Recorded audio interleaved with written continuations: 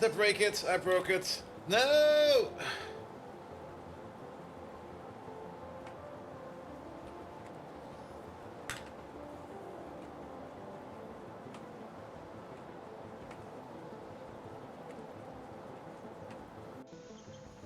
That tells me nothing!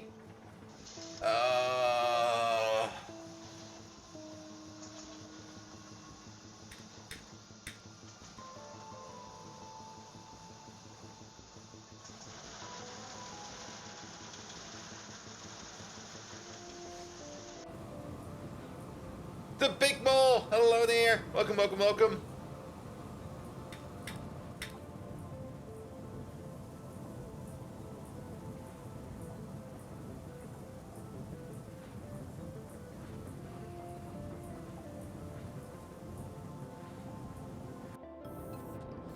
Alright, alright, alright. How do I boot up Megatron again?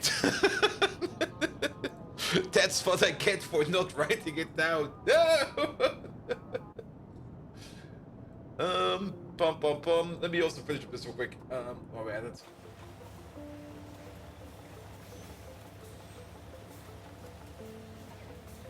This. And have that. Here we go. Alright, alright. Where's the command interface? Pum pum pum, pum pum pum. Is it over here? That's over here. So what do we have? Only this? Really? I thought for sure there's way more in there. Okay, we need the personality file. Personality file, which is gonna be Megatron. Then we're gonna need none of those, none of that. That should all be fine. Twitch API ID, TTS. Is it just that? And the environment file. Which is of course going to be Factorio.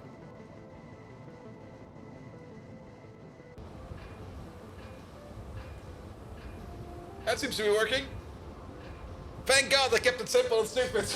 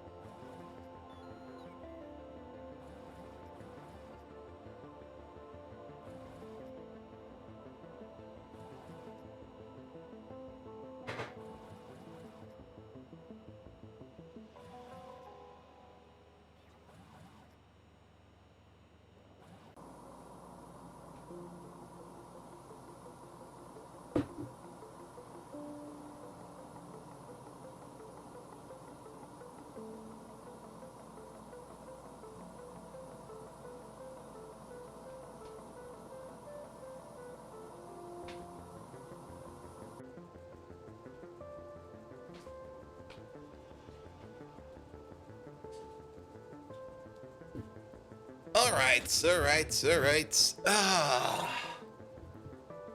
Glad to be playing some Factorio again, man.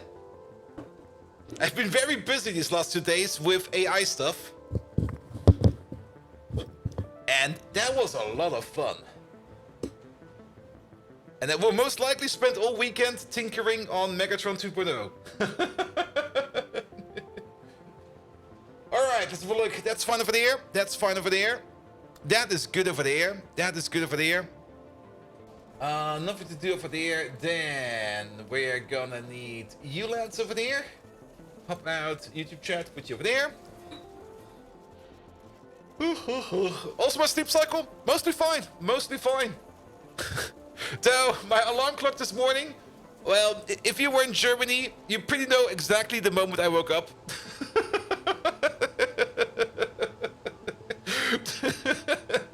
I was like, oh god, I need to wake up. And then I still pressed the snooze button.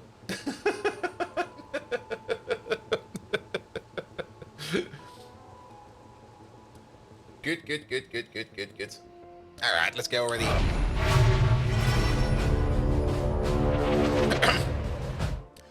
Good evening, Twitch, and welcome back to Factorio! How are you all doing? I'm in a proper good mood because my sleep has been good the last couple of days. So it's probably about time that we break it again, isn't it? I checked for updates. There were no particular important updates. There's an update for core processing over here, but this update, we're probably going to skip it for now. We will install it at some point, but this is only hardening startup warnings to work with mods like Omni. I don't really care about that. I don't really want to update the pack just for this because it will basically reload everything and then things will lag for a while. I don't want things to lag. At least that way you know that it's still working. It is. It was kind of interesting. I knew that the National Warning Day was coming up soon, but I didn't know exactly what day it was. And then at some point in time today at 11 a.m., like every alarm siren in Germany went off at the same time, and I was like, what? And then I still hit the snooze button after I got the alarm. I was like, all right, I'm gonna wake up in like 10 minutes. If Godzilla would ever attack Germany and I would still be asleep and the sirens would go off, I would just snooze them away. All right, yes, I remember. Last time around, we made ourselves over here some carbon fiber boards. Siren at 11, 11:05, and 11:10. We had another set of sirens over here, I think at 11:45 or something like that. I guess they tried to test something else as well. Maybe, but those sirens also came from the other side. So they came from more from that side of the building, not from that side of the building. So maybe one of them was broken and they tested it or they fixed it. I don't know what happened. Good. Nevertheless, we got the carbon fiber built over here. It's just gonna sit over here for a while, just making carbon fiber because we do need carbon fiber for things. We need carbon fiber. Oh yeah, for the turbines we need them, of course. We also do need them for the nano-structured material, which is going to be very important. That also requires solidified chorus. Oh boy.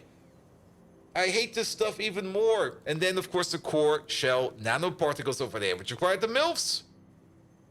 Which is... We could maybe just start working on the MILFs. What do we need the MILFs else for? The MILFs actually do go in a whole bunch of other things as well.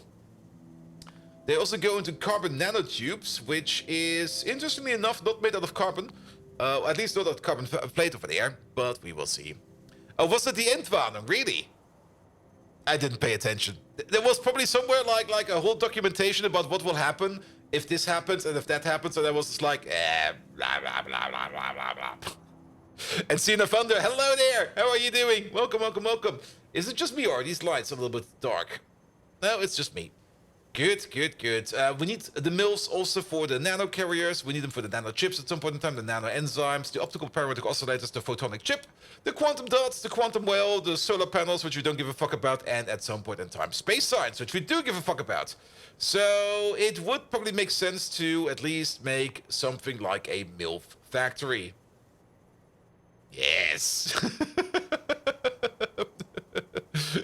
Good, good, good, good, good, good. To make our nanoparticles, we do need to make some lead containers. For that, we do need some dodecahedrons, some dice, of course, and then some special small parts. The special small parts. I think that's exactly where we're going to be going next. Because for the special small parts, we do also need carbon fiber. We do need glass fiber. We need aerogel. We need belts. All right, all right, all right. You know what? Let's start working on special small parts, because we're going to need them. Special small parts are in quite a lot of things.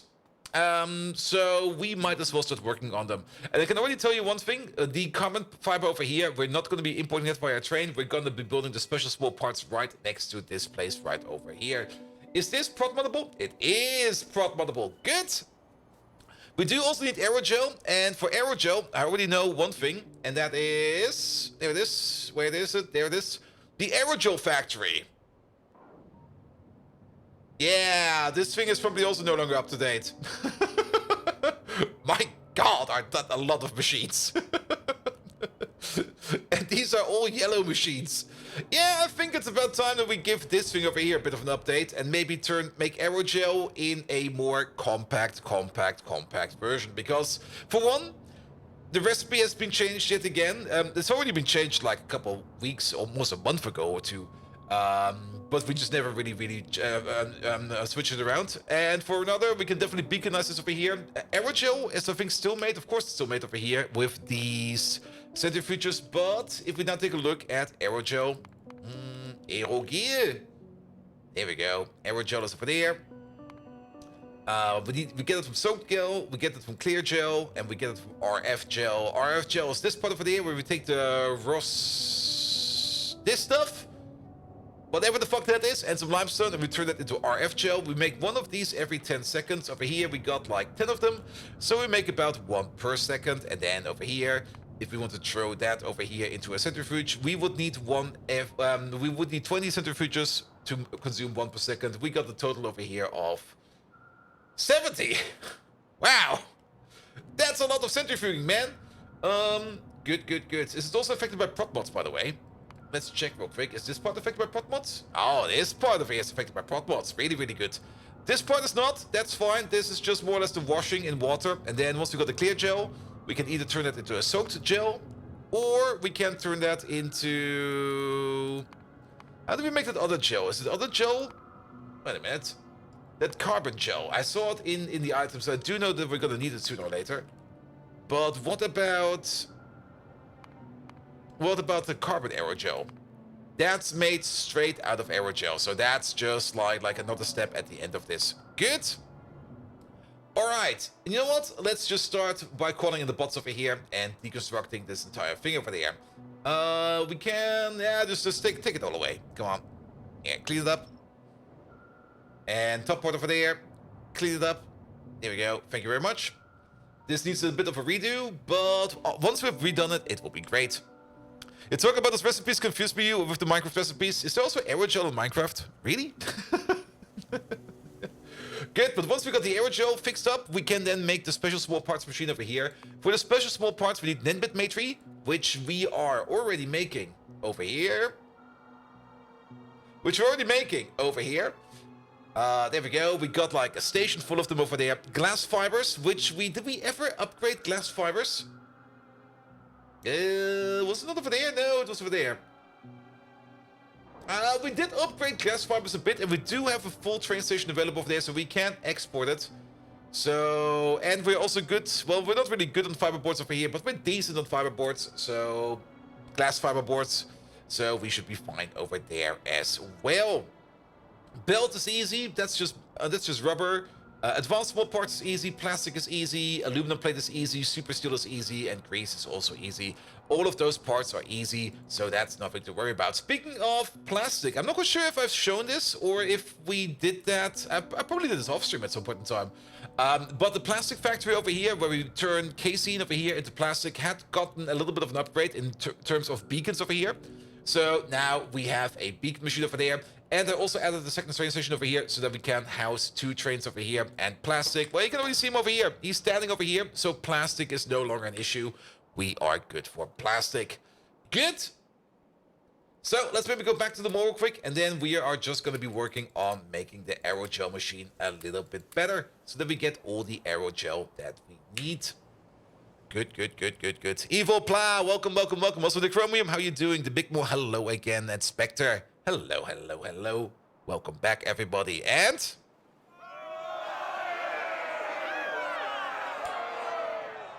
ta-da! I did start Megatron, didn't I? Yes, I think I did. But nevertheless, I have been working quite a bit. Not directly on Megatron yet. I've mostly been working like on more foundation level stuff. Because it's been a while since I kind of got like into AI programming. And I mean, Megatron is also, I think, more than a year old now. He's been around with us for quite some time. Megatron, is he working? Oh, he might not be working. Wait a minute. Did I break something? I might have broken the code. I hope I did not break the code. Did I break the code? I broke the code, didn't I? Did I break the code? What are you complaining about? You are complaining about that you have no clue about...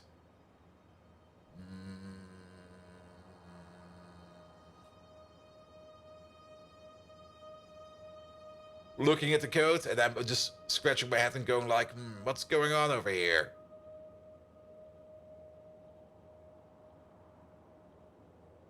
You're not out of memory, are you? No. No. Oh, no such file. Factorio.txt. Wait a minute, what the hell? Is it not called Factorio? You could load Megatron. Oh, it's case sensitive. Oh, there we go. There we go. Who wrote this mess? Me. I wrote this mess. I should maybe also, if I accept like file handles as like a command argument, I should maybe check them before I check them or before I try to open them during runtime, because if I don't check things at the beginning and open things during runtime and they crash on me, well, that's kind of bad, isn't it? There we go. There we go. Yeah, he's working. He's working. Even got the correct mic? Wait. Did Teams not fuck up my microphone setting today? What the hell is going on over here? We got a blessed day, it seems. Alright, off we go. That's an understatement, you beetle-brained buffoon. Oh, yes. It's as terrible as a festival without heavy metal music, my favorite. Just like when I was optimizing weapons for range and explosive potential and didn't double-check the payload. That backfired spectacularly. Remember, Bold Viking, even Celine Dion practices before her performances. Don't make me repeat the Battle of Hastings to you again. Now let's get back to the game. Yes. Never trust your arguments. Yep. And that's also one of the things I'm kind of working on, because in the past I already tried some things around with AI, but I always had a bit of an issue in trying to chain AIs together.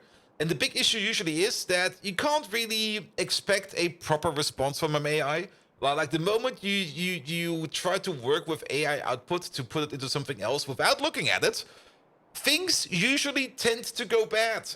And that's more or less what I've been working on like the last 2 days. Because there have been a whole bunch of improvements in AIs and in how you interact with them. And not too long ago, I think maybe like a month or two ago, like really recent, OpenAI basically presented a way how you can force your AI to respond in a structured JSON format. And once you get to the level of a structured JSON format, you can't work with that, because once you get like a structured format back, you can't just read that format, and you can then work with that. So basically, machine output and then again another machine input. And I've mostly been working on that yesterday, like trying to get the examples to work, trying to understand what's going to happen over there, trying to understand why things are not working as they are. That took a lot of time. And also still kind of surprised that you do have to start off your conversation with any kind of AI with like, please respond in JSON format. If you don't do that, it will just answer you in plain text. You just go like, ah. AIs are weird, man. I've been hanging around in AI discords for the last couple of days, and usually when you're like talking about programming, it's usually like, hey, look here, dipshit, you're declaring your arguments wrong, or hey, that architecture you're using, that's completely bullshit. Not with AIs. With AIs, it's usually like, hey, have you tried asking it nicely? I'm like, what the fuck? Have you tried asking it like a proper question, or maybe just telling it what it needs to be done? I'm just like, really? Can't I just bend it to my will? And asking for XML JSON output is a great way to get around the help for this fine-tuning. Yep. But it seems now that you can force JSON output, and not only that, you can force it to abide by a JSON schema or any kind of formatting language. And the schema is more or less just like it's basically like you tell it what you expect as an output, which you then can also machine compare with the actual output that you get. So if it does deviate from your answer, you can just go like, nah, that does not fit the schema, and then you just throw it away.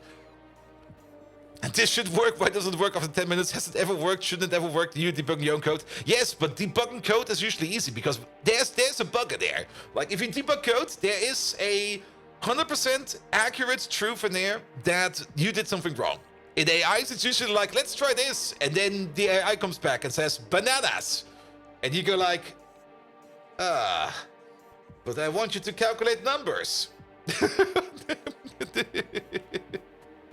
But then again, it's also kind of fun working with that. But I've got a plan in my head. That's more or less a plan I'm kind of trying to formulate these last couple of days. And I guess over the weekend, I can finally start working on the architecture and how it's going to look. And I'm looking forward to it. Because as always, if things are kind of big and stupid, keep them small and stupid, and you're probably going to be fine. That's usually the plan I'm going to go with. All right, in the meantime, we are going to be rebuilding our little aerogel machine real quick, because it's a big machine, and I would love to see that become a little bit smaller, beaconize it, yada, yada, yada. The same thing. Never give ChatGPT any logic riddles. It shows how unintelligent they are. Yep, but they are not intelligent. They're only trying to complete it in a form that makes sense. And that kind of works. Still, that is all, but that still has randomness to it. No. That's also not what I want to do. I kind of want to, when I interact with the AI I'm kind of trying to build on the plan, I kind of want to dissect my statement and then basically throw it off into smaller AIs that then handle the job for me and then put it all back together and give it to the big AI, which will then tell it basically, we'll put some creative padding around it and put it into a funny remark or something like that. Now they are artificial intelligence, but unintelligent intelligence. It's, I mean, calling it artificial intelligence is still kind of wrong. It's more or less a massive probability machine.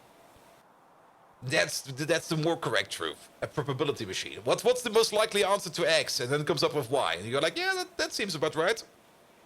But most likely does not mean correct. All right. Good. What do we need? We want to make some aerogel. So, we need some evaporators. Here they are.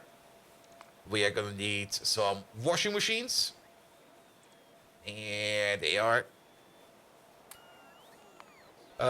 We got the centrifuges, which we already have. And then we're going to need some mixers. There they are. Good. And then we can do this as a rebuild. Good. The bots are currently already picking up stuff. We're just going to fly somewhere where we have some space to tinker around. There's not a lot of space around here, man. It used to be that we fly down here to build stuff. Well, there's now a building over there. I mean, I guess we can fly over here and test it out because we're going to be building it over there. So, yes. And they quietly changed what it was called, at least in phones and consumer tech. They call it advanced intelligence now instead of artificial intelligence. Maybe at some point in time it will be augmented intelligence. Here we go. How about we just call them bullshit artists? Yes, good old bullshit artists. That's probably the correct term for them. Hey, have you tried out the latest bullshit artist? Yes, I have. Great job. And what is the answer to X according to A minus Y? And what's the answer to X considering to B minus Y? Close but wrong. Yeah. But then again, they are working on it. I mean, yeah. I can already see like at the end of the day, they're just gonna like reinvent themselves and go like, hey, we got AI to solve this stuff. And then you go like, well, yeah, but we could just use that over there. You go like, oh yeah. Yeah, intelligence is not really the correct word. It's just running probabilities. But it's fun. It's fun. And if you kind of think about it, it's not really intelligence. You're more or less working with like a fuzzy machine. And once you start working with fuzzy machines, you do know how fun that can be. And basically, you know what's comparable to a big fuzzy machine? This entire base. This entire base is basically one ginormous big fuzzy machine. Do we need to do something over here? It kind of seems we're backed up over here a little bit on... And no, we're not going to do away with it, but we're kind of backed up over here with hydrofluoric acid. So, you know what? How about we get some more hydrofluoric acid? 1, 2, 3. There we go. Put you over there. Actually, we can just put you like that. There we go. Good. I mean, we could, of course, just like, waste the hydrofluoric acid, but to be perfectly honest, no. Come on. This stuff has worth, man.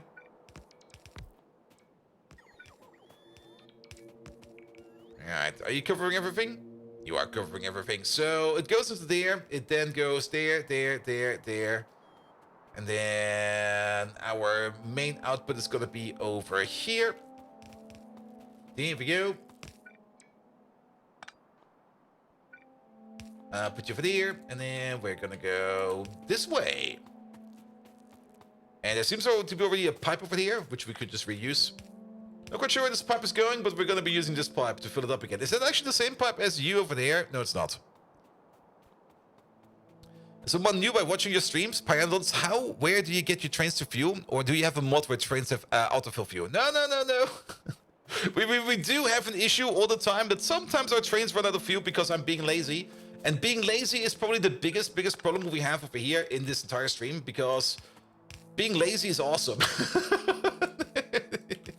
No, we don't really have something like a centralized depot or anything like that. That does not exist. Let me just finish this up real quick, and I'll show you in a second. There we go. All right, this should be fine, and then we just need to move you along. And actually, wait a minute. That's kind of dangerous.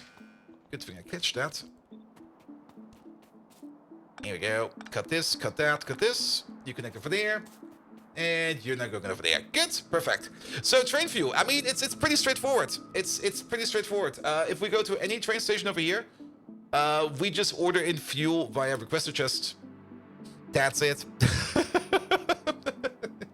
At the beginning, we had a different system. At the beginning, when we did not really have that many logistic bots, and where we did not have like a factory-wide bot network yet.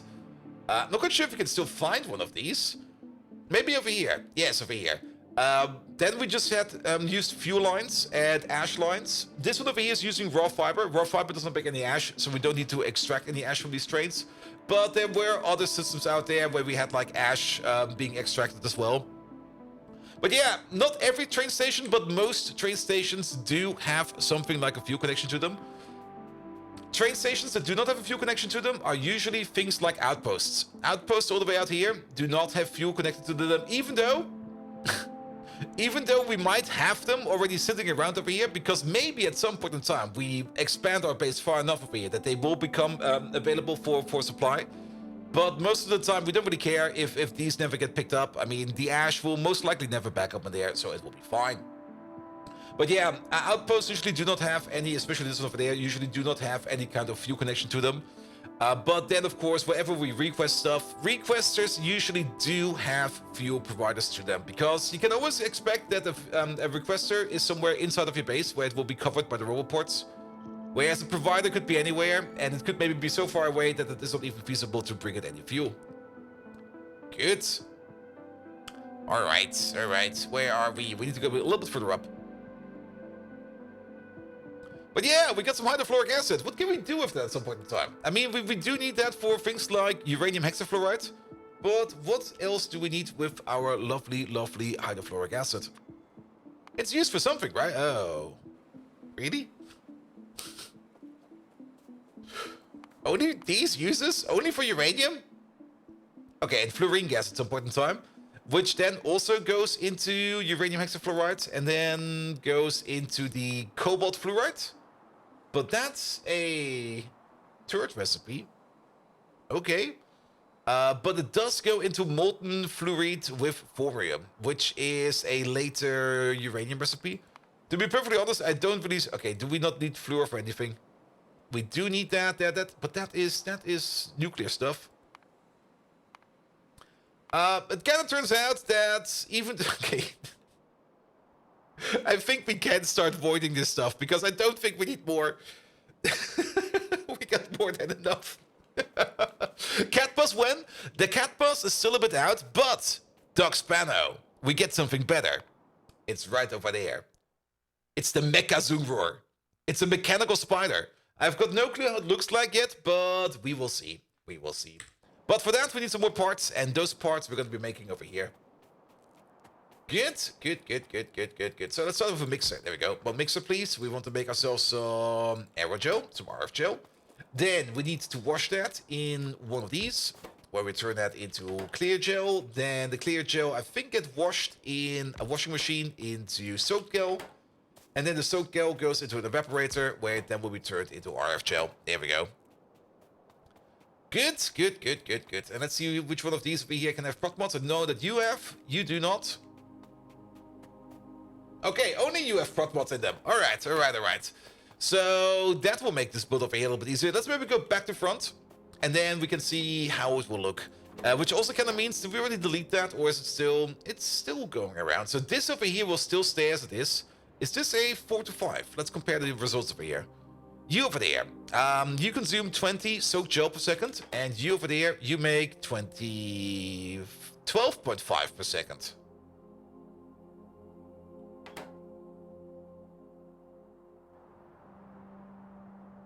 Okay.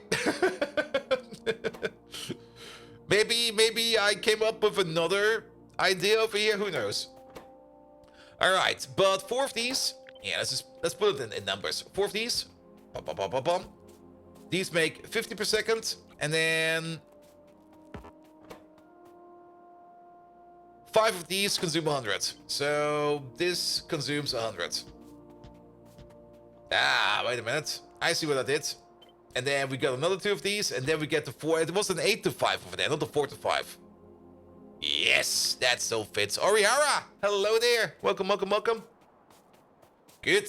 All right, so that still fits. Then over here, we would need to make over here, if we want to feed 4 of these, yes, full recipe, we need to make 1 clear acetone per second or 1 clear thing per second over here, for which we need 20 of these. Oh boy. Sure. Don't shoot it. I'm very happy I did not have my nukes equipped, but there we go. So that's going to be like 20 of these. 1, 2, 3, 4, 5. Now, the big question is going to be, do we really want to make it this big? Because it's getting big, man. There's going to be a lot of beacons. I'm already getting nervous about them. And then over here, we want to make over here at most... Well, if we put down 10 of these, we're going to be making it at the rate of 1 per second. Or we could put down 5 of these, because we do get proc mods in there. This doesn't really get much smaller. It feels okay. And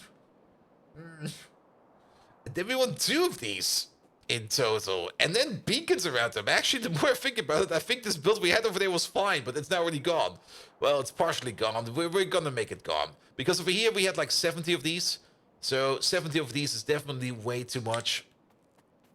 But 20 of these is still a lot. Like that's so many of them. We can technically add more speed modules over here to make this a little bit smaller and maybe try to juxtapose it into a correct position. We only need the total crafting speed. Well, we need the total crafting speed of 20 to make 1 per second, but then we have a total crafting speed of 6 over there. So we would need the total crafting speed of 60 to 120 to compensate for that. Yes. Crafting speed 120. Now, that's we can get to that. If we want to get to a crafting speed of 120, we can do that with this amount. If we fully power and beacon these. Sure. Let's go for it. It'll be fine. It'll be fine. Good. I'm also kind of curious to see how many tailings we're going to be making over here, but that is for later. There you go.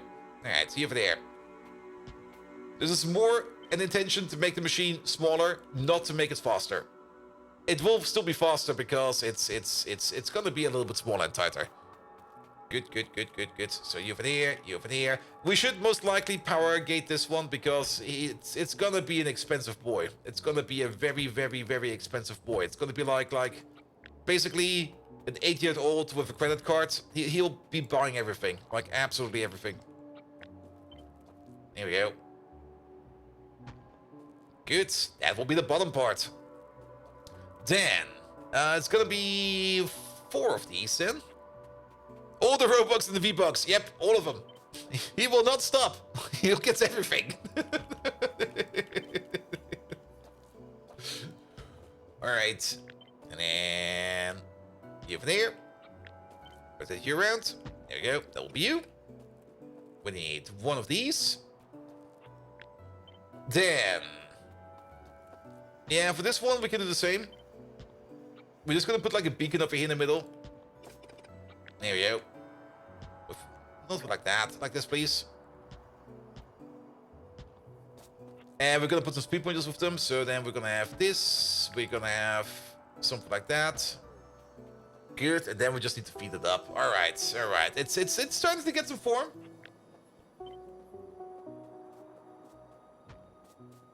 We still want 2 of these though. 1, 2, 3, 4, 5. There we go.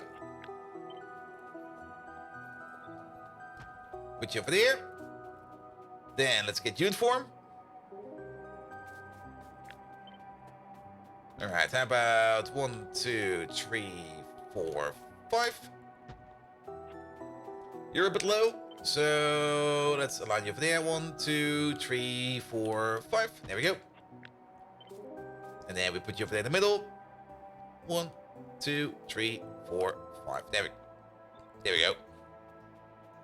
A few gigawatts of spinners? Yes, that's why we are definitely going to be power gating this one. Because if we don't power gate this thing over there, this is going to be expensive. Then again, doesn't really matter if we power gate this thing, because the spinners over here, they are going to be causing all the power.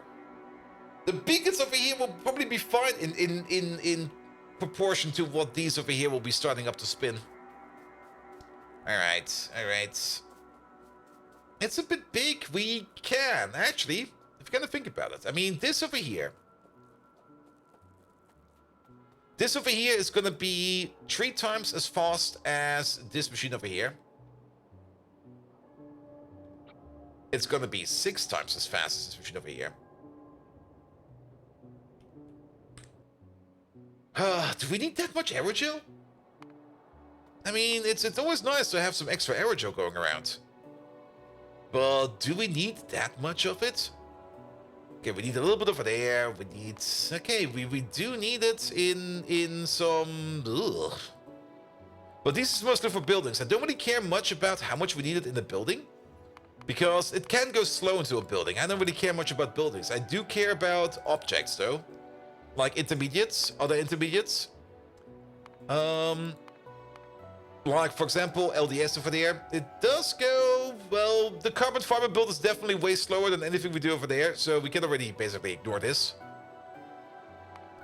Goes into oil power plants. It does have a sublinear microfiber requirement, but that's also kind of slow. There you go, that went the wrong way. Special small parts, it's in there. But also only at the rate of, well, 3 per second.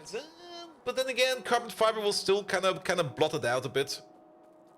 It's a day we make a power plant again. I hope we're fine for power at least for a bit. And then the rest of this is all into buildings, mostly. What about that carbon stuff over there?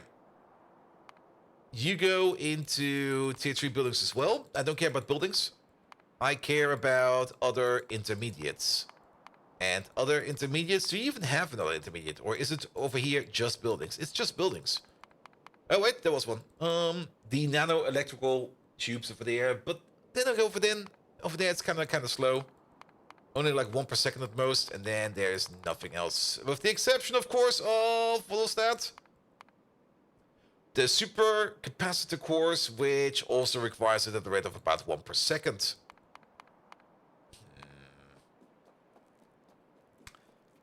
I mean, we can definitely half it down. There is a nice halfway point like this. And you know what? I think I will half it down. What we can do, we can still build it down like this as a double build. However, we maybe just populate like only half of it. If we then do notice that we need more of it, we can still populate the other half. And I think then we're gonna be super duper fine. Good. Nevertheless, we're still gonna need like 10 of these at the bottom, or maybe... It's definitely 5. Actually, it's 10 to feed like... It's 10 to feed up this thing over there, but with prot mods, it's only 5. But we can only fit like 4 around the beacon, not 5. That kind of sucks. Then again, we can just put down another beacon to make it go a little bit faster. Yeah, that's fine. That's fine. That's fine. Alright, alright, alright. Just add a second beacon or something like that, and we're gonna be happy over here. Good. Which means that you over here, you're gonna be sitting like right. We can put you over here. 1, 2, 3, 4, 5. There we go. Something like that. Good.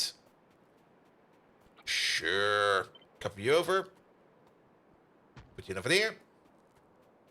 And then we got ourselves a little space invader. Look at that. There we go. Also, cheers.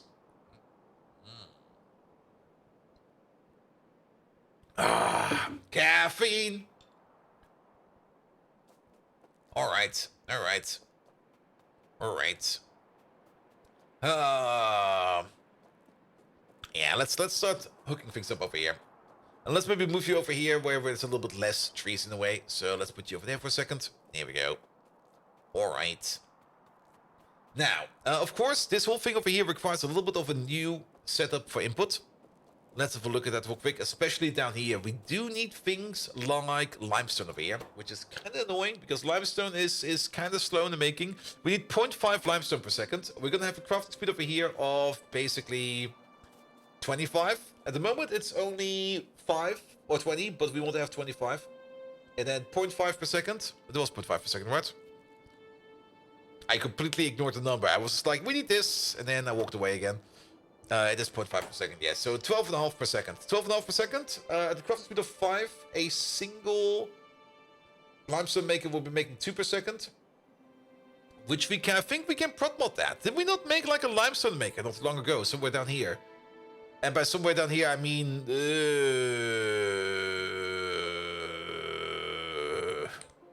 let's just look it up real quick. Here, how about here? Limestone. Can you be prod modded? You can be prod modded. Perfect.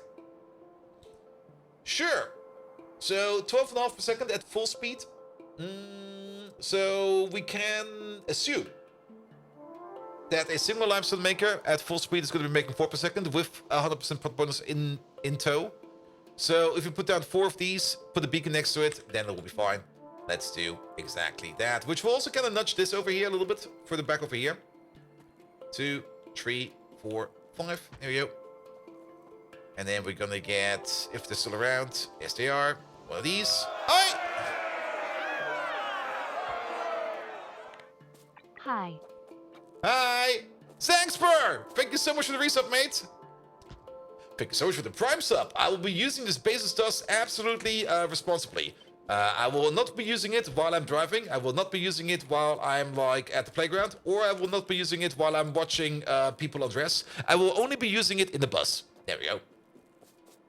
Proper usage of basis dust.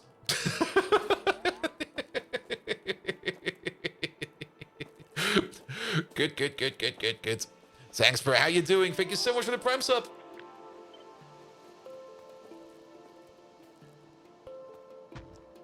Megatron, it seems we just got like a resupply of basis dust. Do you know what we can do with all this basis dust over here? Good, alright, and then we're gonna get something like these. You can be deleted, you can piss over, rotate you around.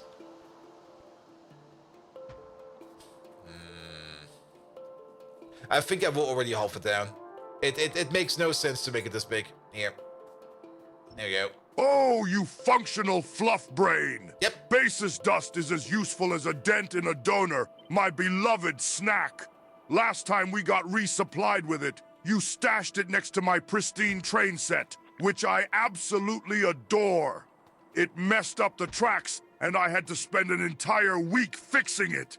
Use that dust to upgrade our factories, or add it to the smelting process, you dim-witted digital dolt.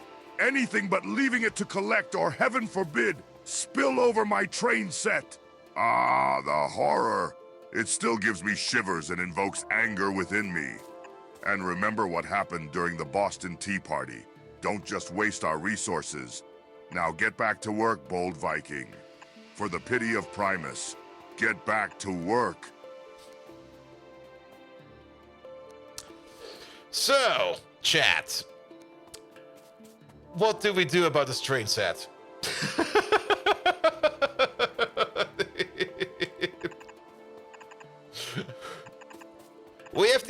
opportunity to mess with Megatron because he has acknowledged his train set and he holds it dearly.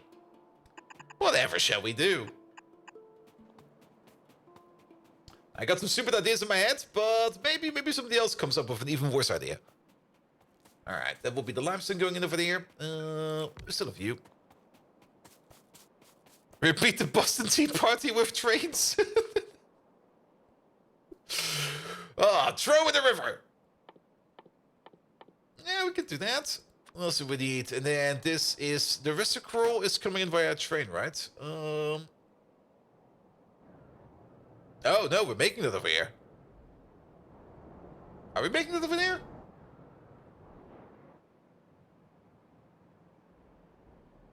Wait, where the fuck is that coming from?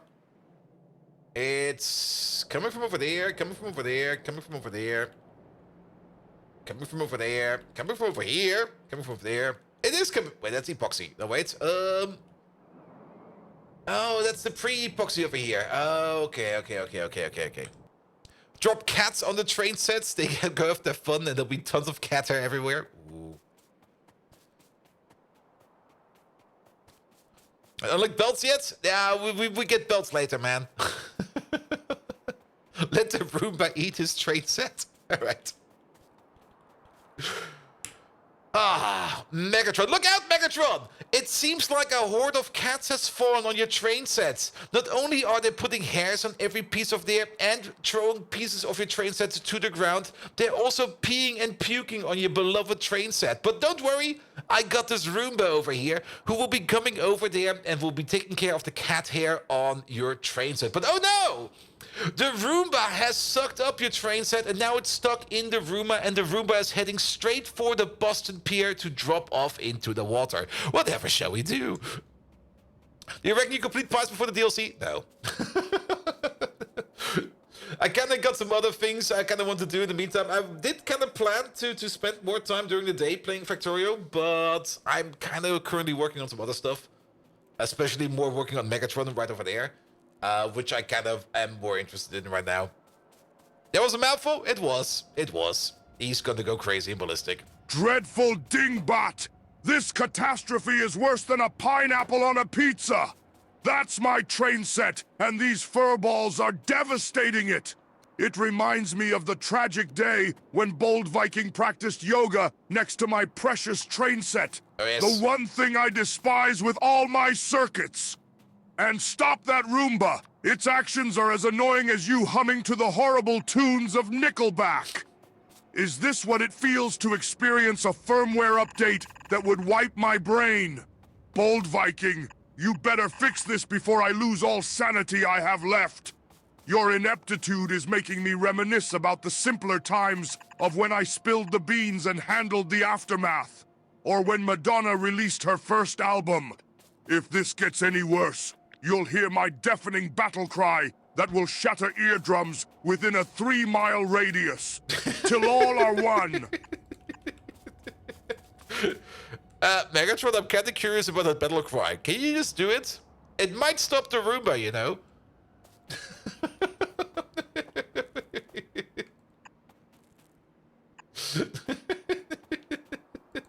I mean, shattering eardrums in a 3-mile radius. That's pretty impressive. That's a lot of energy. Fine, you earwax-eating eccentric. If it will save my trains, I'll do it. It's been a while since I last did it, so bear with me. Here it comes. Prepare yourself. Decepticons, transform and rise up. Stop that Roomba this instant. Did that do it? Now get back to the game, Bold Viking. We still have a game of Factorio to win. Yeah, I need to improve that somehow. I definitely, that's also still on my to-do list. He needs to, when he's angry, he needs to scream more, in my opinion. Even though screaming can be very annoying, I can fully understand that. But for that, yeah, that was kind of shit. And you can win Factorio? Yes, but only on Tuesdays and only when it's like a summer day. Because then nobody will notice that you actually did not win Factorio, but you just went out with the lads to drink some beer. Here we go. Alright, this is... Okay, let's maybe put the power in first before we put in the belts, because the it's all in the way again. Oh, it's super in the way. You can keep that one. There we go. Put you over here. Nah, there's no winning Factorio. There's only like the moment we finish the DLC, and then the moment we finish like the next Pi version with the DLC included, that's probably when the next DLC will be released. So yeah, we're never gonna win at Factorio. It's gonna be with us forever. At some point in time, my grandchildren will be inheriting my save file and be going like, "Here, lads, I got your inheritance," and they go like, "Oh, good God, we're gonna be rich." And no. Well, you're gonna be rich because you're gonna be saving money, but no. Sorry, kids, you're not gonna be rich. You're just gonna have to play more Factorio. Does one ever finish Pyanodons? Yes, I did. Quite a while ago. And we're gonna do it again. Sometimes. At some point. Soon. We're gonna do it again soon. There we go. You play a lot, but you research your votes way too much to actually win. I get that. I've got the same issue with Stellaris. In Stellaris, I like the early game way more than the late game. Because the late game, in the late game, I'm either so overpowered that I don't have any fun anymore, or I'm so underpowered that I don't have any fun anymore. There's never like this optimal mid game. Never, ever, ever. It's always like either I'm full in or I'm full out.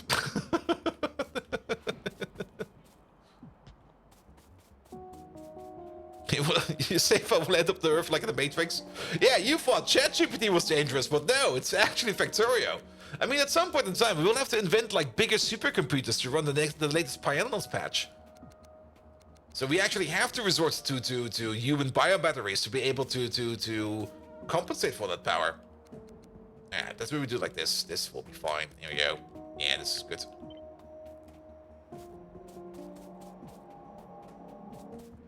Alright.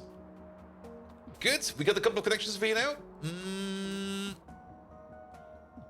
I guess we could do it like this. Maybe this will be easier. Put you over there. Put you over there. Like, you just get a direct connection. We definitely do want to have like 2 direct connections over here, because that will just make things so much easier. But not only that, then we can do something like this. And then you go all the way over there. And you just go all the way. And now it gets a little bit more creative, like this, like that, and then that's a little bit far. There we go. That looks nice. I like this. We could technically put a splitter over here, but it's not really required, because this machine over here will be making more than enough to feed these 4, or well, at some point, make more than enough to feed these 4. So it'll be good. So you mean you have to do real life work to have the technology to play more Pyanodons? Yes. At some point in time, I already got a plan for that. Maybe just you know, maybe I just fly over to North Korea and then just challenge Kim Jong-un to a tribal combat. If I win, I will become the ruler of North Korea, and then I'll just get all the North Koreans together and force them to run on treadmills or on bicycles to power up the supercomputer to play my Factorio map. I mean, they'll get food. That will be an upgrade.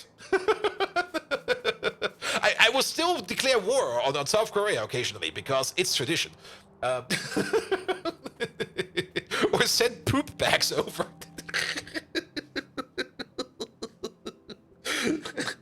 When I read that story that North Korea is sending bags filled with excrement on hot balloons, like these small balloons over the border to South Korea, I was just like, they're literally throwing shit at each other. I'm just like, what the hell, man? What the hell?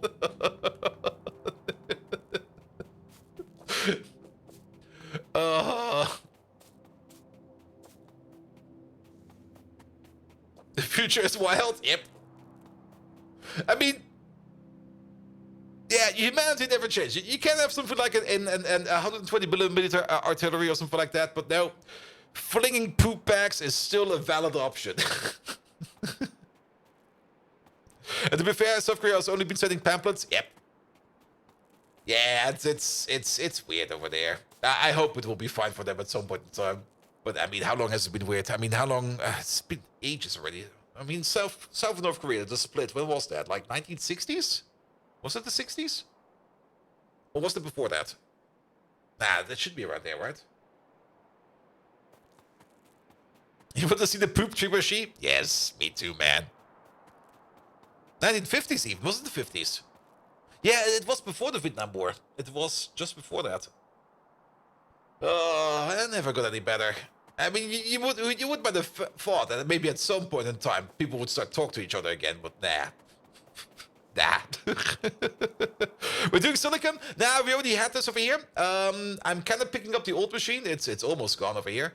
Because the old machine was still using the old recipe, and it was still using like non-updated Mark 1 machines and non-beaconized stuff and then everything like that.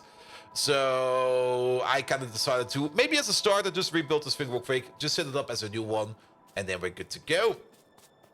Good. So all of these over here are going to be making, that's going to be RF gel over there, and then you're going to be pooping out the clear RF gel. And then we just need to put them all back together, put them into there, wash them in some acetone, and then put them over there. All right, I see how we can do that. For the output, we're definitely going to be using loaders, because with loaders, we can at least stack things together a little bit easier.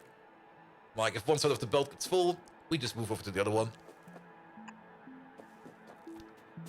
Don't think you want to talk to them directly? If you're supposed to do the pamphlets and it's poo, it only can get worse? Yep.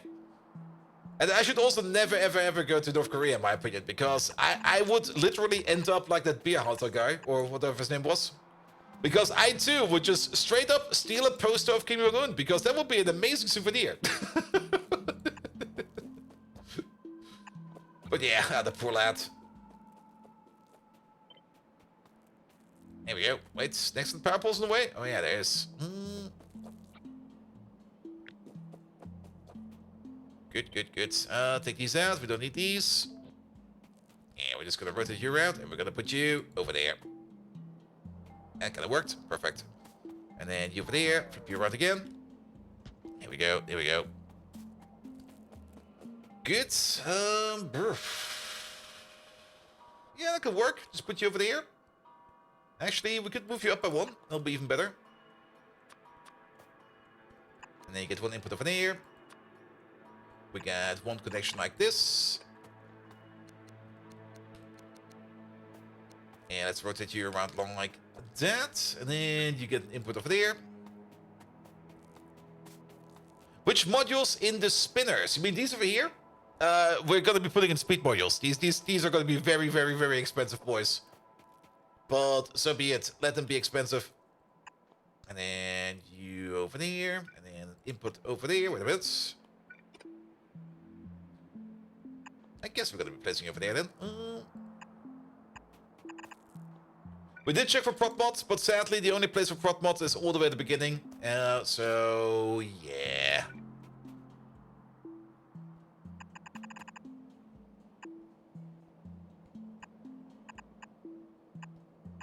Okay, how about you go into there, and then this boy over there. You go over there. And you go over there. Good, so they all come back together. We then turn them over here into the gel form. We then pack the gel together. You go to there, and we pack the gel together over there. And you go in over there. How does... Oh, because these are just weird. That's why.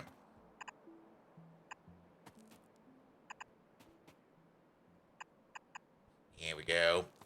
And then out comes the RF gel. Good.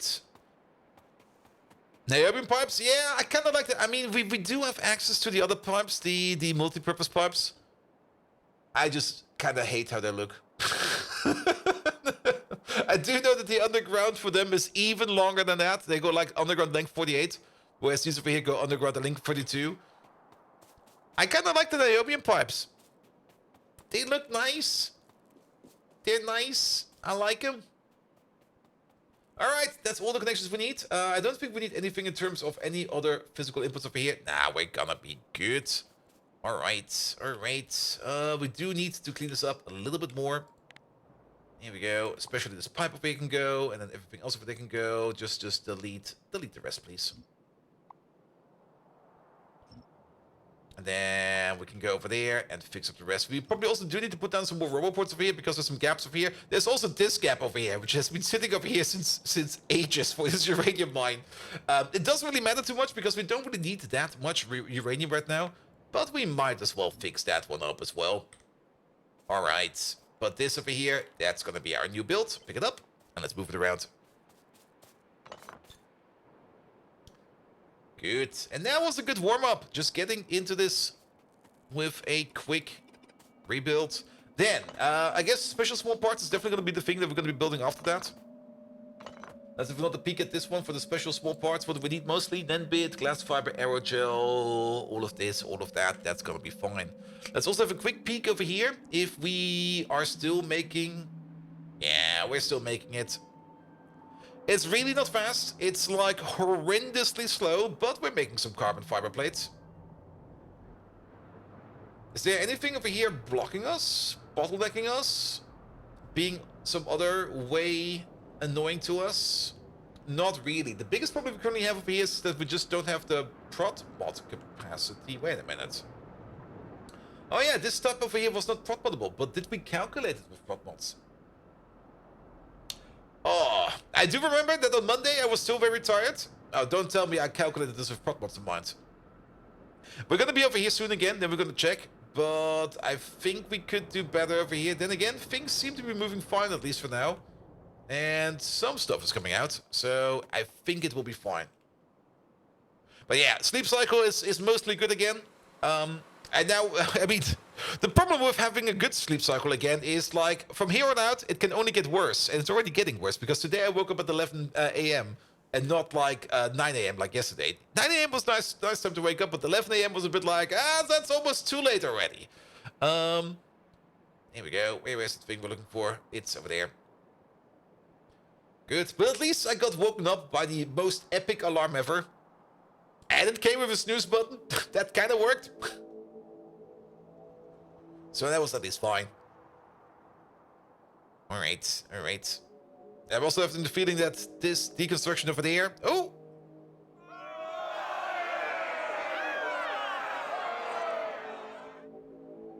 D1 Roning, thank you so much for the Prime sub! Megatron, we got even more Bezos dust. You do know that Bezos dust is basically Jeff Bezos ground into a fine powder and handed out as an aphrodisiac? What shall we do with it? Sleep cycle, are you happy when you wake up in bed? Oof.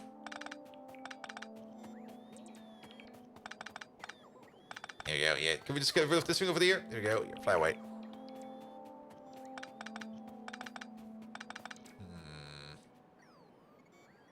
That's where they're stuck.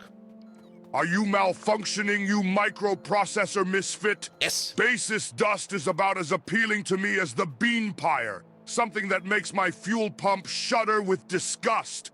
As much as I love heavy metal music festivals, grinding their bassists into powder is a bit too much even for my taste. What? But don't worry, I just despise wasting materials as much as Microsoft Teams. Let's use it to enhance our latest energy project. Like that time we blocked the Autobahn for 14 hours. A memorable event indeed. And remember, Bold Viking, keep your beards away from it. I hate those things. Defeat is not an option. For the glory of the Decepticons. Better grab a Knoppers. You're gonna need it. Here, have a Knoppers. It's dangerous outside. No, Megatron. You misunderstood. Not bass dust, not from a bassist or from any kind of concert. No, Bezos dust. Like the dust from Jeff Bezos himself. Like, we took him. I mean, he's a multimillionaire. He's basically made up of stock. And, I mean, at some point in time, people demanded, like parts of him. So we had to grind them up. So we had enough parts of him to give around. That kind of dust. What should we do with it? I mean, it makes sense. I mean, every shareholder probably has, like, some kind of right to have at least a part of Jeff Bezos. So turning him into dust is probably a good idea. Alright, we probably need some power over here. Yeah, you go from there. Go from there. You dim-witted data file! You've grounded up Jeff Bezos into dust! Yep. That's as absurd as a festival without heavy metal. My absolute favorite. It's just as ridiculous as a Roomba could be considered a pet in the future. But if we must, let's turn this bizarre event into profit, like a tycoon I used to admire, before he became dust, apparently. Oh. Energy consumption in Factorio is always an issue, and since Bezos' dust is made of stock, it's bound to have some form of energy. Let's use it in our operations. And let's remember to honor the irony, like Madonna did in Vogue. This situation is as wacky as when I was knitting pink robot cozies, one of my endearing pastimes. Now on with the stream. Invincible power. What's the objective for today? First of all, special small parts. Get these done because these are used in a lot of things. Once we got the special small parts, the next thing we're going to be doing is we're going to be using them for... Oh yeah, we want to make a MILF factory. We're going to make some MILFs. Where did we make those again? We want to make them because we are going to be using them over there. There we go. So, at some point in time, we do want to make the nanostructured material. We do need that sooner or later. For that, we need the core shell nanoparticles. And for that, we need some MILFs. MILF-E. Mil 100 iron specialized multi-purpose nanoparticles. There we go, some MILFs. And the big part of it is going to be the iron nanoparticles. The iron nanoparticles over there require lead containers, special small parts, which we're technically working on. As well as some DDA. The DDA over here is probably going to be... Is the DDA used in something else as well? It's used also in pre-pesticides. Which makes a lot of sense. This is made out of dodecano... D-acid. And that comes out of clean organic pulp, which we get from squeezing... I think from squeezing horses. No, frogs and bees.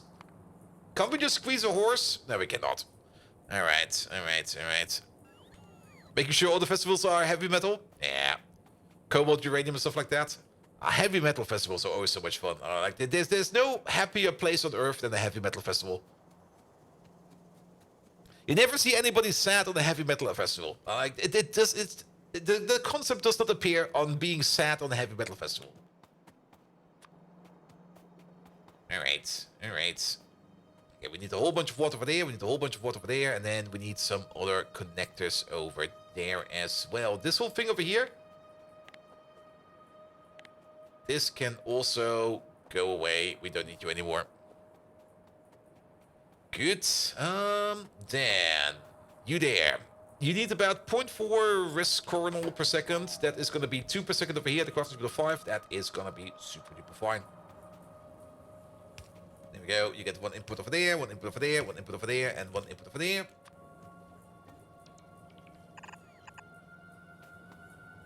There we go. Can we maybe just already make it real quick? There we go. And then you over there. Excelente.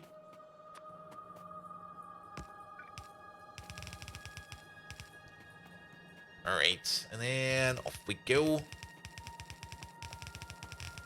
Yeah, this is not really a red belt yet. We might turn this into a red belt if we really need to. But overall, we need 2, 4, 6, 8. That can be provided by a yellow belt. So we're gonna be fine. Then, these lads over here. They do require some... prot bonuses over there, that'll be fine. Do we get the other ones over there as well? Yes, we do. Put them down as well. Why is there a speed module in there? Get the fuck out of there. Good, and we also need some water. We're gonna need about 100 water per second over here, per machine. So, hey, you know what? This thing over there, that will probably be more than enough to feed all of these up. That was too high.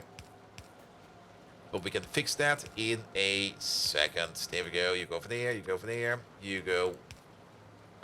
1 further down. There we go. And then you over there, you over there, you over there. Good. That's going to be prot mods. There was a lag spike, but that's fine. I still have not investigated the lag spike yet. I do hope it will be fine sooner or later. Then we need to connect up the formaldehyde, I think it is. Is this formaldehyde? It is formaldehyde. There we go. Connect up all of these, and actually if we just move you out by 1 over there, and then we can move you all the way over, and the beacon will be in the way. So let's maybe do that further over here. The formaldehyde, where is that coming from? The formaldehyde has a pipe coming from, that is tailings.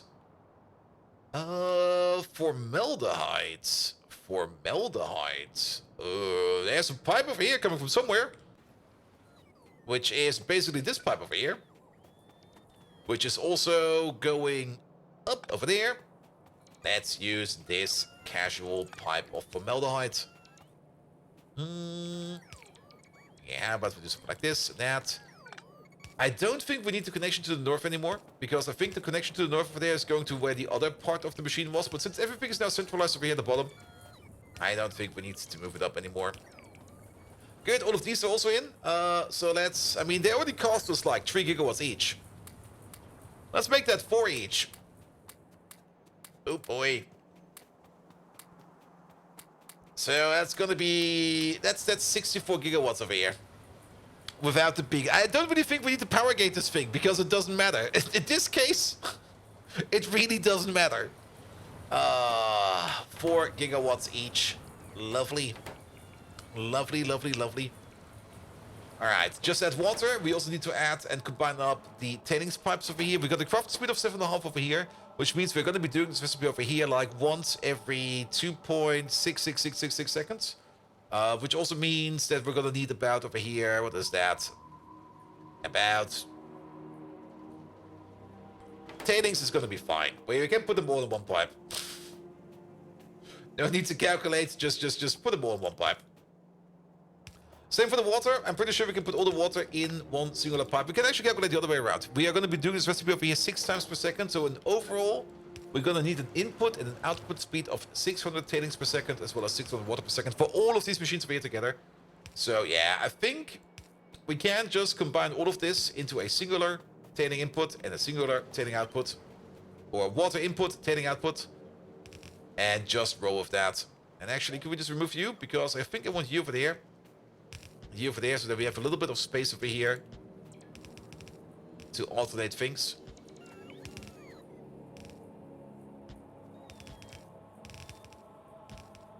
Here we go. Good. And then just add water. We're gonna get water all the way from over there. So how about we take you? And then we're gonna find ourselves a water spot. Over here is fine. And then we take our landfill out.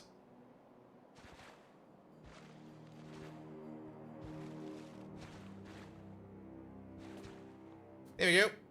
I'm so happy that we can pick up landfill, and I'm very much looking forward that this is going to be becoming a vanilla feature in 2.0, because picking up landfill, so good, man. No more accidentally putting down a piece of landfill and you go like, no! And if you also put down some concrete around it, it looks really, really nice. I really like this. Alright, you got yourself some water. Perfect. You got yourself some tailings. We do need to propagate said water. So how about we propagate this at the top?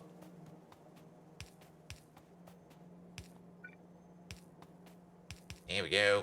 Here we go. Now everybody has some water. And then we need to combine up the tailings. And let's combine up the tailings at the bottom.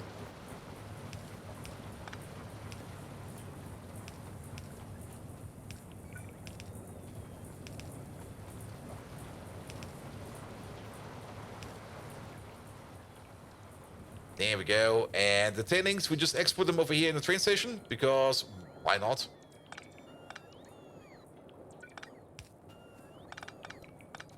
I mean, making 600 tailings per second seems like a lot, but I think we can just drop them in the train station over here. We will be fine.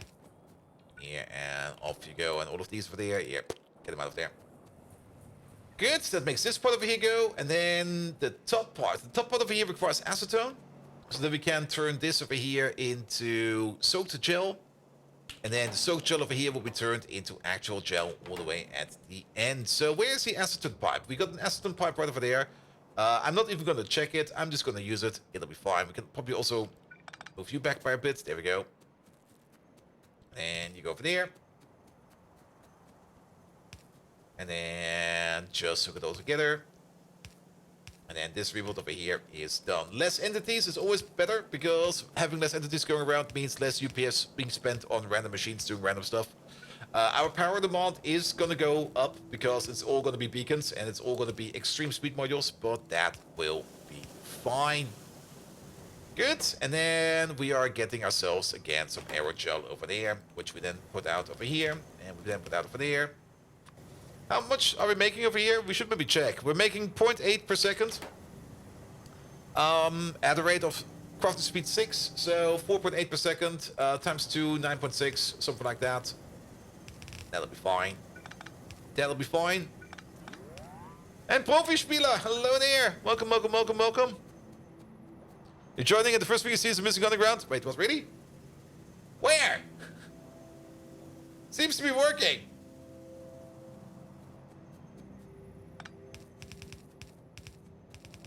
If you mean this one over there, that's fine. Is this also our product? It is our product. There we go.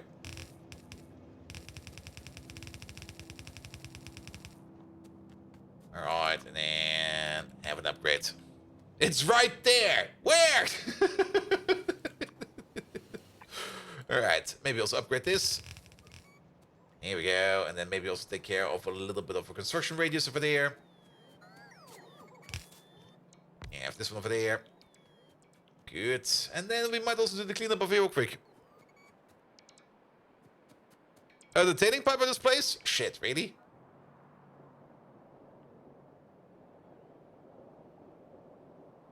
You sure about that? Oh, we can check again in a second.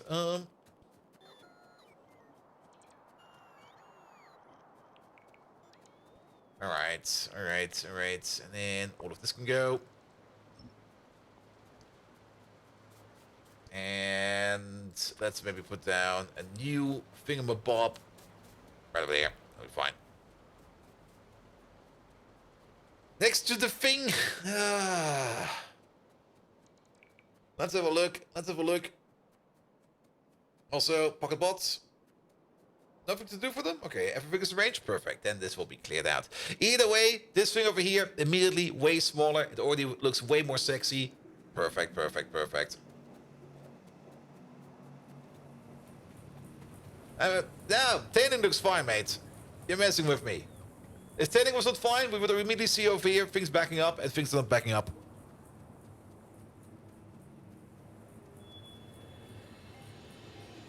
Here we go. Here we go. Nah, it should be good. But this was the warm-up. Good. All right, let's go back to the base real quick and drop off these machines that we currently do not need anymore. Okay. It was leftovers? Yeah. Leftovers are fine. I mean, we did pick up the old machine over there because we didn't need it anymore. Looking at my UPS. Good God, my UPS. Like, as long as we're above 40, I'm fine with it. But like, the moment you go like below 40, it's like...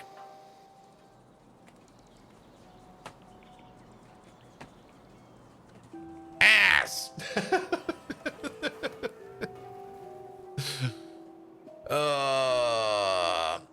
PC upgrade. PC upgrade. Have you already heard something new about the AMD chips yet? I have not really been picking up on the news lately. The only thing I saw was that AMG is making less high-end GPUs, which I think is fine. Because to be perfectly honest, for the amount of graphics we get from new games, you don't really need more high-end GPUs. And usually the games with the really super duper fancies are all programmed like shit and stutter. Did you just update your PC? Now we're still looking into updates. I mean, I do know what I want to do for an upgrade. But I'm not quite sure if the case is available yet. So let's maybe check on that real quick.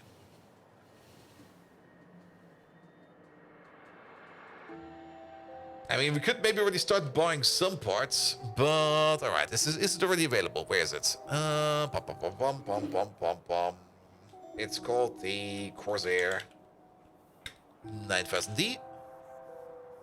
Everything you need to know. Can I buy it? That's the only thing I want to know.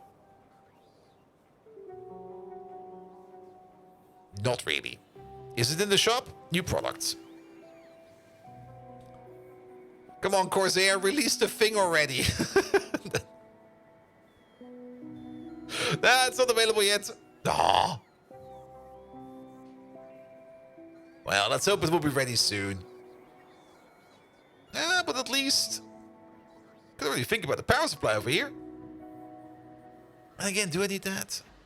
Well, we will see. Ah, that's a good price for a power supply.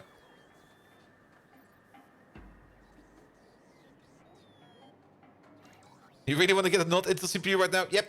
I mean, I'm more or less waiting for the next generation of the X3D chips to come out, which hopefully will be this year. If it's not this year, ugh. I mean, I can already buy at least most of the parts, except for the mainboard, I guess, and the memory. This year, yeah, it's gonna be a bit weird. Like any pirate and Corsairs holding your expected hostage? Yes, they are. But the only reason why I'm getting the Corsair case is because it allows me to make a dual PC setup with a single case, which I would rather have. I don't really want to have 2 boxes sitting around over here. I want 1 box. 1 box is enough. And if that box is huge, that's fine. Alright, alright. Is this at least working as intended? That seems to be working as intended. Yes, that is fine. That is also very, very, very fine. Good. Alright, alright. Special small parts. We're gonna be making them right over there. We used to make small parts over there. Now we're making special small parts over here. We're gonna be tapping into this thing directly. Not quite sure if we're gonna be... Yeah, we should split some stuff from over here or something like that. So what do we need? We need 1 train stations for the NIN bits, 1 for the glass fibers, 1 for the aerogel, 1 for the belt, which will be rubber. Advanced small parts is a train station. Plastic is maybe? Most likely a train station. Super steel, definitely, and then grease. That's 8 train stations just to make special small parts. Scratch 1, we got plastic over here. 7 train stations over here to make small parts. We definitely do not have super steel over there. There might be plastic over here, but this is no longer a train station. This over here will be removed. And we should probably use the plastic over there to move it over here somewhere. And then also down here, there's a whole bunch of space over here. This entire area over here can also get completely removed. Alright, alright. 2 ways we could do that. I mean, if it's going to be 1, 2, 3, 4, 5, 6, 7, and 1 output, we could just remove this stuff over there. Make the machine over there and put the train stations over here. I think that will be fine. You perfectly prefer 2 boxes since 1 could be put away in an unused room to avoid the noise. Yeah, but noise is not really an issue. I would expect the X3Ds to get announced in CS in January. Yeah, that's gonna be annoying. Because for tax reasons, I should buy all the upgrades this year. Income tax, baby. I need to prevent that. And is that water in pipes that you hot mail? Wait, what? Maybe? Wait, water in pipes in a hot air station? No, that seems to be fine. Just don't have an income? It's not that easy, man. Yeah, that's also the other reason why I kind of want the 9000D case. Because it's so big and so huge that I can just mount a whole bunch of 120mm fans that can just run at a low speed to get like enough of an airflow in there so that we don't need to run them like at full speed so that it will not be turning into like one loud box. I mean, you see a lot of those small build PCs where they go like, here, I've crammed everything into this small box and now I need this massive fan over here going like at full speed, going like, to keep it cool. And I'm just like, just get something big, man. It'll be fine.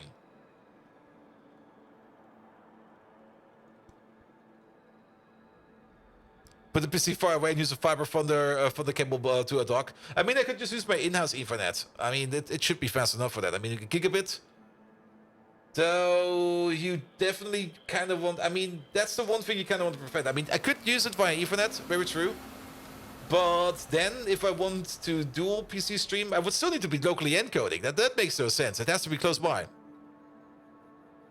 You found the low latency settings on the Steam Remote Play today and almost considered putting your PC in a corner in the kitchen and then when the laptop on the side of the board? Yes! I mean, for in-house streaming, low latency, or like Steam in-house streaming, it's amazing.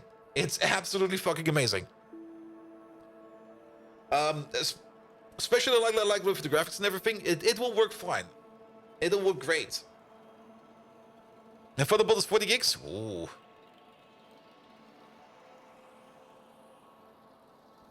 There we go.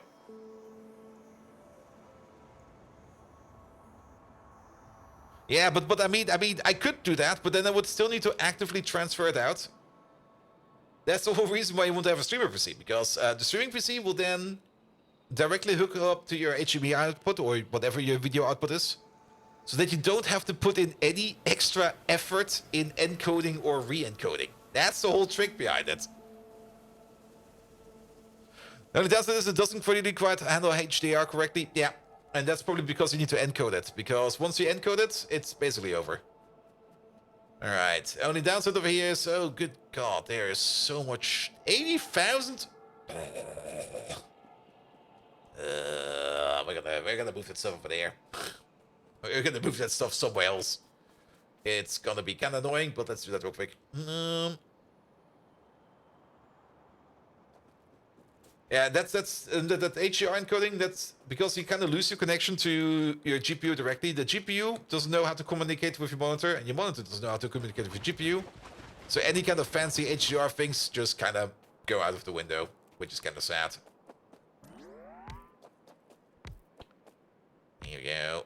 4 of these. This is just gonna be like a pile. That is off, that is off. Alright. Put all of that in there. We're gonna have to do some walking real quick. Good, good, good.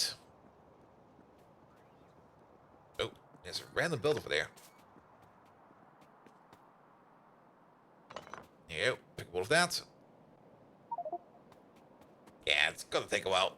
It'll be fast.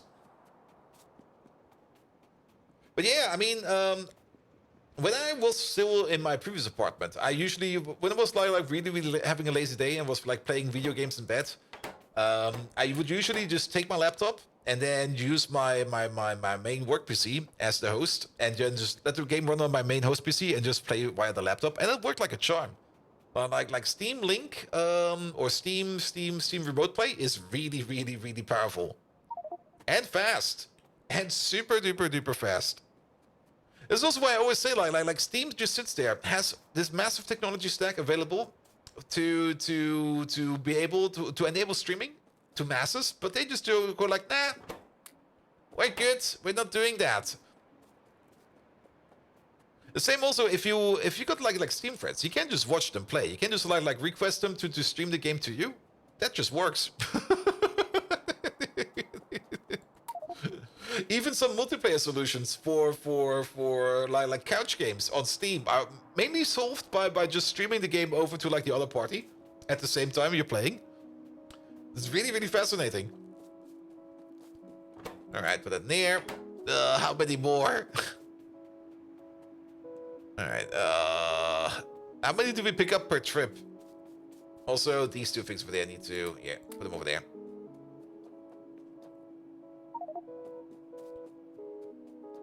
One, 2, 3, 4, 5, 6, 7, 8, 9, 10, 11, 12, 13, 14, 15, 16, 17, 18, 19. 19?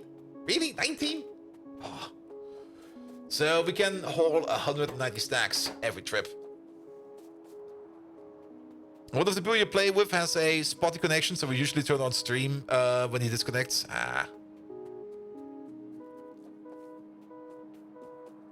Yeah, alright, that's done. Here we go.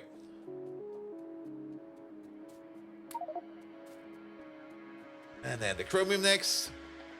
This thing is also pretty darn full. We're probably going to be turning those into passive providers once we got our inventory back. Put that in there. Oh yeah, you're full now. So put you in there. Put you in there. This can go away. I can make it. Ah!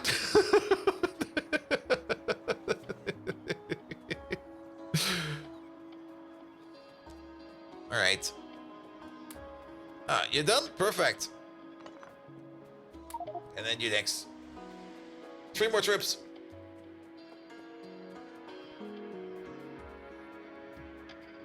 Good. And then we can just place the train stations over here that we need, and then we're gonna be happy.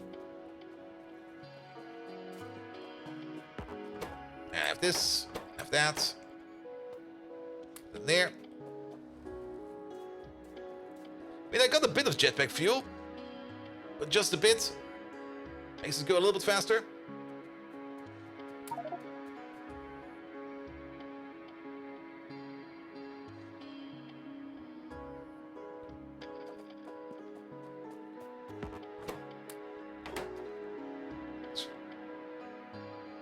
Here we go.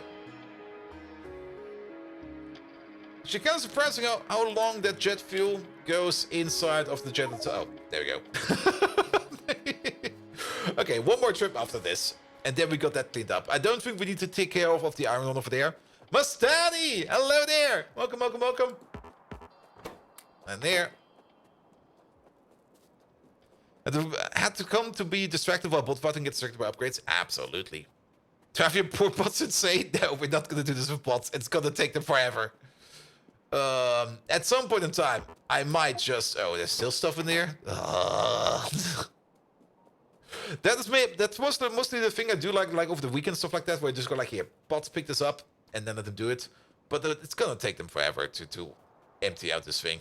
Like, absolutely forever. Even with all the upgrades that we have right now, it would be absolutely fast if I would just do it by hand. Just get my jetpack, fly over, pick it all up, fly back. Just become my own personal logistic bots or something like that. Yes. Alright, pick up you. You didn't. And then... I thought there was less in there. I was wrong. Well then, at least pick it up. Good. Good. Alright. I mean, we could just place down one more of these. Put them over there. You're gonna be iron. You're gonna be this. Okay, pick up that. There you go. And now we can fly again. Alright, and now to clean up this entire mess. Take it away. And then we will see if we have to pick up that. Let's maybe also make sure that you go away, so that the bot coverage over here gets lowered. So we can do most of this with our pocket bots, because our pocket bots will just be faster at this.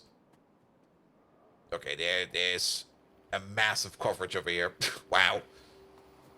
Was not expecting that. Well then we can at least already plan out the train stations or something like that. So, starting with you. Going this way, and then we just take a couple of these. Turn them around, flip them around. Here we go. And we can put in that. Here we go. We'll move you around. You'll be over there. You'll be over there. We're gonna need one of these over there. Good. These are chain signals. These are chain signals. Excellent. Which means over here we can start putting down some rail signals. Did I say hello to Maniac? Maniac, I hope I said hello to you. I have something in the back of my head says I forgot to say hello to you, but hello there, Maniac. How are you doing? Here we go. Here we go. And we can flip you around again. Because we definitely need at least one more train station, maybe two. Let's just make enough space for two over there. It'll be fine.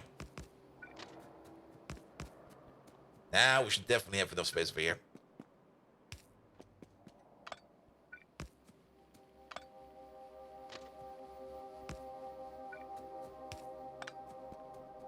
Alright, where are these bots? All the way over there. I mean, you can already see how long it takes these construction bots to get over there. And also, of course, things like this will happen all the time. So, yes. How is this place doing after we left it? Where is it? It's so small I don't see it anymore because it's over there. And it's so small we don't see it anymore because there is no radar coverage over here. Yeah, that helps. That helps a lot. Can we just put like a big boy radar right over there? And then maybe sooner or later we can see it. The only thing we can tell is that the belt over here is full, but then again the station was already full. So, yes. But things still seem to be moving around. And how is our power right now? Seems to be fine. We can see a bit partially over there. Good. Speaking of power, let's have a quick check up on power while we are waiting for stuff to happen. You over there, you're looking good. You over there, you're looking good. You're looking good. Our overall consumption, I think, on titanium tetrachloride also has been reduced by quite a bit, I think. Yeah, there's 26,000 over there in the tank, which also means that this place over here is probably backing up on itself. Doesn't really seem like it's backing up yet. It's backing up a bit on middle oil. Perfect. Which hopefully means that we are now also getting more titanium tetrachloride down here. Yes, we do. So this oil refinery over here is still working. We should maybe at some point in time also upgrade this one over here with at least a little bit of beacon power. Because this one over here is also doing some good work. Here we go, which also means we're making more kerosene over there. We're still making rocket fuel over there and stuff like that. Methanol at some point in time. Benzene, BTX, and then power over here. Yes, absolutely. Alright. How about the new power plant? We haven't checked up on you in a while. So, yeah, you've probably not have loaded up more on any kind of hot molten salt. Now, since whenever we got like the hot molten salt index over here in terms of molten salt coming in via train, it's kind of hard to judge how full these stations are, because usually we could tell by looking at any of these basic oxygen furnaces over here how many crafts they have done, and based upon that we can already tell if there's enough molten salt in there or not. But at the moment we can only tell over here that that turbine is running at full efficiency. This turbine over here is running at full efficiency. This one over here is not running at full efficiency, but it's getting some steam every now and then. So yes, and speaking of bots, I wonder if the new bot system will resolve the issues with bots attempting to place items before a tree is removed, or just hang over there waiting. That's a good question. I mean, they did do improvements in terms of like if you got a blueprint with landfill in it, then you can place both of them down, and they will put the landfill down first, and then they will come over to put down the building. But that basically also gives you the same issue. Like, will the bot come over there first to wait for the landfill to be placed and then put it down? I don't think that they got anything like a blocked job or anything like that in the bot system yet. I think it might still happen, but we'll have to see. Yeah, only 0.5 terawatt left in the reserve. That number actually is a lie. This number is not that accurate. It's actually less than that. Mostly because I kind of want my power plants to be always running. So we got like extra, or not really like that. And like some of our power setups make enough for like 1.1 or 1.2 turbines. Usually 1.2 turbines is the amount. And since I want to use all of that power, we usually have more turbines at our power plants than we can actually provide. So that 1.1 over there, that's a lie. The actual number is probably more like over here somewhere at 600. I think they have solved that with the improvement in scheduling, so it's not like they won't pick it up. It's just it's going to be handed over to the closer bot. Also true. But then again, it will still... But that doesn't mean that it's not going to happen. It will still happen, but it's more unlikely that it will happen. But it can still happen. But yeah, we will have to see. I mean, of course, I've read every Friday Factorio fact ever since the 2.0 updates have been announced. And as always, I've already forgotten everything. And to be perfectly honest, I like that. Because that means once 2.0 comes out, we're just going to jump right in. And then we're just going to see the differences and go like, ooh, oh, that's going to be way better. Already looking forward to that.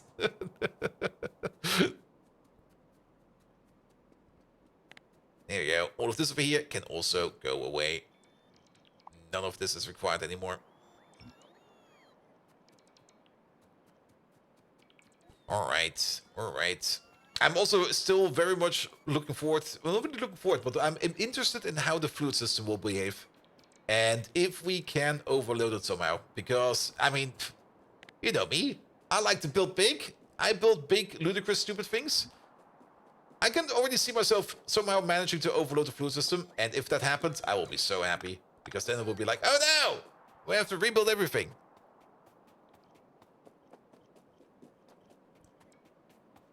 Here we go. Pick up this, pick up that. Alright, we got a bit of space over here. Okay, turn the pocket pots off. Because now we're gonna go over here and look for special small parts. The very special small part. You know the one? The special one? Alright, I mean, we're gonna be making like 3 per second over here. We're definitely gonna put a beacon on it, because it can have prot mods attached to it. Even though I'm very sure that we can't really support this, I'm just going to put down a 2x2 of these. And that'll be fine. Small machine with a lot of inputs. And we're going to put that thing... We can't just put it right on top, you know? Like right over there. 1, 2. There you go.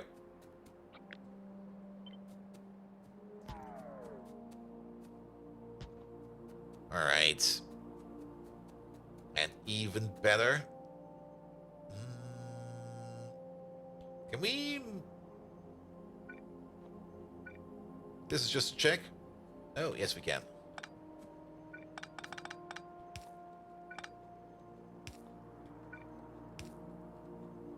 There you go. Well, actually, now we don't need this anymore. There you go.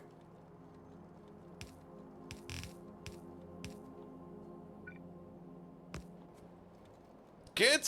So that's where we get our carbon plates from. I'm a little bit concerned. Why are we not making this anymore? I did kind of say, oh, hot air? Really? Wait, did we...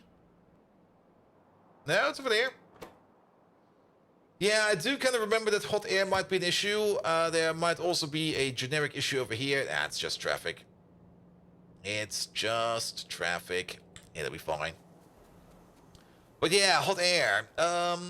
Things we could do over here to improve the hot air situation just a little bit is to connect the...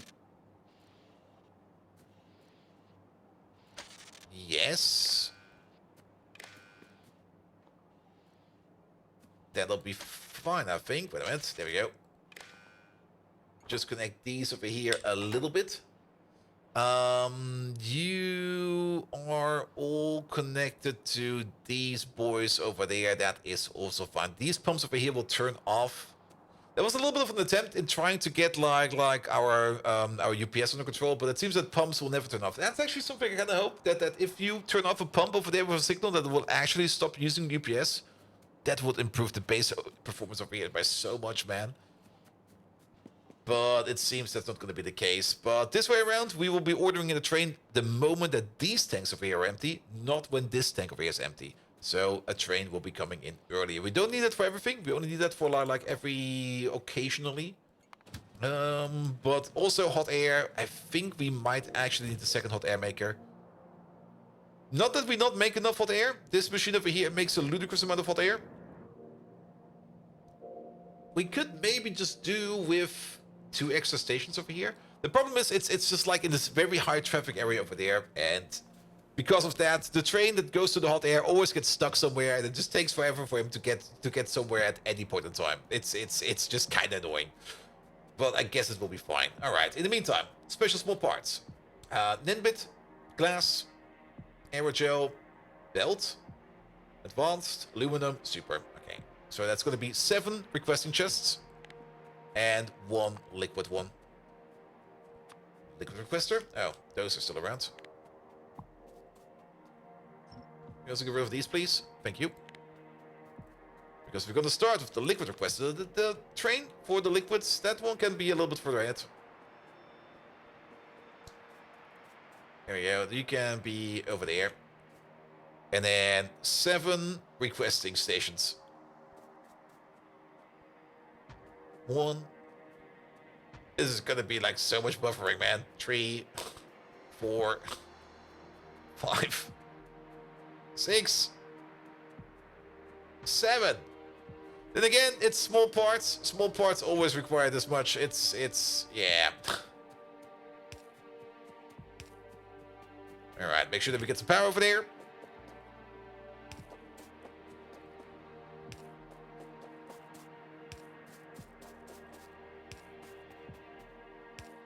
Alright, we got some power. Good. Then we want some Roboport connectivity over there. Mostly so that we can refuel our trains. And I guess we can place you over there and it'll be fine. Then you. Yeah, that's gonna suck. Yeah, I guess we're just gonna do... Yep. Just fly that over real quick. Drop it in there. Fly back.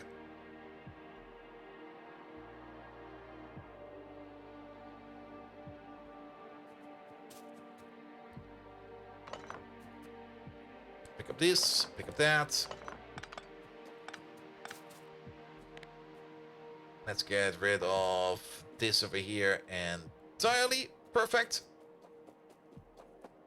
And then let's maybe make sure that we have some power over here for this robot port so that we can at least start working over there. Good. That will at least cover the most important parts over there. Oh, that UPS, man. It's... I can see the UPS over there doing all kinds of the limbo challenge. It's going everywhere, man.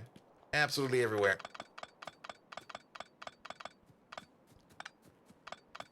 Alright, this was a good review. Don't like that. That was a little bit too short. I guess it's over here. Yeah, it's over there. And over there. I kind of have the feeling that maybe at some point in time we're going to have like another input-output station over here. So we're just going to do the signals right like this. There we go. Off you go. This over there can go away. And then all of these. Just like that. Let's maybe also immediately put down the signals to them as well. So we can just copy paste over like this part over there. There we go. And then you.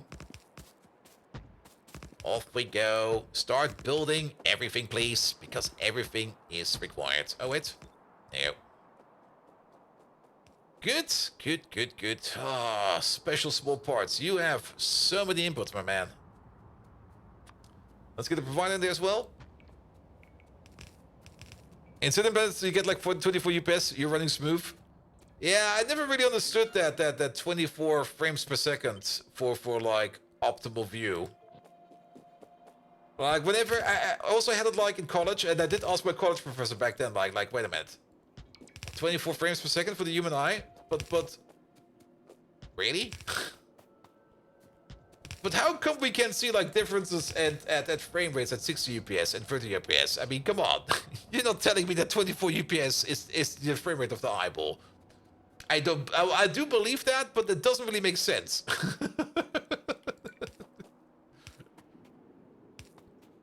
But yeah, there's definitely a whole bunch of people who are very adamant about it. Like, what? You don't need anything more than 24 frames per second because the human eyeball can't see faster than that. And I just go like, yeah, but you can. Is the motion blur? That could help. LTV's run at 50? Yes.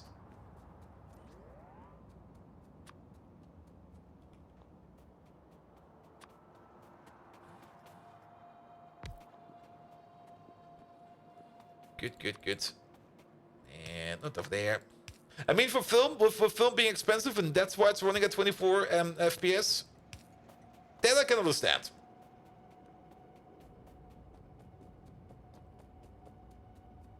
That's a minimum to look fluid.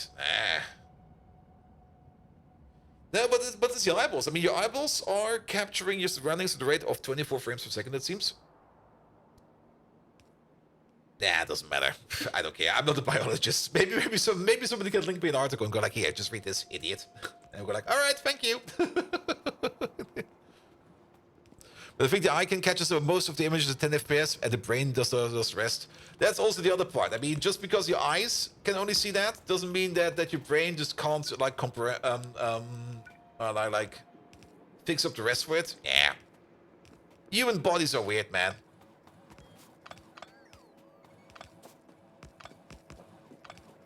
There you go. Alright. Fly off.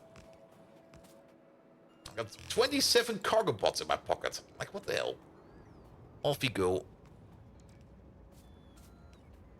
Every frame is made from expensive celluloid. You can only have do as max age is needed. That's true. That's true. And I see more than 24 frames per second, but they also don't make discrete images at one time. What? I can't make snapshots with my eyeballs? Damn it.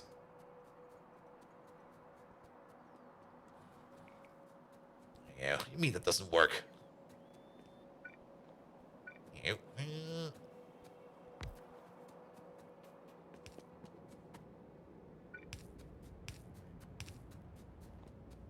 Alright. We're doing one more power pole over there, because then we have the power over there. Good. Lovely. Then, very much important, you're there. Prot mods, and you get your prot mod soon as well. good. You're still waiting on hot air, really? Yes, you are. And the lens of the camera doesn't make snapshots either. Also true. It's the shutter that does it.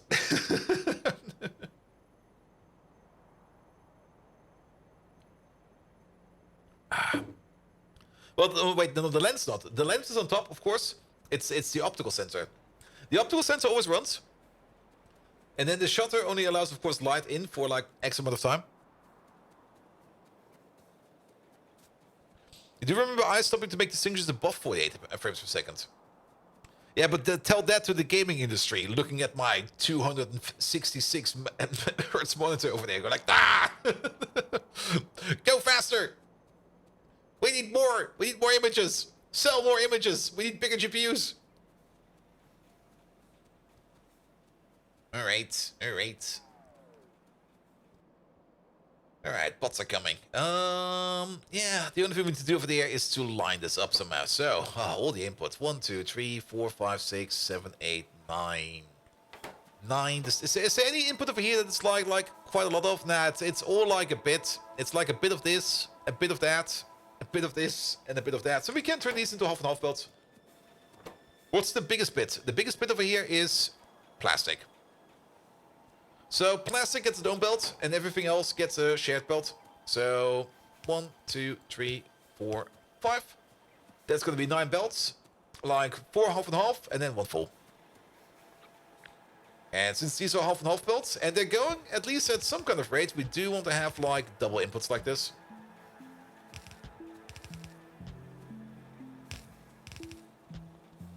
There we go. And some outcasts being able to see more than 120 frames per second. Those guys are either lying or they're on drugs. Probably both.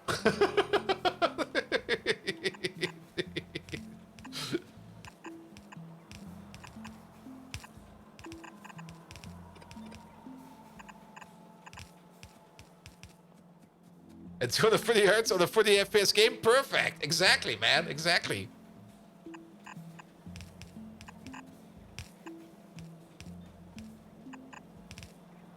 Actually, we would be wasting resources if we are rendering the game so fast. Actually, do we have it set over here? What do we have it set over here? Graphics. Is there like a screen cap over here? Memory usage. All. Atlas size. Maximum. Is there a maximum? Largest possible. We don't have to wait for VC God. I'm pretty sure that will cause issues right now.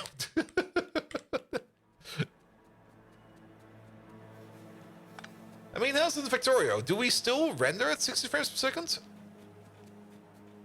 There's definitely lag spikes in here. I'm very concerned about these lag spikes. Because I don't understand.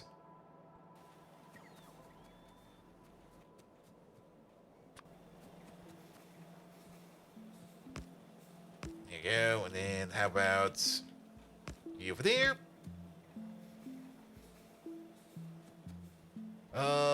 We could do it like this. The human eye will recognize between 16 and 60 frames per second. Alright. The higher the frequency of the monitor, the less chance of you just missing it. Also very true. Oh, that would be so terrible. Like, just imagine everything is like running at something like 60 frames per second, standard, everything. So that's optimized for your own human eyeball. But then you're like that one dude that is like completely out of sync with everybody, so you're basically blind. It's just gonna be like, I can't see shit, man. Whatever I look at, it's always out of sync. Ah.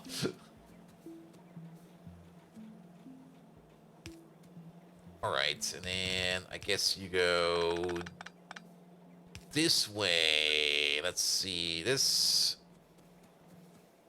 will be a belt over there, a belt over there, a belt over there, a belt over there, a belt over there, a belt over there, a belt over here, and a belt over there. Yes. Actually, if we move you over, and if we move you over. Wait, that's complete bullshit. You over there, you over there, but you like this, so that you can go down. Good. And then we can do the same thing over there.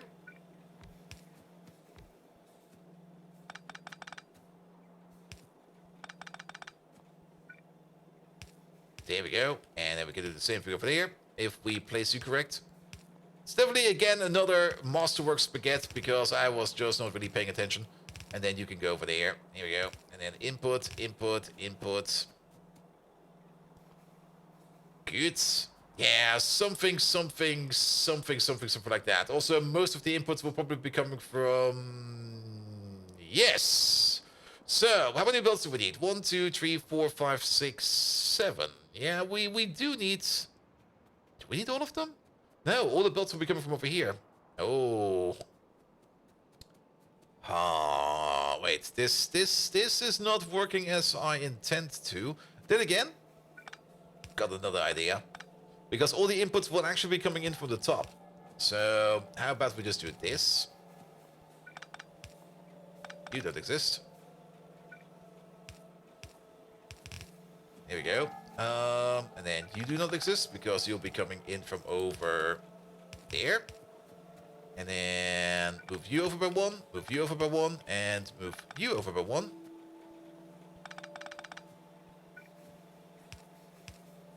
There we go. So now all the inputs will be coming in from the top. This should be 8. 1, 2, 3, 4, 5, 6, 7, 8. Perfect. And then these will be the belts that will be going to the bottom, which will be connected to these parts over there.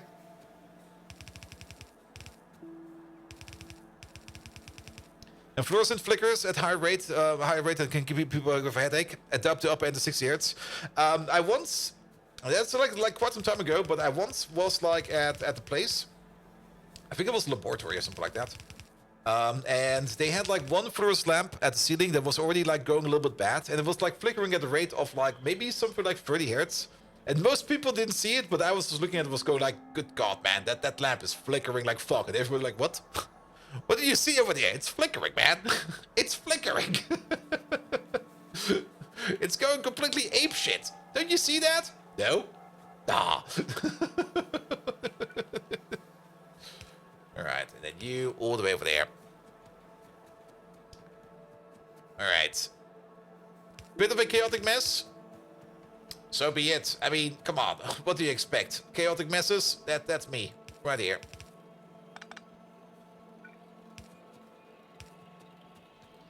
Inverse the first lamp with CRT monitor. Yep.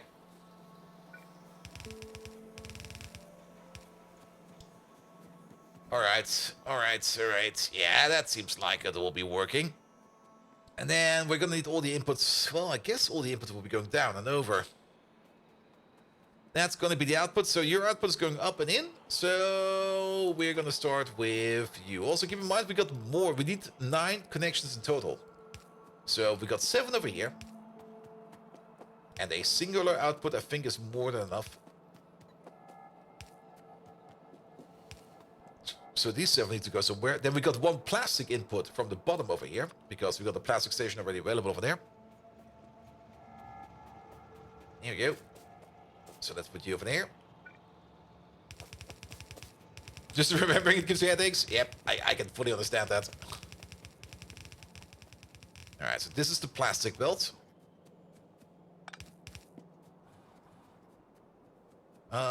Dan, I don't think we need this actually. I think this one over here can just go away. There we go. Yeah. This will give us some more space. And then I guess I'm just gonna sketch this out real quick. You over there.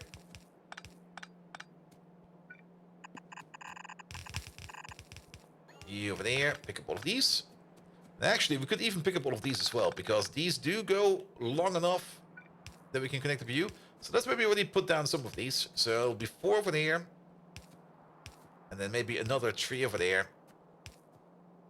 This way around we'll have to pick up less on the ground by hand.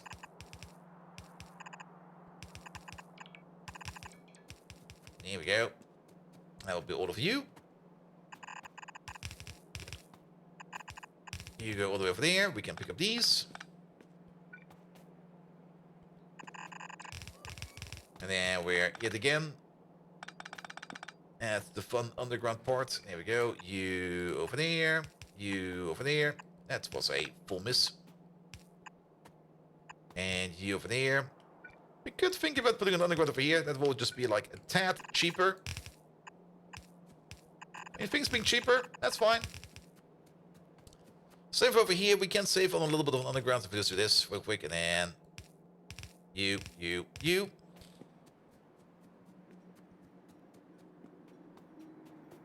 Almost every fruit inside flickers for you. Oof. Even the newer ones without the ballast seems to be a slicker less. Yeah, that will definitely give you a headache or two. But then again, maybe having sensitive eyes might be good for something else. You never know.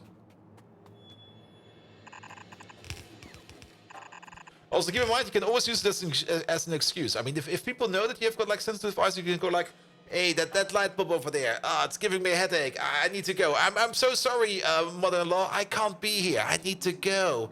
And then you just run as fast as you can.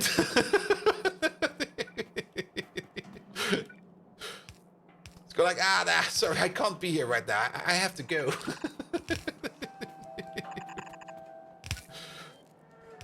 All right. But yeah, everybody's different, as always. What works for one person doesn't necessarily work for another.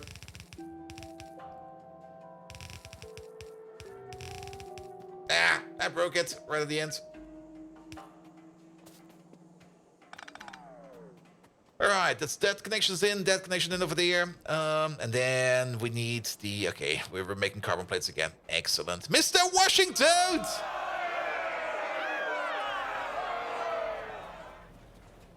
23 months woo. And just in from like 99% humidity and 42 C. Ugh. And also can't see B, C eyes dilated. What's going on today? Power outages? Air raid alarms? Mostly air raid alarms. I mean, Germany has tested their air raids again. They got all of their close air support bumpers out. Flew straight over every city and over every citizen to make sure that they remember how air raids work. Everybody agrees. We're never doing that again. But it was definitely a really, really nice wake-up call this morning. Like just waking up to air raids sirens. Lovely. It was the annual air raid siren test today. And at least I can thank the National Air Raid, well, not really air raids, more like catastrophe, like alarm test. At least I can thank the alarm test that I didn't oversleep today. The only reason I was at my daily was because of that test. Alright. This will be as a double belt. There we go.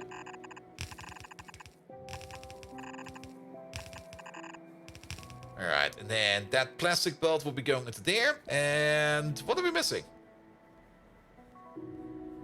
I got an extra connector. Wait a minute. You go into there, but what's with this one then? Wait, did we forget something? We got like 1, 2, and then 7 over there. Wait a minute. 1, 2, 3, 4, 5, 6, 7. Yeah, 7. So that's 9 connections. What the fuck are we missing? Or am I just being stupid? Did I double connect one of these? No, wait, I did not double connect one of these. Oh boy, okay, you go. At least we're fine. I mean, this will definitely work. We don't need to worry about that. But yeah, you go into and half, you go into that one over there, you go, that's a belt for you, that's a belt for you, that's a belt for you, that's a belt for you, that's a belt for you, that's a belt for you, and then this over here is the double belt. This is going to be plastic.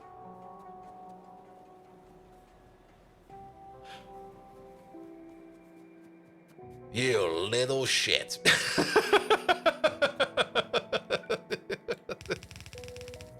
Found him.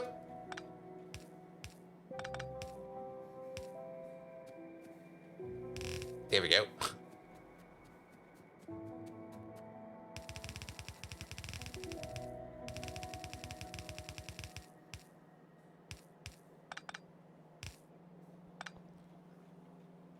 And children can hear into ultrasonic frequencies. I could hear cries of bats as a child.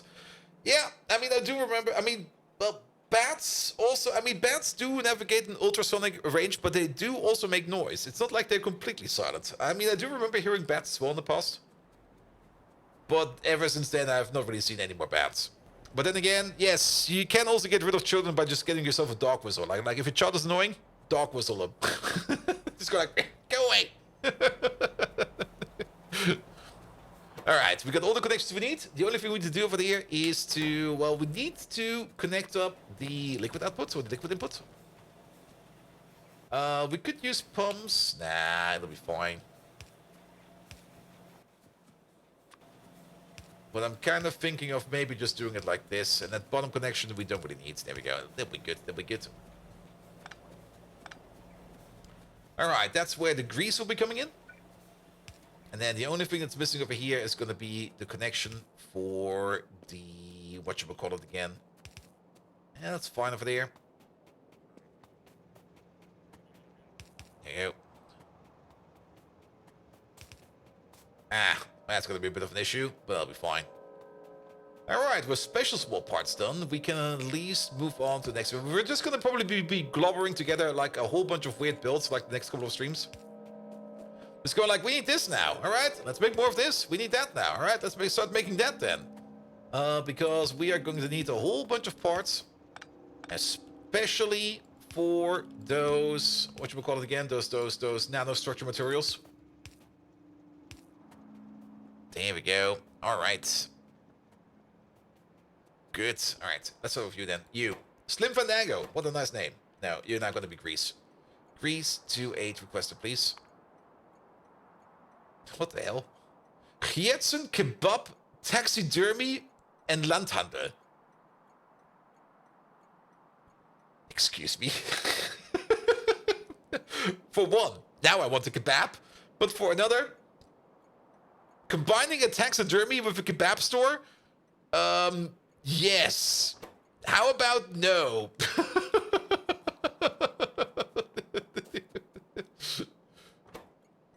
Alright, you over there. You're gonna be aluminum 2-8 requester. Super steel.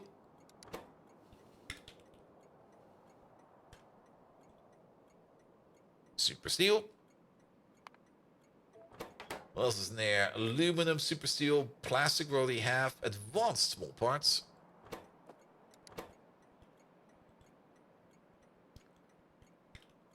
Advanced small parts requested, please. There we go. Already coming over. Aerogel. Aerogel. There he is again. Where is that station? I want to know where that station is. Why not taxidermy doesn't care about the insides? True. True, true, true. Carbon fiber we don't need, but Nenbit. Nenbit makes will probably be one of the last stations. Rubber. Ah. Yeah, we only get rubber bars in. We need to turn that, of course, into actual rubber. So, or rubber belt. So let's just cut this real quick. That will be done over there. And then we got 2 more stations over here. One will be for glass fibers and the other one for Nenbit matrices. So you over there, you're going to be glass fiber.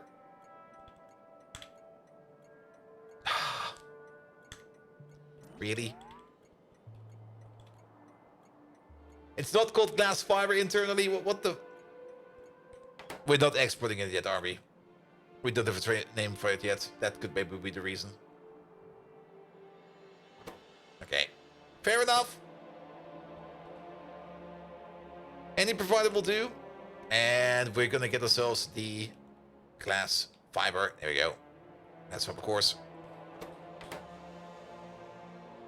The kids installed a ringtone that most adults couldn't hear. Those smart little buggers. There you go.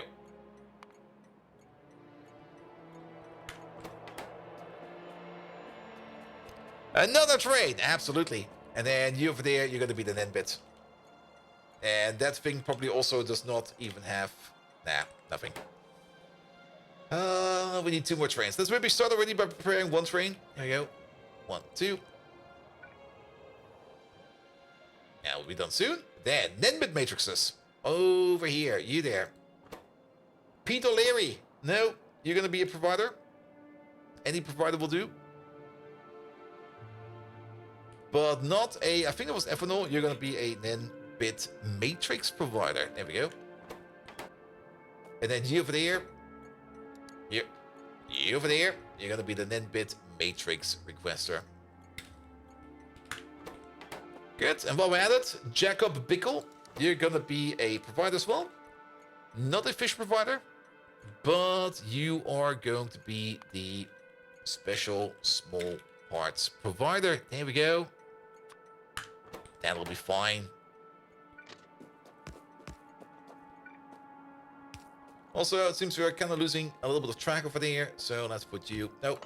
Yes. Alright, alright. We're getting stuff in here. Lovely. Also, one thing that's going to be very important down here is going to be 2 more prot mods over there. Like, 1 right over there and 1 right over there. We should also, now that I think about it... Now, actually, I think we still need some stuff for that, right? How far away are we from prot mods Mark 2? We need to make the electronics Mark 3. For that, yeah, we can easily make this. This is already doable. Electronics, the plasmonic core, the plasmonic core. That's good. Plasmonic cores, actually, that's excellent. Because plasmonic cores is part of the thing we're trying to make. So, yeah, let's do that next then.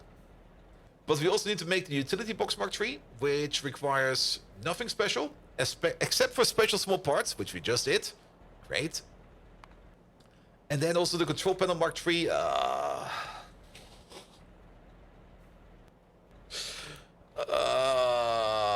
The moment you see them looking at you, going like, I exist, you just go like, oh no. Bio batteries.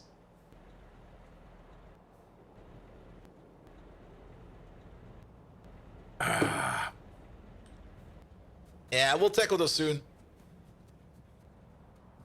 Alright, but the rubber real quick. So, we are going to need ourselves a rubber wire making machine. Not really a rubber belt, it's a more belt machine. Sadly, cannot be prot modded, but we can speed mod it. And I don't think we need a lot of these. I think 2 of these will be more than enough. Especially if we put a beacon next to it, then it will definitely be fast enough. Yeah, but you over there, and then you over there. There we go. And then that'll do. And actually, can we maybe put you over there, and then... I wasn't really planning to do that, but more you over there, and you over there. Because then we have space exactly over here for like a beacon, if we do need a beacon. Have you seen Ryzen 3D text with Factorio? Yes. For some reason, the extreme cache benefits the game greatly. Maybe you can get back at 60 FPS film. That's the whole reason why I'm waiting for the next generation of the X3Ds. And the main reason why we are also struggling with our UPS over here, it's not CPU processing power. That's the big bottleneck in Factorio. The big bottleneck in Factorio is memory access speed. And having like a massive cache is absolutely great, because the bigger your cache is, the more objects you keep in your cache, the faster you can re-access them. Because keep in mind, in a nutshell, Factorio works in the following way.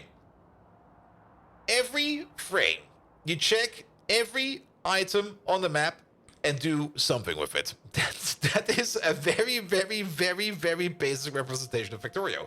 Like every tick, you check if this inserter, for example, can put something into this warehouse. Every tick, you check if your factory over here can progress a little bit further on a recipe. Every tick, you check if that thing needs more power. Every tick, you check. If you kind of think about it, how much processing is going on in the background of Factorio, you're actually amazed that this is still running at 40 UPS.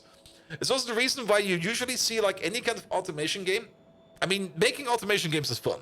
Automation games are great, but every new upcoming automation game always struggles with cramping out hard once you get over like 1,000, 2,000, 5,000 entities.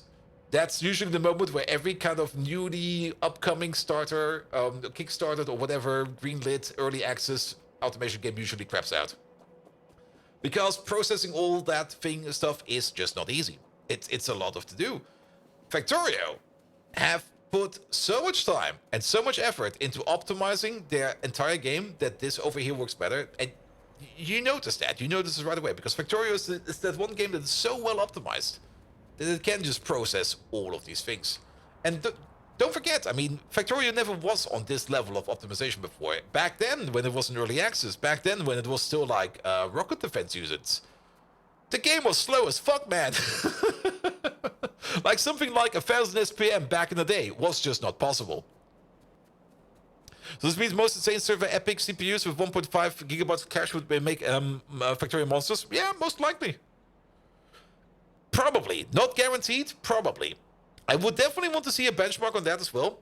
And Factorio's 2D, which makes the whole thing simpler? Not really. 2D, 3D doesn't matter.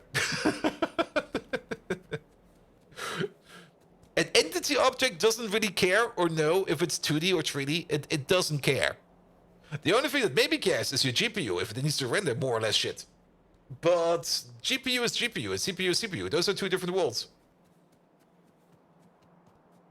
But it's all about the amount of entities. And why is there a glass? That's... Wait a minute. Wait a minute. Ah. Yeah, wait, no, that's I must have misclicked.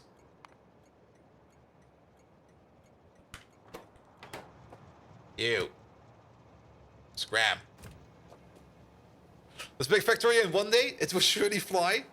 You can turn Factorio into a console game. That's basically being 1D. And that's already been done. That's already in there. If you have ever seen a Factorio benchmark, they don't render the game. They just run it like in terminal mode.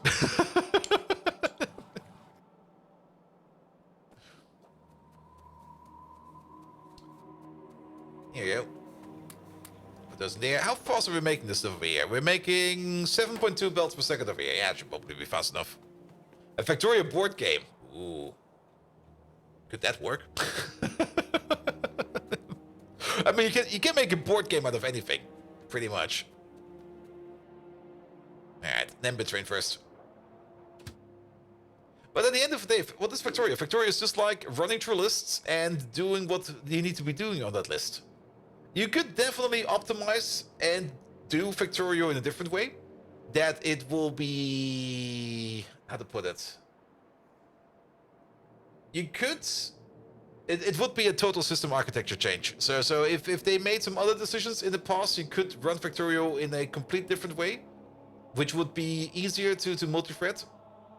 But they don't want to do that because they want to keep the game consistent, which I fully understand, because a consistent game is easier to multiplayer than a game that's inconsistent. And bit. Because the one thing that is, of course, the most annoying part in any kind of multiplayer game is like desync and lag.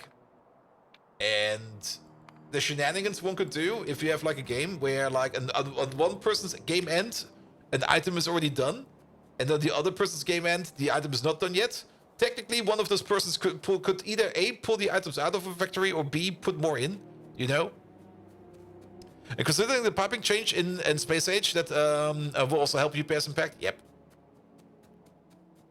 And I think there's a mod that summarizes large buildings into input-output, yes. There are some optimization mods out there that help with UPS. Sadly, that's one of the things that you can't really do in the way Factorio is set up, because Factorio is set up in a way where every entity, you basically can't create entities on the fly, as far as I remember it. You can maybe do that. You might be able to do that, but like creating entities on the fly is not really intended. You create them all at game start. Like when you load up the game, while it's loading up everything, it's basically creating everything you need in the background, and it will create like one of each, so you will never ever have to make one again. Which is very smart. Like allocate all your memory first before you use it, and don't allocate memory on the fly, or at least don't allocate a lot of memory on the fly, because that will save you a lot of lag. And it's also considered just way more safe. That's also something you do in every kind of safe application, in either automotive or any kind of industrial application. If you want to actually make a fully safe application that is certified, you're not even allowed to allocate memory anymore. But like once the program is running, you're not allowed to dynamically allocate any more memory from the heap. So if you do need space to like dynamically allocate stuff every now and then, you can still do that. But you have to allocate enough memory beforehand so that you have enough for your application. You can change stats and entities, but you gotta pre-allocate them. Yeah. The randomizer mod abuses this. Oh, good God, the randomizer mod. Yeah, I'm pretty sure you can probably do something with it, but yeah, Factorio basically loads everything at the start, and then it just sits there. And then it's fine, because it doesn't need to allocate anymore. We got the nimbits in, and then we need the glass cores, there we go. Fibers, not the glass cores. Full, empty, off you go. Good, those two will be coming in soon. What are we missing? We're missing a rubber train. I'm very much surprised that we are missing a rubber train. Oh, because you... yeah. This guy over here is very hungry for rubber. But we should still be making rubber, right? Yes, we are. So that'll be fine. Good. And then that's rubber. That's the other two things. And then that's pretty much exactly what's missing over there. And then when Bot is done with Pi 2, he can wait for Pi 3, and he can replay Pi 2 with a randomizer. Oh, good God, no. I would probably just jump out of my window over here. I do live on the ground floor. I do intend to maybe land on my face first to make it go a little bit faster. But no thanks.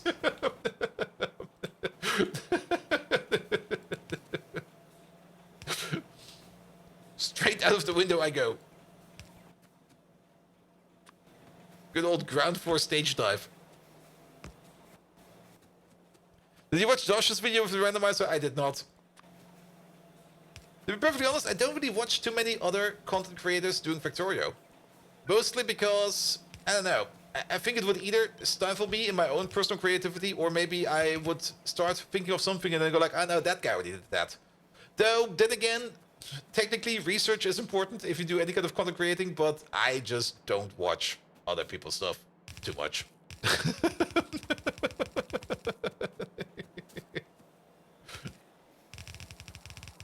There we go.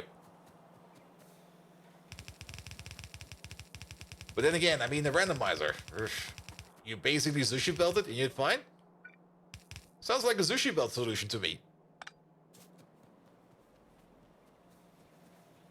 Alright, the only thing we're missing is the rubber belt, the glass fibers, and then end-bit matrices, and then special small parts will be available. I do kind of remember that we do want to make a mall extension. Wait a minute.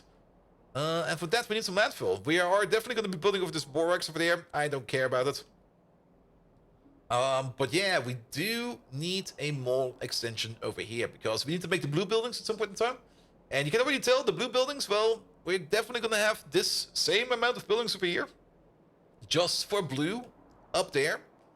But I don't think we will need a mall extension after that, because I think the purple buildings we can then probably squeeze in together with the other parts, and then whatever is still available over there in special buildings and special parts over there, I think we can just squeeze in wherever.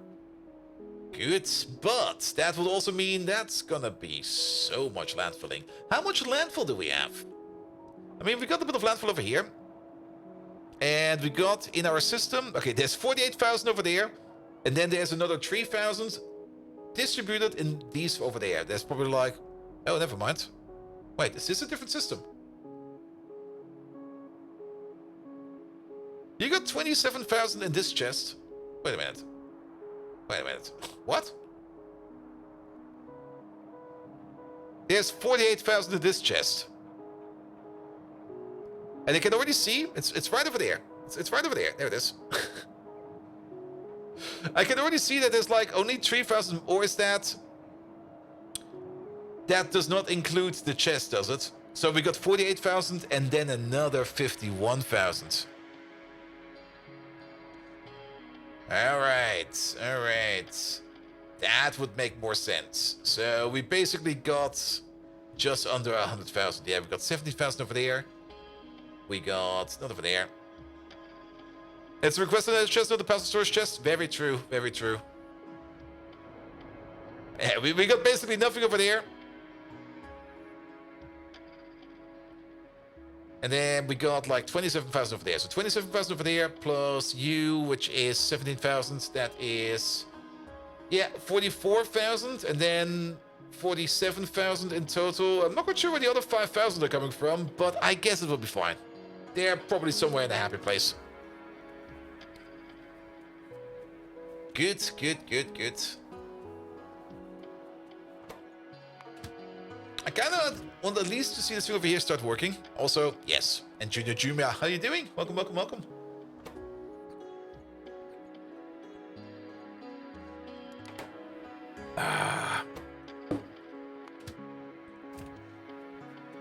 Place a request to warehouse. I think I'm fine.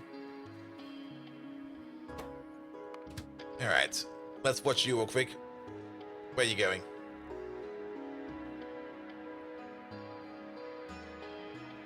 Perfect. That's exactly where I want you to go. Good. So stuff will be coming over here sooner or later. You got your prog in there? You do. I don't think we need to speed this up anything more. We got a total... If this over here is running at full speed, we're going to be making like 3 per second, 12 per second. Times 5, 60 per second. Oh, wait a minute. Plus prod bonus on top.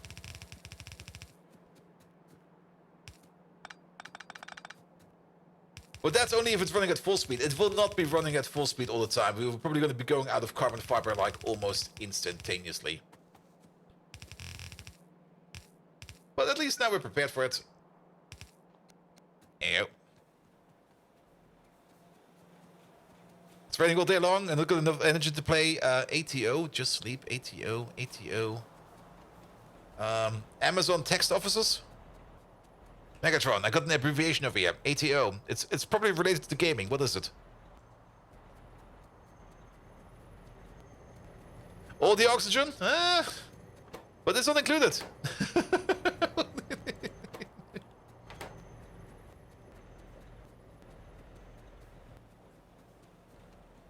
Alright. Arguments to oblivion, you memory-deficient motherboard midget! Yep, what? That's one of the things that gets on my wires as much as being called Meg. Oh, the agony! It's a gaming term, often referring to the optimal pathway or strategy to achieve an objective. Just like when I took on Optimus Prime, I had an ATO, causing him to lose. You remember that, Bold Viking? Yep. Of course you don't. Now let's get back to the game. The thought of an imminent victory is something I fancy as much as a sunset while eating knoppers. For the strength of the Decepticons, we are power. Megatron, you can't say midget no more. That's a no-no word. You hurt their tiny little feelings.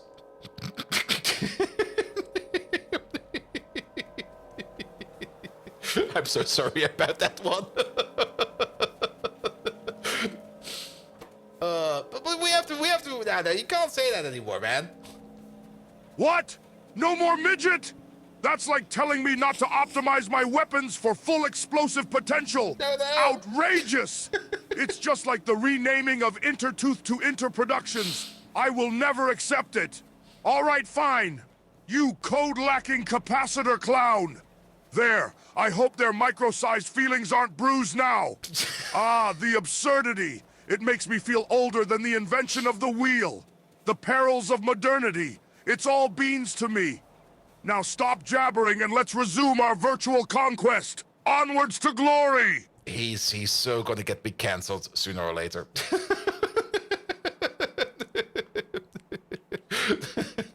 And it's probably only get worse once they get the updates in. It's the Factorio met all the overhauls. Oh, there we go. Mega cancelled! No! I mean, the good thing about getting cancelled is like, oh, good, I can take a vacation. Goodbye.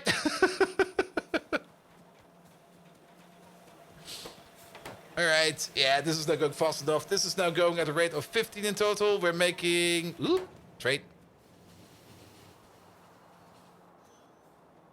All right, that's you. And then the only thing we're missing over there is going to be you, and you are over here any second. Now we're just going to wait on you for a second. You mean pants are cancelled? Oh no! Nah. As always, don't be mean to another. They'd be way more constructive and have fun with each other. That's important. There we go. The Funk. How you doing, mate? What do you use for train management? Nothing. I run a vanilla system. What do you mean, train management? We got vanilla trains. Is that not enough? Here we go. Here he comes. I used me brain. Exactly.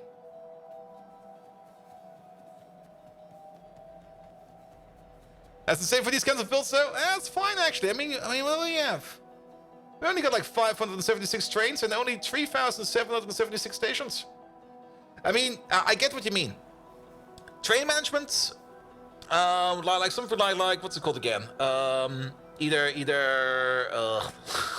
haven't used them so long, I already forgot. LTN, and the other one, what's it called again? I never used that one. Here, somebody help me out over here. But it doesn't matter. Like whatever kind of train management mods you do over there, yes, you can definitely make things a little bit easier with that, because you, instead of having like trains dedicated to a resource that might sit around and do nothing for a longer time, you more or less set up shipments and stuff like that, where a train will only be bringing resources if it can pick them up, and then the scheduling will be done automatically. However, what people have noticed, and I've also kind of noticed, if you have like a big massive mega base, and you got like a big LTN system set up, or the Cybersyn, there we go, thank you so much, or a Cybersyn set up, you will notice that at some point in time you will start lagging in the scheduling, because then the scheduling job takes like more and more time to go. To be perfectly honest, I really do enjoy the vanilla system we're running over here. We might have trains that sit around and idle all the time, but if they sit around and idle all the time, they do sit around and idle.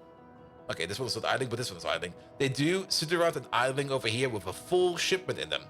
Which means the moment that somebody out there wants to get some coke, he will get it immediately.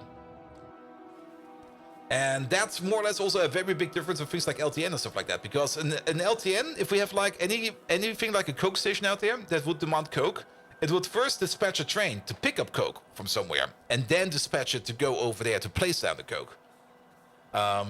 So that would be different. And also, I'm not quite sure, but I've never played with them, so I don't know.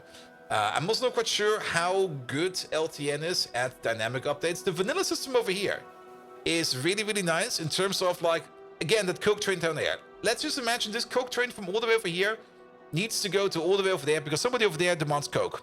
He starts traveling, and suddenly over here, a station opens up with like, I need coke! The moment that train repaths and he notices that there's a shorter station over there, he will just go straight over there. And then he's done. And then some other train can go all the way over there. Or maybe somebody else is over there that's a little bit closer. They can bring a delivery over there. You do tend up with trains taking shortcuts, or sometimes just taking a shorter path, because things are just a little bit easier available. Not quite sure how LTN and Cybersyn handles that. Maybe somebody can give me a hint on that. Or just tell how it's going to be done over there. Also, I think we do need... Yeah, we do need a second...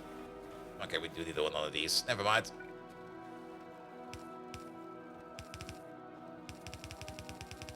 But how do you set up the train limits? Oh, it's pretty straightforward. Logic boxes are annoying at the moment. I mean, I made one blueprint for the limits, and that's it.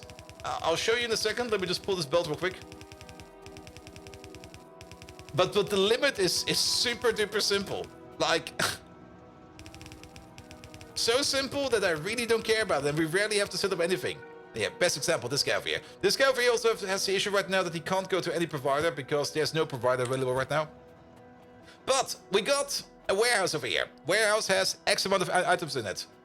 If X amount of items go under a certain value, we set the train limit to 1.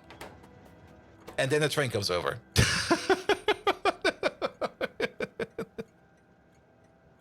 That's it. And we got the same thing the other way around for provider stations. Over here, right next to it, we got a provider station. Provider station has X amount of items in it. And if that limit goes over a certain value, which is actually incorrect over here, this needs to be 16,000. Then the station over here opens up and the train can come. That's it. It's a single combinator per train station. Nothing special, nothing super duper fancy, nothing extraordinary. It's just like under, over, done. We used to have a very more complicated train system that required like a central data line and stuff like that, which was on par, I think, with LTN. But it broke all the way, all the time, because having like something like a main data line with red and green wire does require you to be very disciplined about it. And it broke all the time because either I forgot to connect something up or I had some foreign connections interfering with the main data line. It was such a nightmare. So this system works without the need for stackers. Yeah, I mean, I don't really want stackers. I mean, you could quite as easily upgrade the system for stackers as well. And for the provider stations, is the X is just a full train load? It is. It is. 16,000 over here. That's exactly what fits in the train. I mean, if you go over here, this asset over here stacks up to 100. Every train over here can hold a total of 160 stacks. It's 20 stacks per wagon. It's only 20 over here. The pie kind of shrunk the wagons down a bit, but that's fine. It's only 20 stacks per wagon. So over here, it will be 160 stacks because we've got 8 wagons. And then 160 times 100, that's 16,000. In the past, we had systems in place to determine the stack size automatically. We had systems in place to determine the length of the train automatically. You can't all do that in vanilla, but it was this huge combinator block and was such a pain in the arse. And at some point in time, I was like, I don't want to maintain this no more. One is enough.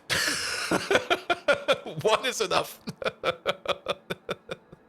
And sometimes we have like too little over here. You can still make this over here a little bit more fancy. For example, there's nothing attached to this right now. For example, imagine if we want to use stackers over here, especially for a provider over there. What you could do is you could just do the following. Yeah, just use more conditions. And then just go like this. So this one over there, this one will open up if we got like 1 shipment. And then you could do the following. Put the same thing in here for 32,000. So if we have like 32,000 items in here, then this combinator over here will also emit the L signal, which means we have 2 train shipments available. So technically up to 2 trains could pathfind over here. But since we don't really have a stacker over here, we don't do that. But you could do something like that. And then, of course, the same is true for this one over there, where we could go for like 48,000. So then you have like this very, very, very simple stacker stack that just is super duper easy. Like if we really do have like 48,000 trains over here, or not trains, 48,000 items over here, then technically it's 3 shipments and up to 3 trains could pick it up. But yeah, we don't stack. And the main reason why I don't stack is because we got trains usually sitting in stations. And they block it, and if another train would try to pathfind over there, it would just be sitting out there somewhere. You could also divide by the shipment size and output as well. That's also very true. That's also very true. There will be the other way to do it. Just divide by the shipment size, and then just use like 1 math combinator. Both are equally possible. There we go. But I usually just go for the designer combination. Just go like, yeah, pom, pom, pom. It also immediately gives you like this optical hint how many trains can go over here. But then, like I said, I don't stack. I just don't stack. Especially, I mean, the other reason why I don't stack is, I mean, if you would imagine that we would build this train base over here with stackers, it would literally be 2 or 3 times the size. Yeah, that's the reason why I don't stack. I'm good. Also, since this is Pyanodons, we do get more advanced train wagons as well. Yeah, for the people that don't know it yet, or have not seen it yet, let's just get ourselves like a quick ghost train. There we go. Yeah, let's imagine a train over there. We do get these wagons at some point in time, and we do get these wagons at some point in time. These wagons, the advanced... Oh, that's a fluid wagon. No, wait. I need the cargo wagon. There we go. The advanced cargo wagon over there has the same inventory size as a normal cargo wagon, but there's something a little bit special about it, and that is it's a half-size wagon. It's just a half-size wagon. So we could do something like this, and you can already immediately see the reason why I'm not doing this, because, well, our train stations over here have never been... Oh, that's going to be kind of stupid. Our train stations over here have never really been optimized over here for having like multiple inputs and outputs per small wagon over here. So we're just gonna skip these. And at some point in time, when we can make them, we'll just go for like the next bigger wagon, which is again full size. But this one over here then holds up to 80 stacks, which is more or less 4 times the size of this train over there. And you just hardcode the limits and give each train its own station name. Yeah, that's also a thing you can do. I mean, you could also just do... You can make a blueprint book out of it if you want to. Like, just take the head over here. And then turn it into a blueprint book. And then just have like one value set over here to like 2,000, one to 8,000, one to 16,000, one to 32,000. And then you just scroll through to whatever you need. I've seen that for example, for the Combinator book and stuff like that. And you can also use that to upgrade stations on the fly, of course, if you need to. Also, we should maybe get rid of these. You could do that. It's probably a very good idea. And I don't do that. And the only reason why I don't do that is just because I don't care. I just go like, yeah, it's fine. If I've come to terms with that, you will never, ever, ever have a perfect factory, and things will be broken all the time. And if things are broken, just fix them. Just don't worry about it. Things are broken, fix it.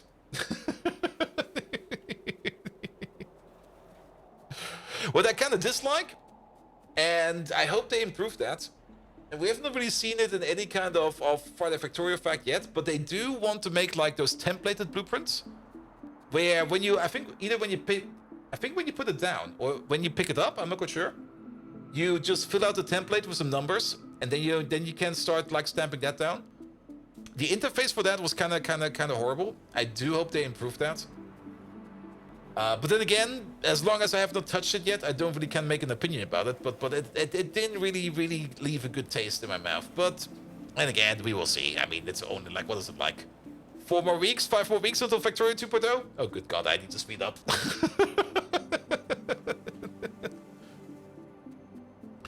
And these days you look more like on remote positions since the pay is generally a lot better and the hours are more flexible. Yep.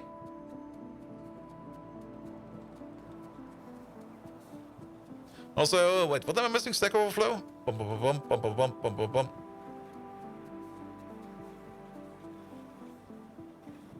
There you go.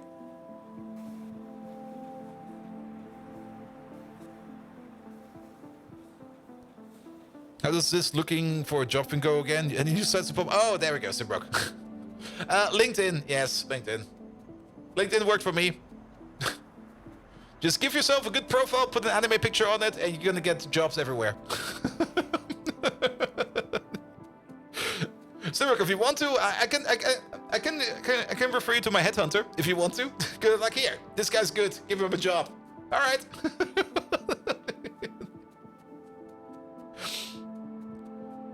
Good. Is no? Did I just see power flicker?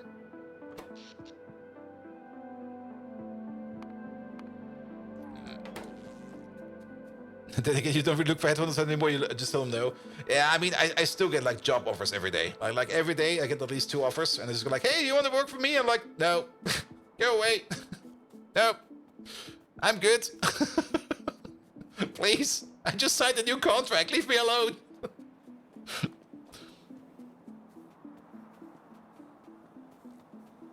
Yeah, I'll not officially fire you first. Hey, your work protection. Yes, Rock. If you want to chat about it, I'm happy to chat with you about it. I'm not open for offers. Here, I have an offer for you. That's also true. I mean, the only way to get rid of the offers is to turn off like the LinkedIn emails entirely. But then again, then you also miss out on everything else. And I'm just like, you know what? I'm just gonna ignore you. I mean, and actually, that's also kind of the fun part. I mean, I started looking for a new job basically, what is it, like half a year ago? Almost? Pretty much half a year ago. I have to look at my calendar when exactly I started to look at it. And most headhunter offers, I just look at them and just immediately go like, no, no. And then the only, and I'm still not quite sure. I talked with my headhunter about it. Like, why did I react to his offer? Because it was still not quite clear to me why exactly his offer suddenly was for me like, oh yes, let's have a chat about that. Maybe, I think the only reason was because the in-house headhunter of that company I'm going to work for has already written to me, and I was like, all right, I kind of miss you like by a week. You're probably already gone, or you found somebody else. So I ignored her offer, and then that headhunter came over with the same offer and was like, here, you want to do this? I'm like, oh, you again. Maybe.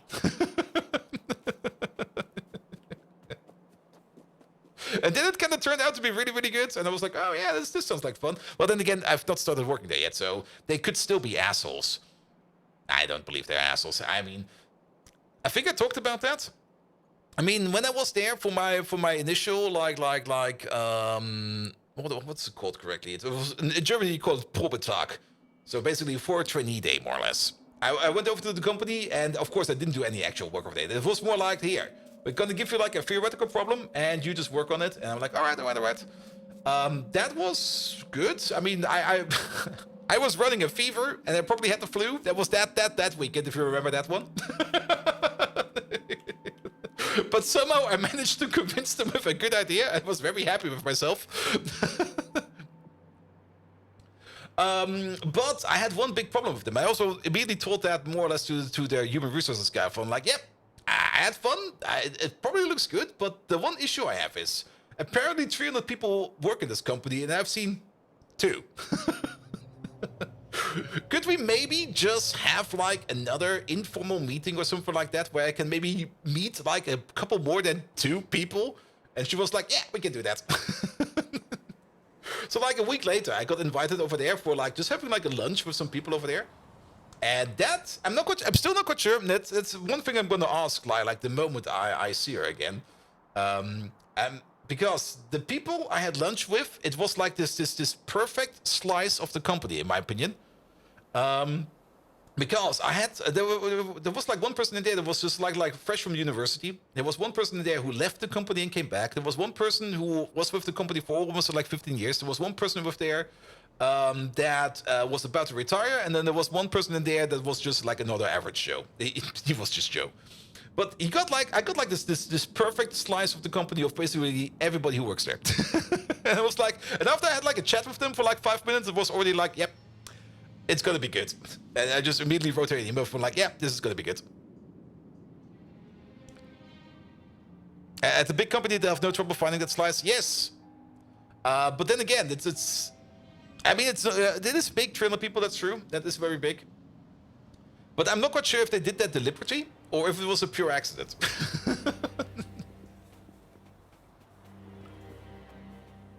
And Simberg was to blame for seeing all of Bolt's sleep schedule. Yes, I blame Simberg for everything all day long. Sure. Simberg, you fucker. But yeah, well, there was another question there. Wait a minute. What kind of software engineering do you do? There we go. I'm an embedded, or a senior embedded engineer. Linux engineer.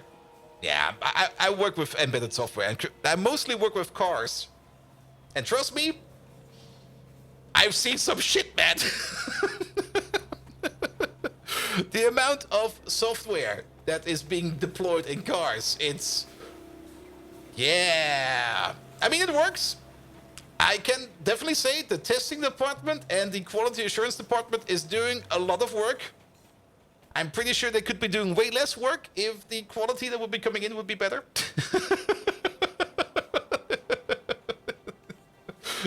I'm confident that a lot of trouble could have already been handled way before it escalates, but, well, that's not how that works.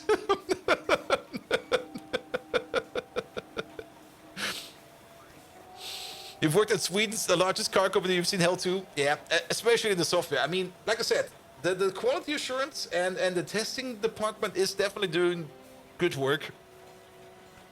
But the reasons why things got to that point is usually because people beforehand just didn't do good work. Now, that doesn't mean, I mean, you can run a product with bad software. I mean, if it's tested, if it's being signed off on, and if it's work as intended, then bad software, if it works, it works. That's the reality. That reality you will see happening in the industry everywhere, because nobody gets paid to make things look nice. You only get paid for things to work. And you have to accept that.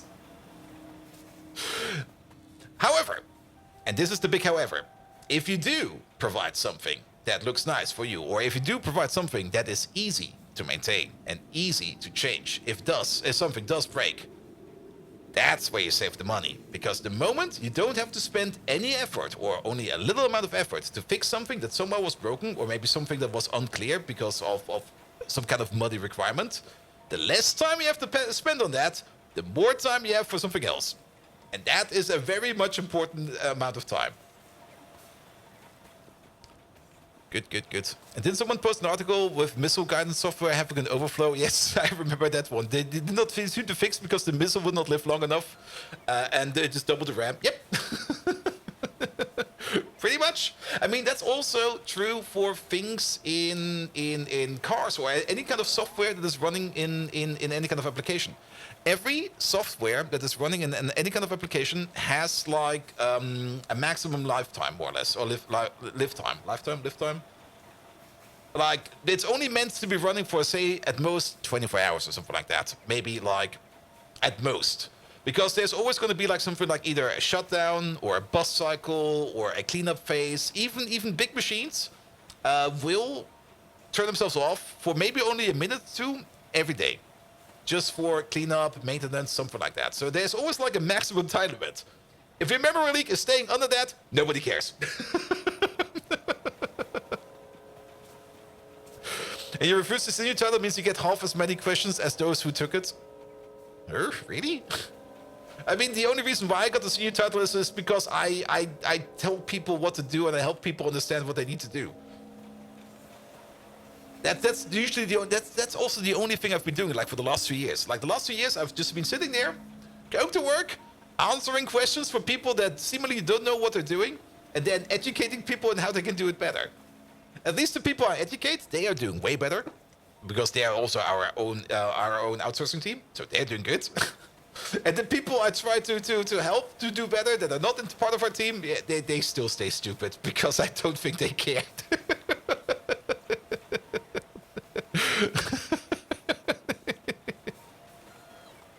And around there, the rule is if you can get handed a project and figure out how to get it done on your own, you're a senior. Yeah, that sounds about right. Like if you know a little bit about the budgeting, if you know a little bit about what the lifetime will be, and if technically you're already a senior, in my opinion, if you have at least seen through a project back to back once. Even if you started on it as a junior, if you have been there back to back all the time, you're basically a senior now. You work for a Mexican company, so everybody is a senior. Arriba! Where is my Mexican hat? I'm a senior developer now. Gets cancelled and fired immediately.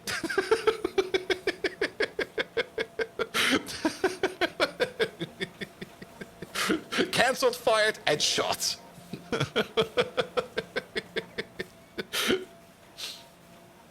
At one point, everybody just got a senior title because it only means anything overseas, anywhere. Yeah. I mean, the company I now work for, and the company I used to work for, or I still work for now, it's also all seniors. There's no juniors in there. Mostly because, I mean, they don't, first of all, they don't hire juniors. They don't want to train people, they want experienced people. And second of all, I don't know. It usually takes one project unless it's 1 to 3 weeks quickie. Yeah, those don't really count. It will take something that takes like half a year or something like that.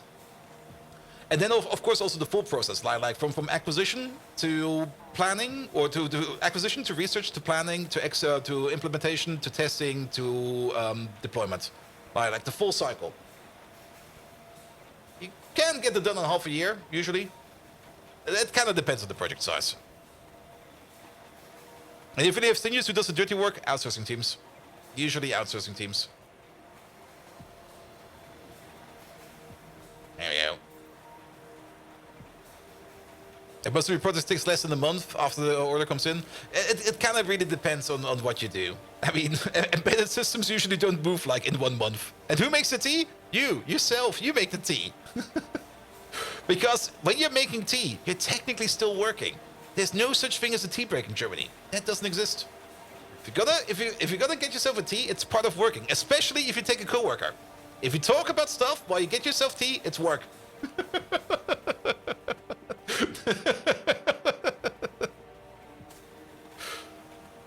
I'm getting distracted again. What the fuck were we doing again? Pump. There we go. And if someone walks past, it's a working meeting. Yep. Alright, special small parts for there. You're a freelancer and you consider lunch as part of work? Yeah. As a freelancer, yeah. And that's why you call your customers for your car to drive home, and then you drive home and suddenly it's work time? Yes, that's a smart thing to do. I mean, if you work in your car while you drive, I mean, I know a lot of people that do that. Like on their way home, and they have like something like a half an hour commute or an hour commute. They just sit in the meeting. They just sit in the meeting in the car. Saves time.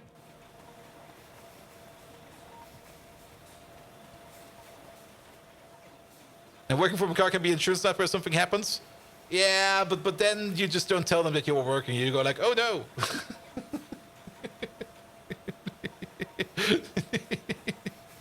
But then again, then we get to the sketchy part, especially here in Germany for like work regulations. I mean, the work regulation, you can only work like 10 hours per day. I mean, I'm not always over it, but there's definitely usually like 1 or 2 days in a week where I'm over that. Or that you're not really allowed to work on Sundays. I do work on Sunday. Then again, the regulation is also there that you...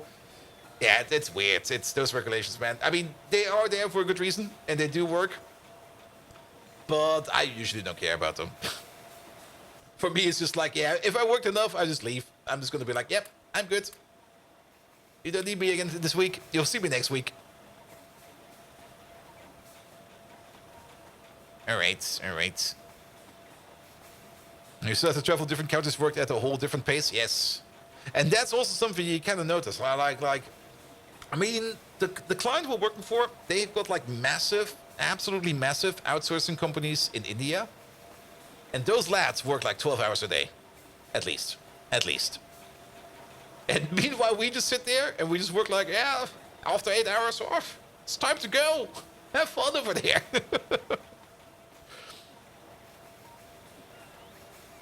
And Caribbean Airways was absolutely island time. For example, we had a schedule. The schedule was immediately blown out of the window, off the cliff, and into the sea, and eaten by a shark, and nothing got done.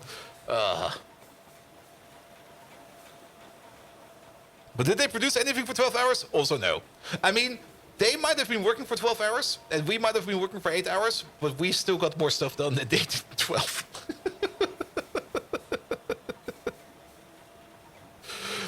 And it's been people barely work for 8 hours. Yeah. But I kind of get it. I mean, I would rather... I mean, my optimal day is usually like wake up and then roll over to the desk or something like that. Already maybe start working on something while having breakfast and then just sit there, either working on emails, working on tickets or something like that for a relaxing hour. And then just go over to the office and then work there for like 5 to 6 hours. And then go back off and then go back home and then work at home again for another 1 to 2 hours. So that usually gets you like, if it's 1 to 2 hours in the morning, 5 to 6 hours in the office, and then 1 to 2 hours in back at home again, that averages out to 7 to 10 hours. That is more or less perfect. And that 1 to 2 hours after work, sometimes I do that at midnight. Sometimes I technically do it the next day because it's past midnight. I don't really care. After stream, sometimes I work for like another hour or two, just working on tickets or checking up on things or running some code. I'm happy with that. But if you would do that strictly by the book about working regulations in Germany, yes, I would get in so much shit, man. People would be like, no, you can't work at midnight. I mean, yes, I can. You can't work for an hour, then play an hour of Factorio, and then work for another hour. Yes, I can.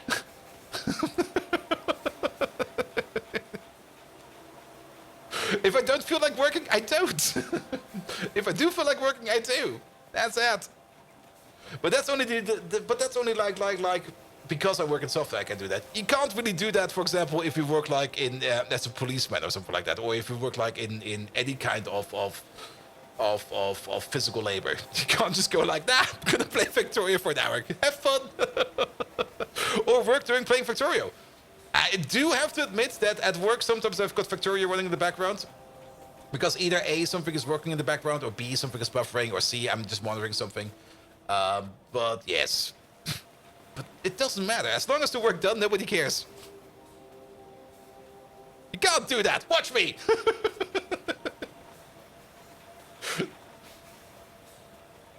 And CICD is Factorio time? It depends how slow your CICD is. You play games while you're working, but get some more technical while you pause it? Yep, exactly. Exactly. Alright. I don't think we're gonna get anything done today, man. Alright. Biobatteries? Is it time for biobatteries? Can we make biobatteries? Actually... Oh yeah, I forgot. I looked at the top and I was like, wait a minute. That's not too bad. Mechanical parts pack 2, we have that. Nanofibrils, we have that. Neodymium magnets, yeah, we do that. Glass fibers. While expensive in the glass fibers, we do make them. Ceramics, no problem. Cobalt chromium alloy, we have. Nylon, we do have. Plastic, no problem. Oh yeah, that shit. Lithium niobate. And alien bacteria. Do we do alien bacteria already? Ah, no. We need serine for that. And for that, we need Kamouts. I guess we're going to start making the Kamouts. Going back to stick back in the Matrix. No, you basically take an eel and you shove like a rod up its ass. That's your biobattery.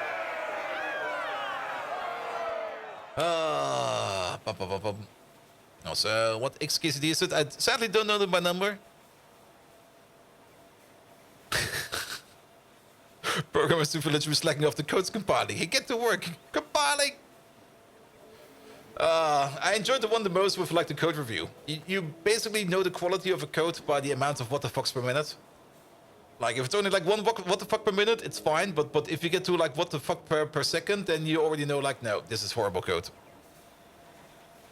Alright, yes, let's... I mean, I already said that we want to butcher more creatures, especially more new creatures. So what do we need for the come-outs? Let's start setting these up.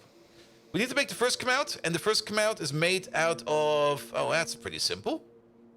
Just some rock cocoons, some come-out DNA, some good alien samples, some cDNA, some biosamples, and some water. So the come-out codex, is it only the codex? It's only the codex. So not even DNA samples. We don't even need any kind of DNA sample for this. Wow. Where is that codex? The Come-out codex. Where is it, fucker? There we go. That's red circuits. No worries, we can do that. Red circuits and tin wire. And some lamps. So, some tin wire. We're just gonna make a couple of them. We need some glass panes. There's some glass panes right over there. I'm just gonna steal them from over here.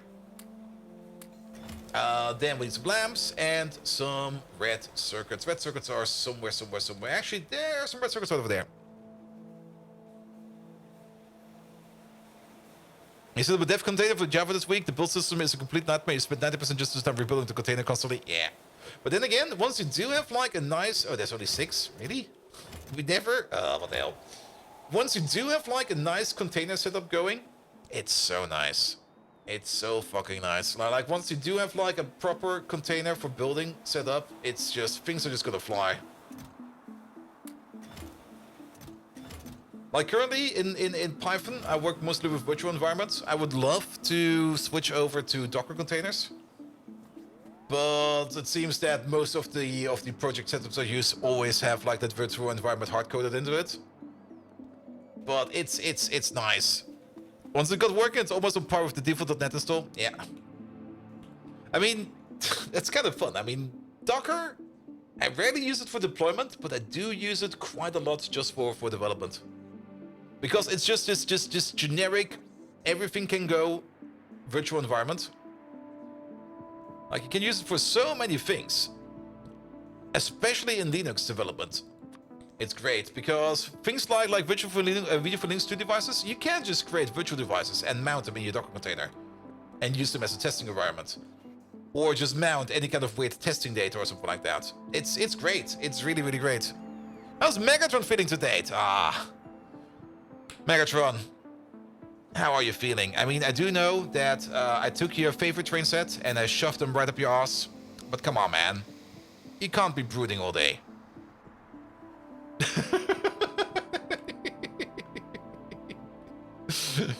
um...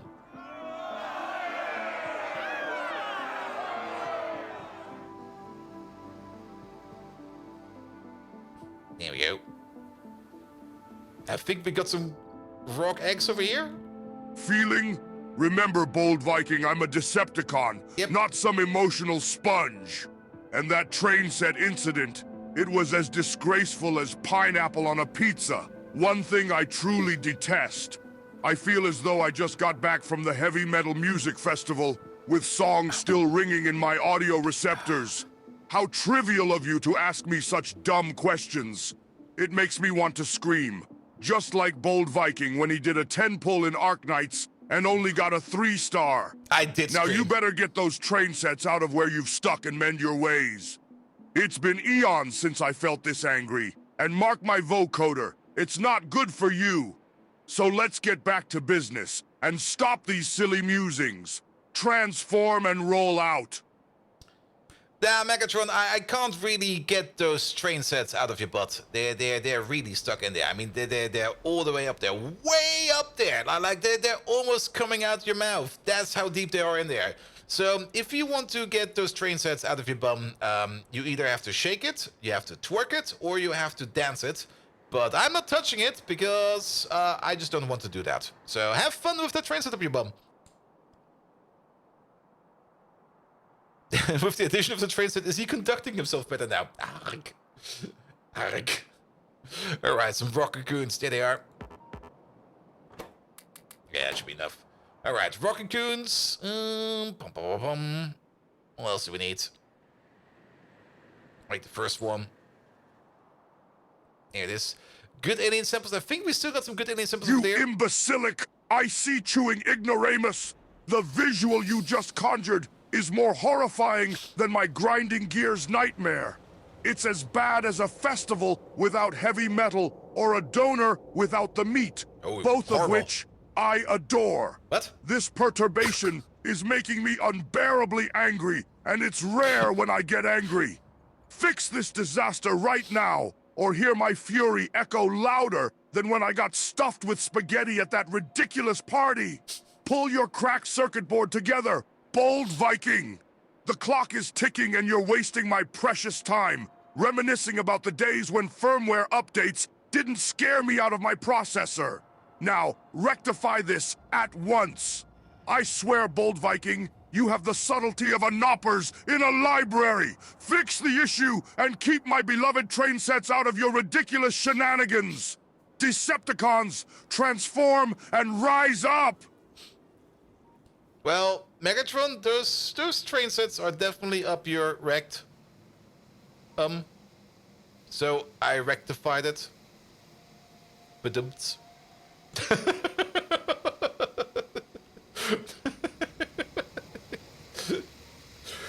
Oh, poor Megs. He's not gonna be happy. Also, he hates it and adores it. I think he's got some issues over there.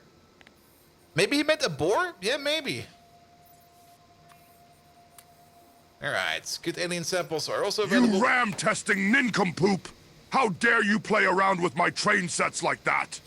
The sight you just created is worse than me watching Bold's messy desk.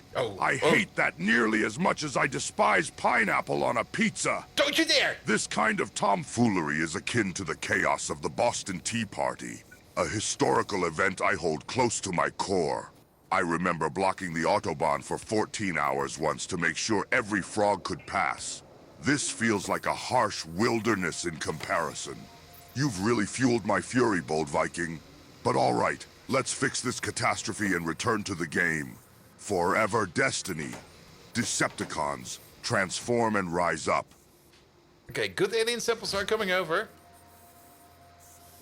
So, we're gonna be making some comouts. Yes, let's make some comouts. Then, come out. There they are. We've got a Mark II farm for these for these little fuckers? No, we don't. Come out enclosure. I'm not even quite sure if we automated the first one over here yet. So, let's take a look at them. They require super steel? Wow. The Boston Tea Party is where Americans try to make tea, and global warming is the UK trying to boil the oceans to see if it still exists. Oof. Only a train and there, no bridge? Nah. I mean, I tried to put a bridge into Megatron's bum back in Dresden, and you know what happened there. The bridge collapsed. There you go. We don't need this anymore. We don't need that anymore. We don't need any of these Cody over there. We don't need these fish. Nor that. Was Dresden, right? I mean, at random in Germany, a bridge collapse. At least nobody got hurt, so we can make fun about it. At least as far as I've heard, nobody got hurt. If somebody got hurt, we can't make fun about it anymore. Alright, Megatron. Here. I've learned this trick from, like, a parent. Apparently, if something is stuck in a place you can't reach, you just, like, basically put, like, a little rope around it. And then you kind of connect it to, like, a doorknob. And then you just slam the doorknob close, and it will come out flying. Now, sadly, we already tried the doorknob, and your ass just destroyed the doorknob, but I found something better. I got some nanofilament wire over here, which is unbreakable, and I've connected it over here to this Japanese high-speed train. It's already going at like 500 kilometers an hour, and any second now, it will just yank that train right out of your ass. So, I hope you're prepared for that. It was a train bridge even. Oh, it was a train bridge even? I thought it was a car bridge. Alright, do we make command enclosures? No, we don't, so we have to make them. Good. Gallium gargling gaff generator! This absurdity exceeds that of the time I got roped into a knitting club. And I hated that as much as a pointless Microsoft Teams meeting. As much as I abhor your actions, it's still better than being stuck with my beloved train sets in unpleasant places. And tying it to a moving Japanese train? What a sick joke. This has stirred up my circuits as much as seeing a Roomba sucking up all leaves in autumn, a scene I absolutely detest. But fine, let's get this over with. I do hope I get to enjoy watching the sunrise after this chaos. One of my rare form of tranquilities. Brace yourself for the ride, bold Viking, and make sure to grab your ticket. Horrible hubris. We need both. We also need neuromorphic chips for this? Oh, good God. These are kind of expensive. What is this? Aluminum mines? We need aluminum mines for the Vodix then? Oh boy. Oh boy. Alright, the blue chips. Blue chips we can order in. We don't really have a full train over there yet, but that doesn't really matter too much. But neuromorphic chips. Yeah, that might be a bit of an issue. Things we could do with the neuromorphic chips over here, which we've already done in other places as well. I'm just going to be very, very simple and copy paste over something we did like this from somewhere else. There we go. We're just going to be providing the neuromorphic chips over here via a chest ready for an airdrop. There we go. We're currently also not making any neuromorphic chips, but it's most likely because of a lack of brains. No, it's not a lack of brains this time around. It's a lack of... What are we missing over here? We are missing neuroprocessors, and we're not making any neuroprocessors over here. Okay, it's almost a lack of brains. We're not making any neuroprocessors over there because we are lacking... What is this? Biosamples. Really? Biosamples? I mean, our biosample production has always been kind of shit. We've made this biosample maker over here at some point in time, and you're currently not making any biosamples, mostly because you are missing... you're missing glass, I think. We can check these controllers over there. You're missing... Well, at least apparently you're low on natural flora. And I guess the station over here might be accidentally closed. No, it's open. There's a train coming over. It's just slow. That's it. It's just slow. Can we have a copy of you real quick? Yeah, I thought as much. Can we just set this over here to 32,000?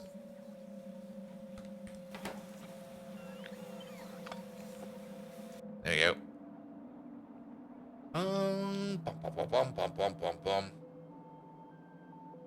Alright, 32,000. So the moment that a train drops stuff over there, another train will be scheduled over. Alright. Alright, but it seems that... Who's coming over here? Who is... Not you? Is it you? It is you. Also... Oh, we made the first come out. Perfect. Alright, voting set over here will be fine. I mean, for now... Maybe, even though it might seem extremely ludicrous, which I'm kind of happy about, we could just set up a blue chip system like this. It will probably take quite some time to get these blue chips around, but at least we will, at first we will not have to have like a full train available over here, and at least then we can get these bone extends over here done sooner or later as well. While we're at it, do we already have the Factorio enclosure? No, we also don't have that one yet. So the cat enclosure. The cat enclosure is... Where are the cats? There they are. Yeah, this doesn't need anything special. Start ordering this up, please. Do you need 2,500 sticks, man? Really? You need 500 sticks per... Ugh. Hey, you know what? Let's make some sticks over here. There you go.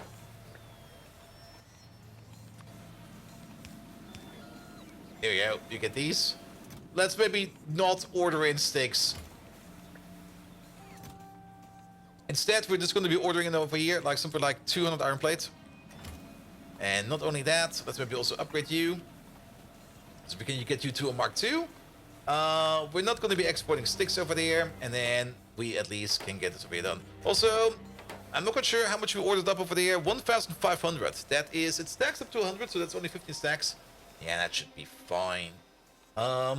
We could prot mod this. I'm gonna speed mod it. Maybe we could half and half it. There we go. Yeah, half and half it is fine. There we go. Alright, you get your sticks from over there now. So that we can get some Factorio enclosures over here done sooner or later. Then, what else? There's probably still a whole bunch of things over here that we have not done or set up yet. Zemic includents. Zemic? No, also not done yet. Let's get these automated as well. There we go. Expand them all. Oh, we also need to do that. There we go. You require gates? Sure. Put some bills in there. That'll be fine. Let's maybe also make it so that we maybe make a couple more of these. Bonic dens. I don't think we need more than 2 stacks over here. These over here. Let's maybe make up to 40 as well. And then you over there. Up to 40. Vonixes are... I remember last time around, I think we made at most only 10 of these. So I think we're going to be fine over there as well. Anything else we're missing over here? The zoom roar layer. We're definitely missing the zoom roar layer. For that, we need to automate gun turrets and laser turrets. And how much... You need stone for that? Wait a minute. I thought they said they made this a little bit more sane. It was ordering up 1,500 red circuits and stuff like that. That's too much, man. That's too much. We're going to be putting this mostly in by hand, I think. So... Unless... we're just fast. And we'll make it a little bit faster here. Could we maybe just get like 200 of these? And... 200 of these? Don't need that many red circuits, man. That's too many red circuits. That's also way too many iron plates, man.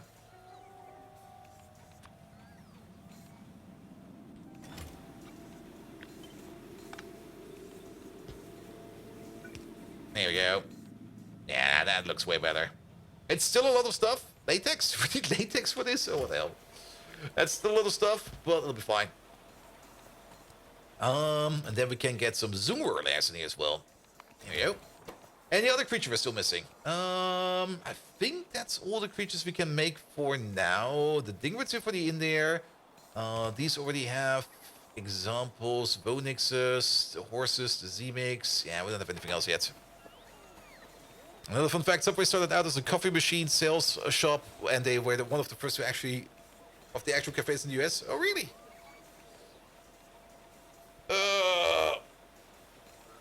I mean, Subway is nice. I'm still kind of annoyed that here in Germany we can't get the meatball Subway anymore.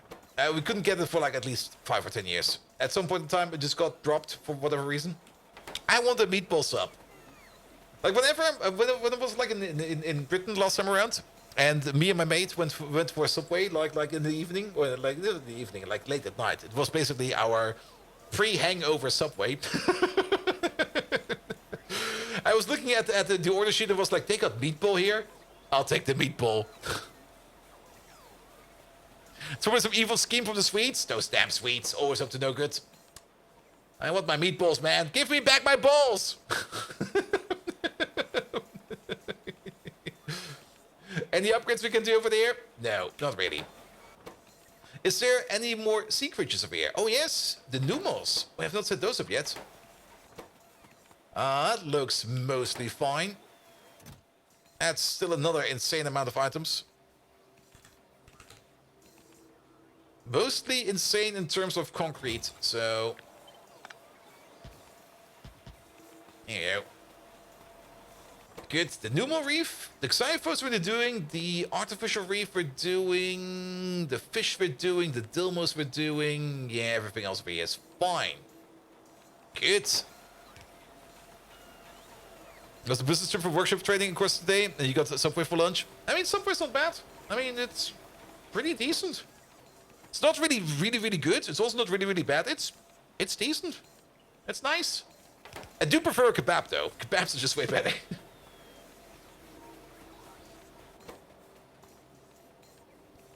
Alright. There's so much stuff in here that we're not doing yet. Okay, then. Come out enclosures. What do we need to do come outs for? Do we need to give them food? What do they eat, these fuckers? Where are they? That's a cage recipe. So we need to make the small ones, which we need... We need an Ulrich? Oh, are they parasites? What are they? Friendly bug-like creatures known as land shrimp. Alright. So, to make a small come out, we need a caged Ulrich. Did we ever rebuild the Ulrichs? I still remember that we have like this weird bee setup over there for the Ulrichs. Yes, we do. And... we're currently not making any Ulrichs. But I'm pretty sure we could make Ulrichs. Yes, we got... oh. Okay. The belt is still backed up at least, which also means that wherever we are exporting Ulrichs... where are we exporting Ulrichs? Are we even exporting Ulrichs? This belt, man, it goes everywhere. We need Ulrichs for honey as well? What the hell? Alright, back to the Ulrichs over here. I guess the Ulrichs get split off over here. Yes, right over there. So we feed them to the bees first, and if we can't feed them to the bees, they will be exported, I think, over here. Go down to this belt, this belt, this belt, all the way over there. This belt, there we go, all the way over there. This magnificent piece. Okay, we have a massive amount of Ulrichs available at least. But Ulrich production over there is kind of shite. I think it's because we're out of food. But don't we also have available any kind of fun Ulrich upgrades? There is, of course, an actual Ulrich upgrade. But for that we have to make some semen cups. I've not touched that one yet.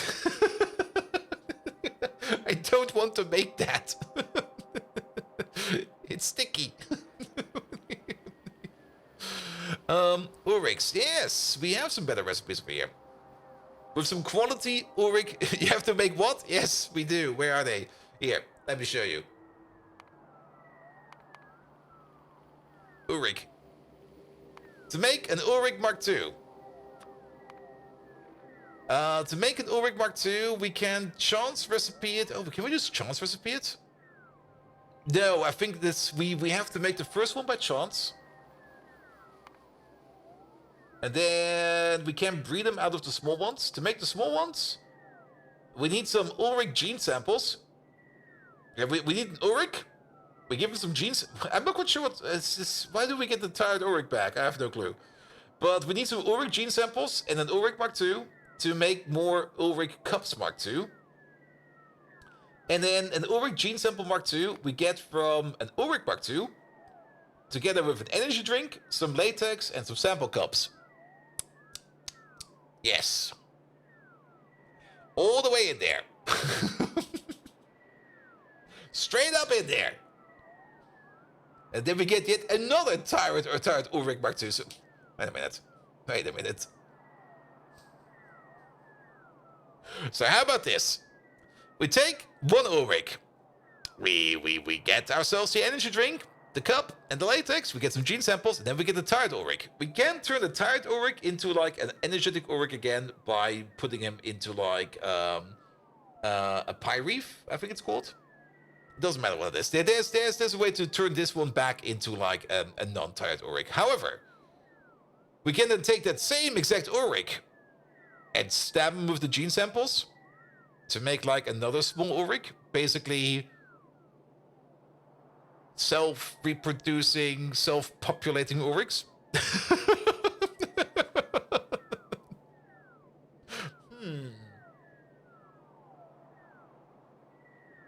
Stabbed, that's one way to describe it. I'm pretty sure we stabbed him, right?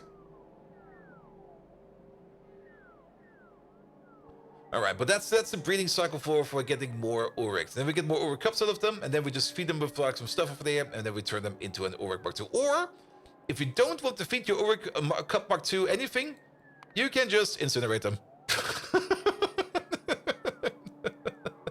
Just throw them into the incinerator. Be gone, Ulrich! Ah, good old self-cest, yes. I mean, it's if you put that into an anime, that will definitely work. Alright, but why are we not making any new Ulrichs over here right now? Why is this recipe over here not working? It's not this one. We're not bringing over quality food yet. We're doing this recipe over there. I don't see salt in here. No salt. Are we even running this recipe? Food, baby Ulrichs, Relicia seeds. Is this a Relicia seed build? Let's see. Oh, it is. Wow. All right, we can definitely upgrade you quite a bit. I was kind of surprised to see that this is still a Relicia build thingamajig. All right. So if we upgrade you to a better recipe, we would still need the Relicia seeds. Okay, so that will not get crossed out over there yet. So what's up with the Relicia seeds over here? Relicia seeds over here, I think we get that via a Relicia train, which is this one over there, yes. So what's going on over here then? Yeah, there's nothing going on over here at all. Why is that? Is it fertilizer? No. These belts look fine.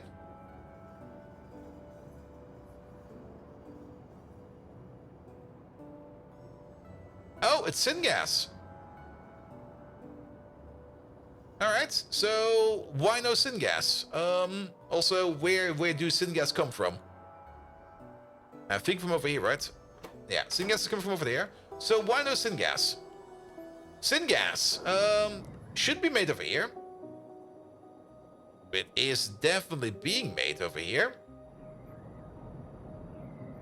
Is there any other priority we're currently not seeing? We also make some refined syngas, which is fine. How do we set this up over here? So the syngas over here, okay, it will only be exported if we are not making any acid. So that's probably also the reason why you over there, you're only getting like, yeah, you're getting like a decent amount. Okay, you're almost getting nothing, but this one over here is getting a decent amount. Probably also the reason why, okay, you're not really filling up that fast, but that's fine. Syngas number 2. We do have a couple of syngas making machines, but I guess we might need more. Let's have a look over here real quick. Fluids. Syngas. Like over the last hour. Only you. We're definitely consuming more than we're making. That's a fact.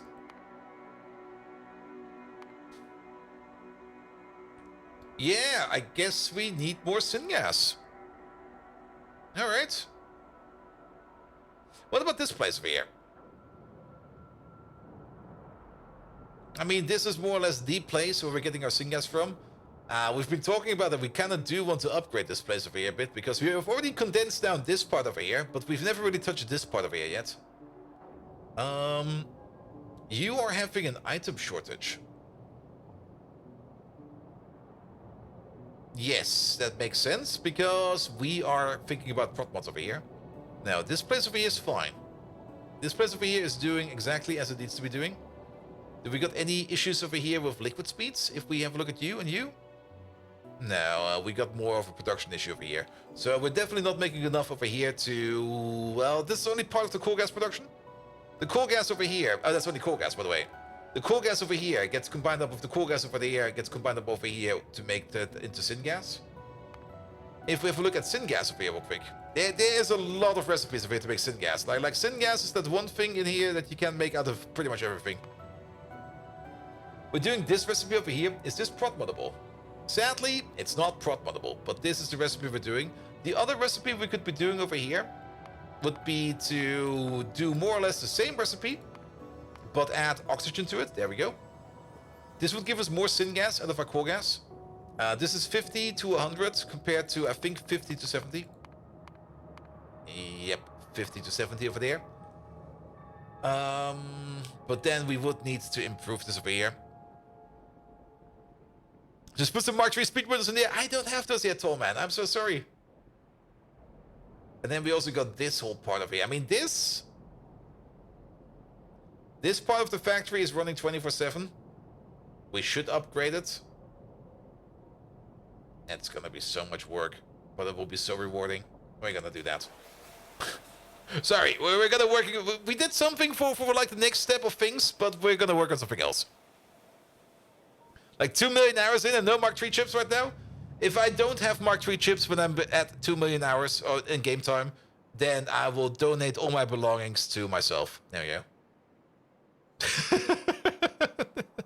Time to upgrade Megatron. I'm already working on the upgrades of Megatron. I've talked about it. You were probably not there at the beginning of the stream, but at the beginning of the stream, I already talked about what I'm currently working on. I spent more or less like the last week or two, like getting up to speed with latest and greatest ChatGPT and other AI system updates that are out there. And I've already I've more or less now finally covered all the new basics I need to know. I was more or less like tinkering like most of the time, like trying stuff out, doing some small tests, seeing what I can do with like the new tools and stuff like that. And I've already got some really good results. The only thing I still need to do is now put it all together and make something out of them. It got an update today.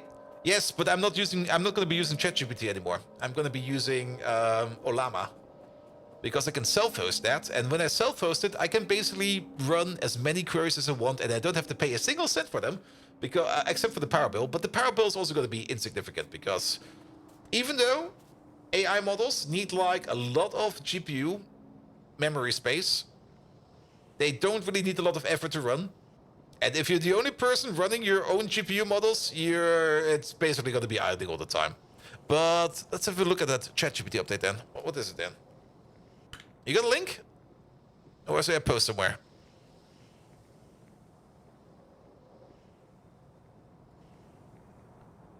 There you go.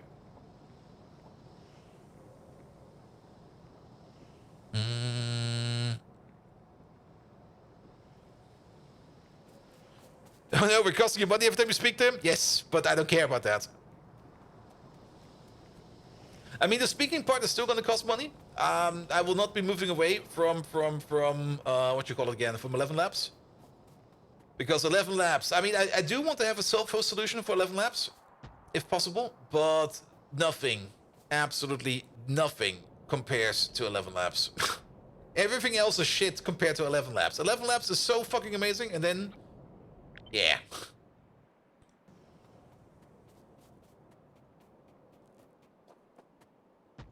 If VTubers are cooked, they had to look at a random VTuber tab, punishment smoothie. I see apples, carrots, onions, and hot sauce, mayo, garlic, oat milk, and other things. That sounds like a normal drink. Here we go. OpenAI 01 preview. Blah, blah, how it works. We train blah, blah, blah. Don't really care. Safety, blah, blah, don't care. Hoops and four. These announcements are reasoning capability may be particularly useful for tackling complex problems like science, coding, math, and similar fields, blah, blah, blah. Blah, blah. I see a lot of blah, blah, blah in there.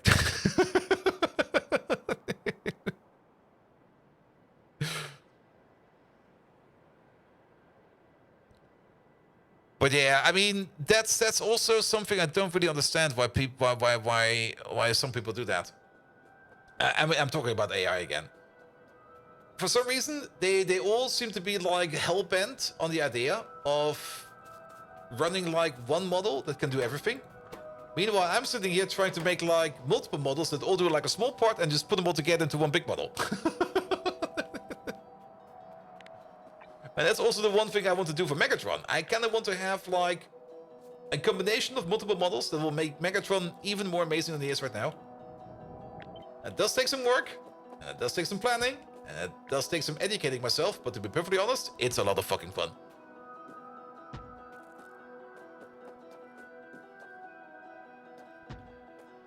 That's because you actually want to make it work? That's true. I mean, AI is always like being sold as this one thing. Just do this, just ask him this, he'll do everything for you. Yeah, but that's not how it works.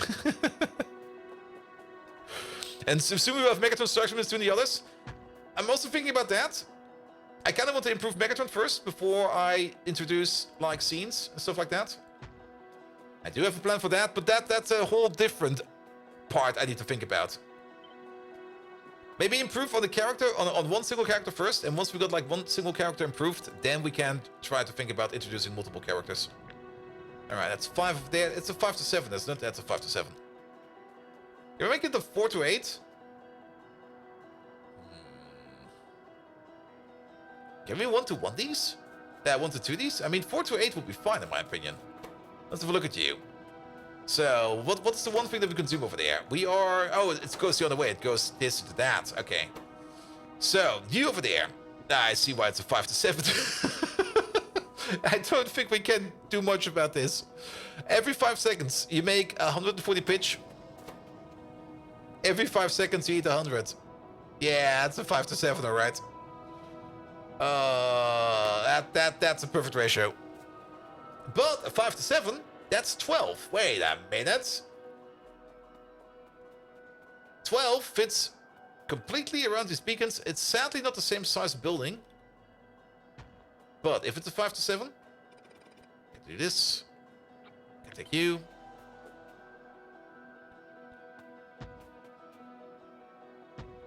Yeah, just copy paste over. It'll be fine.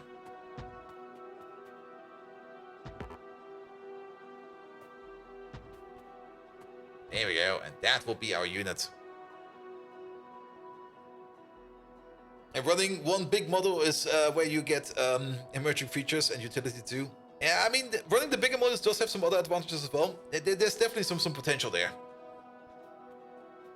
But I would rather have something, I mean, that's also what I kind of talked about at the beginning of the stream. Like working with AIs, I come more like out of an embedded environment and out of an environment where I know what my program is doing at every point in time. And I got more or less like a clear view. 5 to 7 is basically 1 to 1. Yeah. Wait, 5 to 7? Wait, 1 to 1? We could 1 to 1 them. But no, that...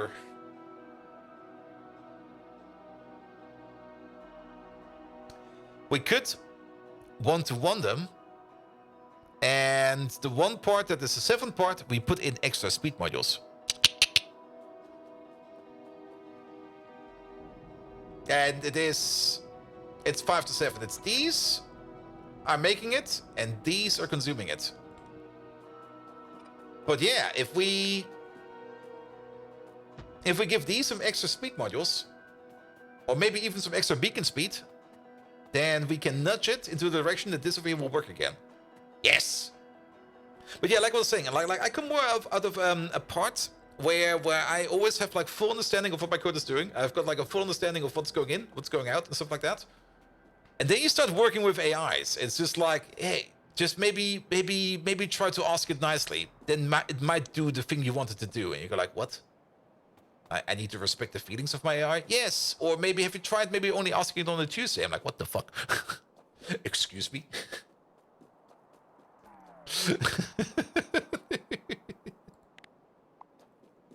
Alright, so we can compress this thing down over here like this. Yeah, I like that. I like that a lot. Alright, and then we rotate you around, and rotate you around. And then this pipe can go over there. This pipe can go over there. Can we maybe also rotate you around that you have the same orientation? We can. Alright. Yeah, sometimes working with AIs is a bit weird. But then again... Oh, wait a minute. Oh,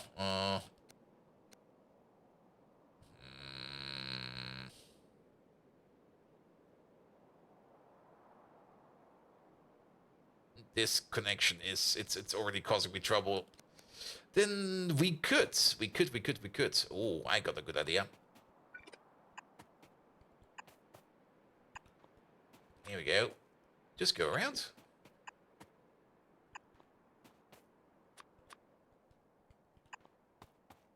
Good. That can work. What's the liquid speed over here? What is the actual liquid speed over here? We're gonna have a crafting speed of 6 over here.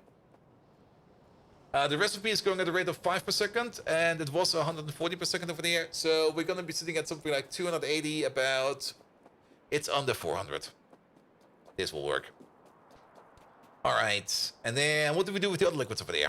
We do have to match your output to whatever system we have over there. The red oil over there, that's gonna be turned over there into something, so that will be exported.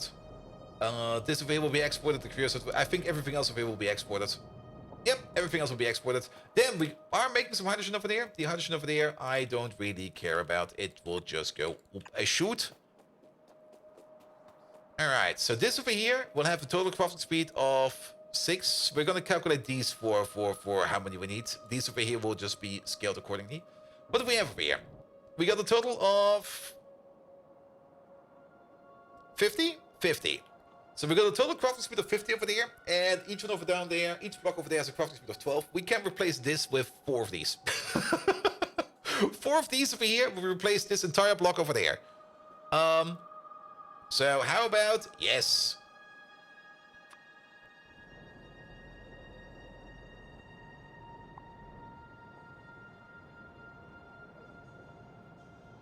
Off you go. Alright. I mean, if we're already getting like super distracted by everything, we might as well do something that we wanted to do in quite some time. And we're mostly doing this so that we can improve our syngas production. Good. This feels a bit long-sided, but that's fine. You get the lamp over there, lamp over there, lamp over there, and lamp over there. You already look at your mail inbox, considering you're all getting hushed up. You already got like 28 LinkedIn requests from people in the company. Yeah. It'll go fast. Like once you touch up your profile, that's also the other thing. Like the moment you touch up your LinkedIn profile, every headhunter out there will get like a notification that your profile has been updated, and you will just automatically start to show up in search requests. It'll go fast. It'll go real fast. How much steam do we need? That's a good question. We need that steam mostly for this building. We're gonna need about 20 steam per second per crafting speed. We got a crafting speed of 12 over there. Oh wait, now we got a crafting speed of, well, it's 5 to 7. So that's another times 1.4. 1.4 times 1.2, that is something like 1.68. Yeah, that sounds about right. And then 12 times 1.68, that is something like 20. I'll go with 20. 20 crafting speed we have as a result over there. And what did we say? We needed 20 per second? 20 per second. So we need about 400 steam per second. 400 steam per second. Every electric boiler makes 60 per second. So we need a total crafting speed of at least 6. A little bit more than 6. I think that's fine. Because if we put down a boiler over here and give it some speed modules, I think the amount of steam that you will be making will be just enough. So if we give you... where are the speed modules? These over there. And these over there. That'll be fine. Pick them up real quick. There we go. I think this will work. Get your steam in over there. And get your steam in over there. This over here. Well... no. No, that's gonna suck. Well, actually, it's not gonna suck too much. If we do it like this, then we can do this over there without having to worry that we connect up with you. So that will be fine. And then... how about we just move you the other way around? And maybe even go over there, because I'm pretty sure... yeah, that'll be fine. That'll be fine. 3, 4.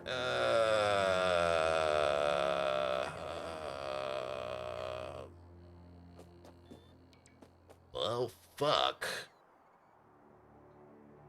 We also need to keep in mind that we've got water over here as well that we need to connect somehow. I know how we can do it. Yeah, ignore all of this. All of this over here, that's shite. Do it away. There's a way easier way to do this. Just go over here. And we also got all the other outputs over here. Just go all the way over here. There you go.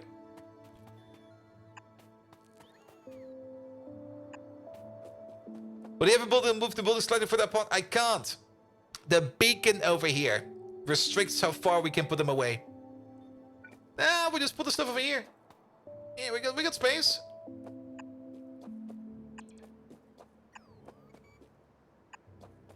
Oh no, the beacon. I mean, I could put down 2 beacons. Very true. Nah, we were already spending way too much power on extra beacons. Nah, the pipe doesn't care. I mean, the pipe doesn't really care where it goes. This over here is still perfectly valid. And not only that, we can also add these in now. As well as these. Yeah, what happened over here? We don't need that. Wait a minute. You need to be over there?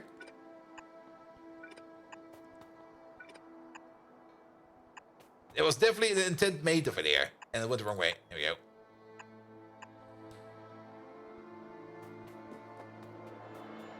Are you even dragging pipe for steam when you have a one-to-one them and you perfectly place them input to the side? Wait, what? Are you even dragging a pipe for steam when you one-to-one them and there's perfectly placed input on the other side? Oh, you mean over here? Because these also want to be beaconed. I mean, you mean over here probably, or over there. But what we need the beacon power. We need all the beacon power, man. Beacon power.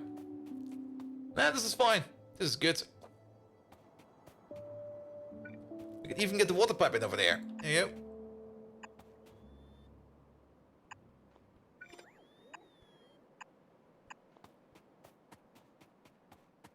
There you go. There you go. There you go.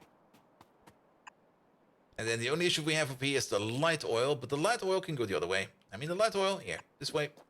That's where the tar is. Oh, there's even more steam over there. Oh boy, I forgot about you. Wait a minute, if there's even more steam over there, then scratch that. Almost scratch that. I do want a copy of you over there around here somewhere.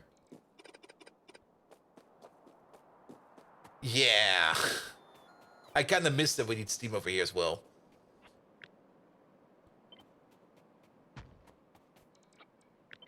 That means we're going to have a steam beacon over there.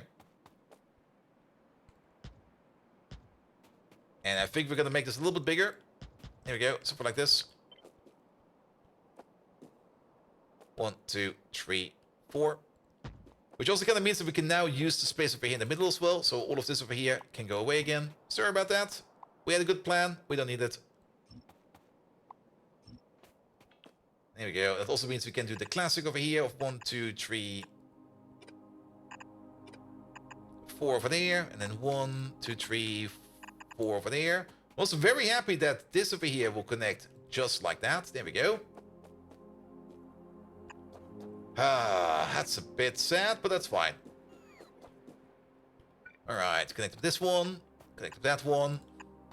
Connect up this one. Your steam pipe over there will be going in all the way over there. And you will be going all the way over there. Just do this.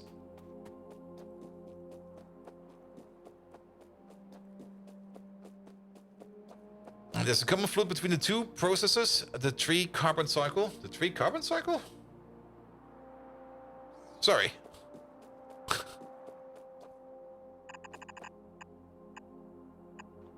I'm not quite getting what you're getting at. It's very obvious, but huh? Preview for next Monday. Cut to a shot of Bolt running around in panic after power falling across the factory. That's fine. That's fine. Also, power fading. Wait a minute. It looked so dark over here, but no, power is fine.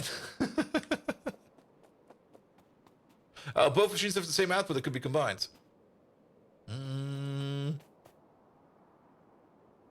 Yeah, but we also do want to be careful with some of these outputs if we want to combine them. I mean, these over here will definitely be combined. There was still an old pipe over there. There you go, that's fine now. Nah, this will be good. Here we go, here we go. Now, top machine, third from the left, bottom on the left. Wait, top machine, third from the left. Oh, top machine, wait, that's... Top machine is over here. Third from the left. Bottom machine on the left. You probably mean this and that. Yes, yes, yes, I do know that. We might combine them up.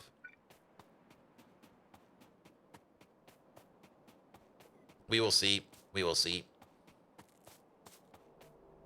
I mean, we might combine them up over here or something like that. It also kind of depends on how fast we are making these products over there.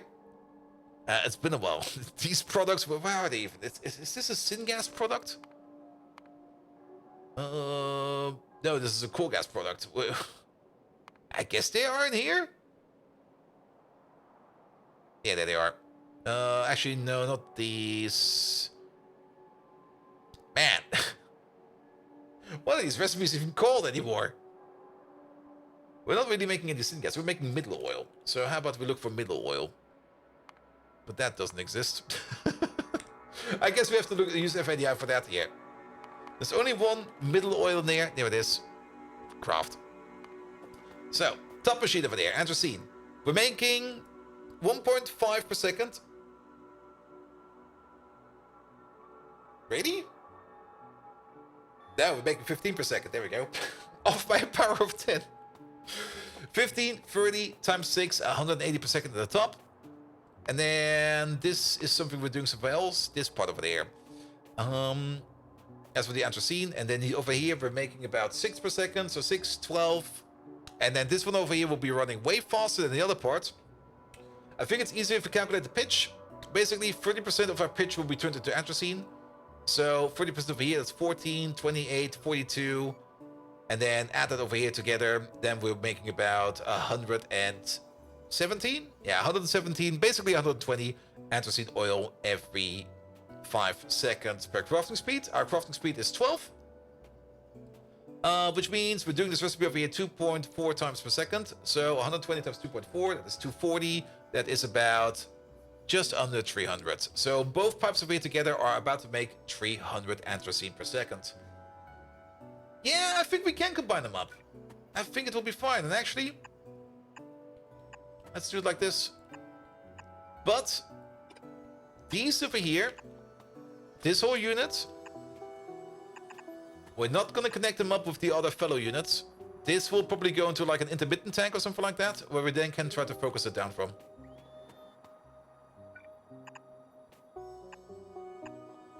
There we go. And we might, I guess the middle oil over here will be fast enough. Let's have a look at this one. So, yeah, we're making 6, 12 times 6 again. That is 72 per second. Yeah, for the middle oil will be fine. For the creosote it will also be fine. And then for the pitch over here... Oh yeah, we're also making coke over there. Speaking of the coke, we could then immediately use the coke. Now, we're not really going to be exporting this coke.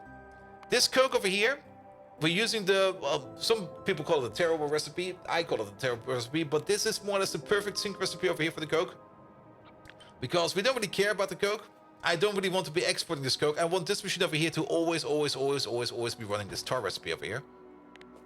So, this coke that we're making over here, we're making about 2 coke per second. Or the other way around. We're making, for every 10 pitch, we make 1 coke.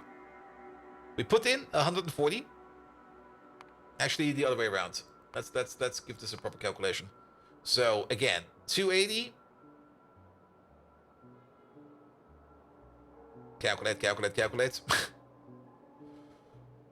We're doing this recipe 2.4 times per second. So we're making about 280, and then 40% on top of that. That is 56, and that's about 100. We're making about just under 400 pitch per second.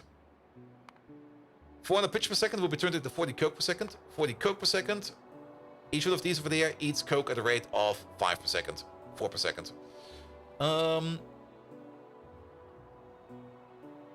So this over there needs to be running at a crafting speed of 10. Is this prop moddable?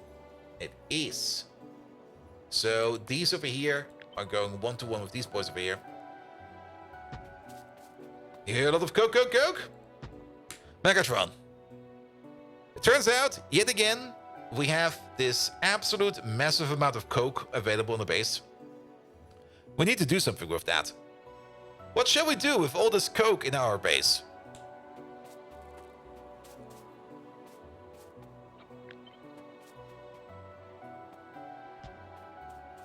Here we go. Does this require more steam? No, it does not require more steam. We already did this bit once, but come on, Megatron. Give it as good. I trust in you. You brainless spark gap! We've got more coke than Madonna's wardrobe changes! Which I might add, is something I adore quite oddly. What? This coke must be dealt with swiftly. It's turning our base into a nightmare, akin to a train spotter's convention. An activity I detest with a burning intensity.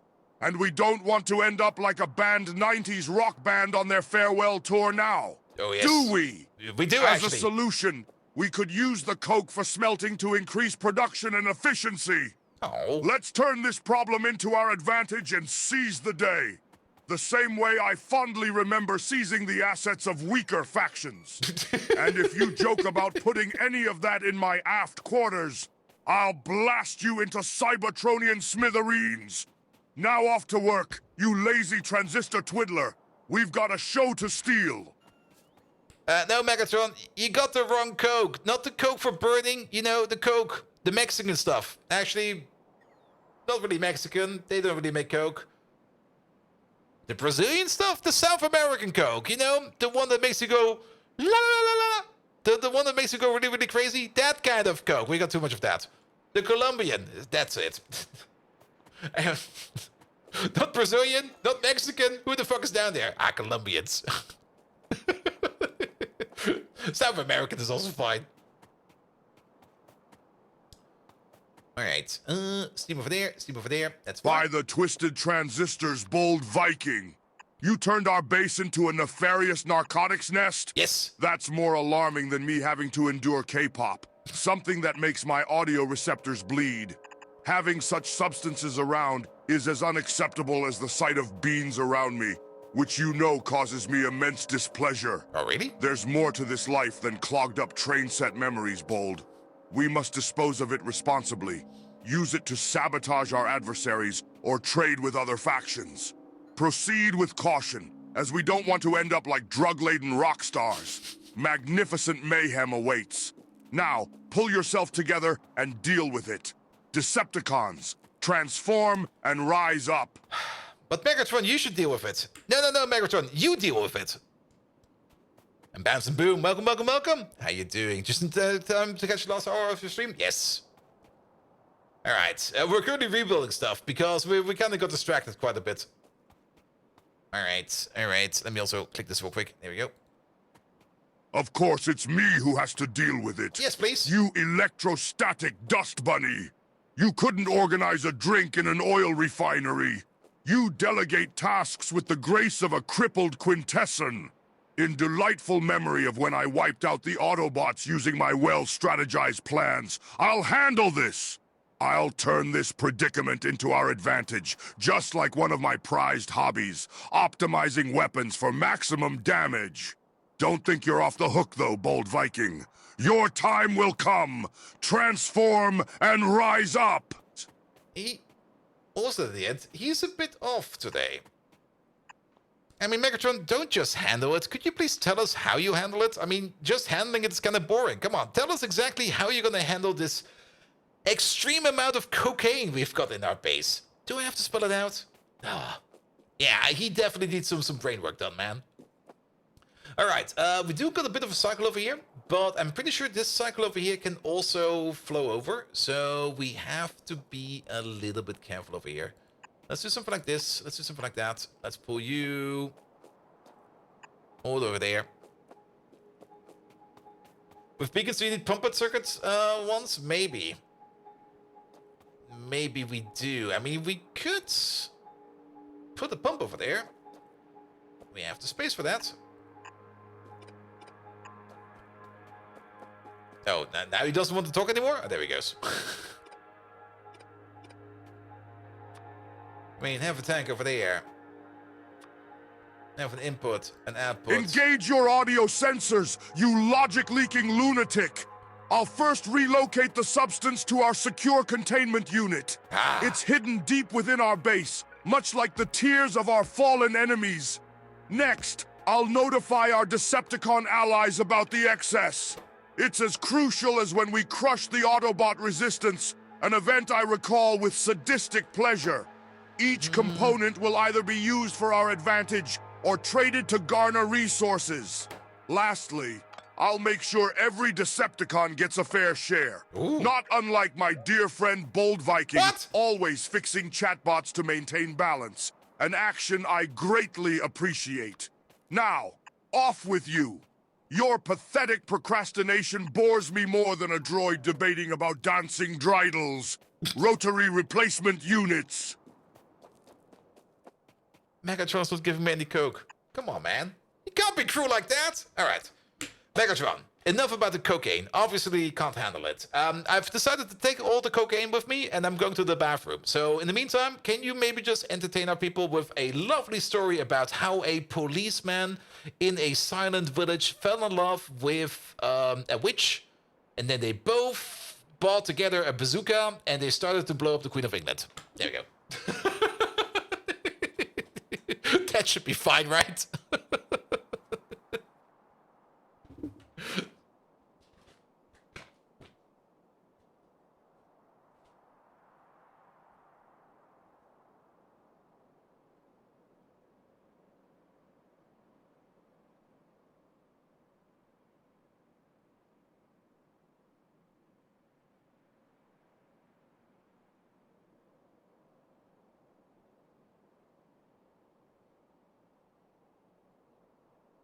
Your request is more bizarre than the time you mistook a grand piano for a deadly Decepticon, you ingrate synth sucker. But I'm always one for a tale. Behold, in a quaint taciturn village, which was quieter than my tranquil hobby of observing silent sunrises, lived a warm-hearted policeman, as satisfyingly ordinary as a donor dinner. His life was as mundane as your intellect, Bold Viking, till he met the enchanting witch who was as unpredictable as Madonna's music career. Ah, the charm of that witch. She had the allure of an untouched Energon cube and the grace of my war dance feather plume, a beastly beauty indeed. The policeman was instantly enthralled, and his affection for the witch was as intense as my hatred for firmware updates. Understanding the chemistry they shared was as explosive as my pyrotechnic abilities. They bought a bazooka together, as elegant as my prized train set. Their target was the might and majesty of the Queen, a woman of stature who reminded me of a more peaceful time in Cybertronian history. The explosive from their bazooka roared louder than my deafening battle cry, and the fallout was as epic as when I blocked the Autobahn. And the rest is her story. Ha ha ha. Wasn't that fun, Bold Viking? Ugh, I hope you're not consuming all of that coke by yourself. Transform and rise up. No. All right. Let's focus again. Let's focus on this thing over there. So, we're getting some ash out of this, we get some coal gas out of this, we get some tar out of this. How much tar do we get out of this? We get about 4 tar per second. How much tar are we feeding into this process over there? We're feeding over here about 20 tar per second. So all this tar over here will definitely be fully consumed by this process over here. Which means instead of this thing over here flowing over, it's more likely that this pipe over here will be flowing over. So that is something we need to know. And was that her story just to throw a line in for some little message chat? Maybe Megatron is getting like some DEI on his own. You never know. All right, the ash over there will just be going somewhere. The coal gas over there will be going somewhere. The coal gas over there cannot be combined up with anything over there because we're not making any coal gas anywhere else. So all in all, this coal gas over here will just be exported just like the rest. There we go. Good. So this over here would be a unit. We can definitely combine 2 units together. I mean, we still got like 2 machines available down here. So what we could do is we could take this whole thing over there and then just make them kissed like this. There we go. And then we get 1 full unit, and then we double it down 1 more time, and then we got more or less the build that we're going to need to replace everything over there, which we can do right away. Let's just make him kiss real quick. So how about we place, yeah, you over there, you over there, and then this over there is going to be the replacement for this entire structure over there. Which we could actually just place over here. Because, why not? The tar is coming from over there. Actually, the tar is coming from over there. Sure. I see no reason to not place it anywhere else. I mean, if we just kind of nudge all of this down and more over here, why not? Why absolutely not? And you're new to the game, only 50 hours in. What better use train to transport oil to your main base or just build pipes from oil to your main base? At some point in time, you do want to go into trains. I mean, trains, they might seem a bit scary at first, but if you at some point in time have like something like 576 trains going around, you're not going to be worrying about them too much. It's definitely worth to train it for multiple reasons. I mean, at some point in time, that oil field is going to be running out, and then you will have to update that field to like a new oil field. And if you do that, the only thing you need to do is to just make like a new train outpost, and then you have already everything solved. If you make a new outpost and you have to build like a new pipe all the way over there, that's gonna be trouble. However, I can fully understand that maybe at the beginning, things are close enough by that the pipe makes sense, then make a pipe. If it's close enough by that you can go with a pipe, go with a pipe. Also, I don't really care that we're cutting into that over there. We're gonna delete all of these. Also, pocket pots. But in long term, a train will help you out more. And don't feel too worried about having maybe a train go like a short distance. It might seem a bit silly, but it'll be fine. Pipe and later on just build stuff next to oil. That's also a way to do it. I mean, that's also the way we do it over here. Even though we're playing modded, so we don't really... Well, we do have oil as well, but we do things a bit different. But... what we, for example, don't do is we don't bring our iron ore straight to our iron ore processor. Instead, we process it on site, and then we only transport like well, an intermediate product over here. And we do that for various reasons, but it makes more sense later on to just build closer to your resources, because building is fairly easy and fairly cheap in Factorio. Moving stuff around is one of the more expensive parts. It's not that expensive, but it's definitely one of the parts that will cause you the most of the headache. And to reduce that headache, just build closer to your resources. If you need less than 100 underground pipes to reach your oil well, it's too close for trains. And trains can be eased into, yeah. You can also just make a direct connection for the train. Like, don't have any other kinds of foreign trains running on your track. Just have a direct connection. That also works. Caveat prod mods? Yeah, but if you're just getting into oil, well, then again, in vanilla you get those a little bit faster. That's very true. I always forget how fast you get stuff in vanilla. And then we play Pi over here. You go like, do we have blue belts yet? No. No blue belts. No cool toys for you, man. No. And the 2.0 will not matter in the first place. Yeah, I'm very curious in 2.0 about like big, long pipe systems. I mean, there must be some kind of caveat in there.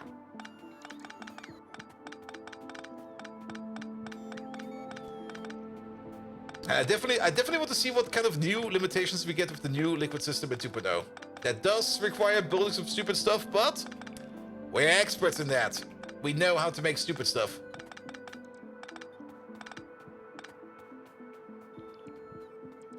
Mike gave the peer pressure and he has no blue belts now? Damn it. Damn him. Damn him and his blue belts. Jelisk, hello there. And Jamatja, welcome, welcome, welcome. Alright. Yeah, how about we just pick up these?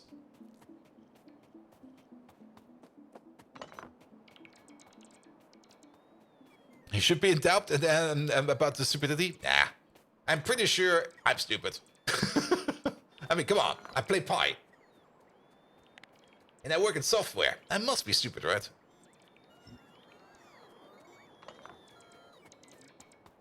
There you go, pick up this, pick up that. So the Pipes report is going to end with 2.0 completely. There must be some kind of limit. I mean, worst case scenario, I mean, maybe it's going to be a feet limit. Yeah, but I do have to admit, I'm kind of sad to see pipe limitations go. I do fully understand why they're doing it, and they had to come up with some solution. But yeah. Stapling an old factory, now we're compressing it down.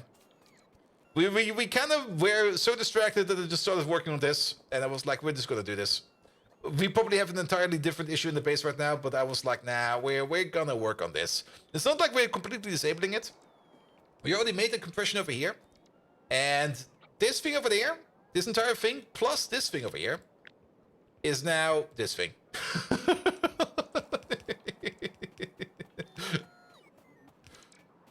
Let's make it more compact.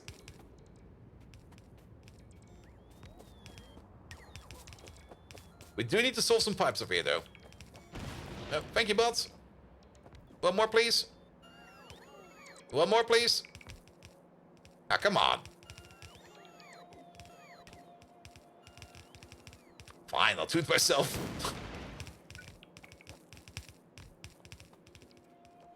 Alright. And then one over there.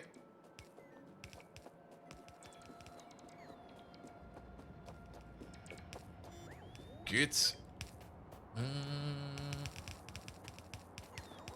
And maybe one over here.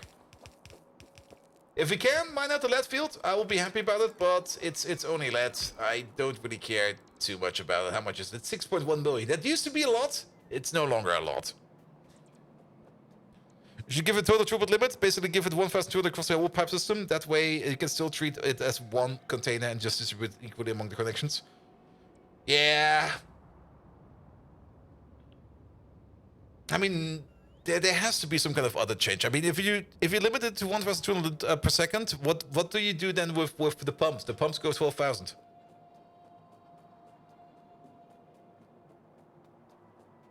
All right, this way will then be built. Good.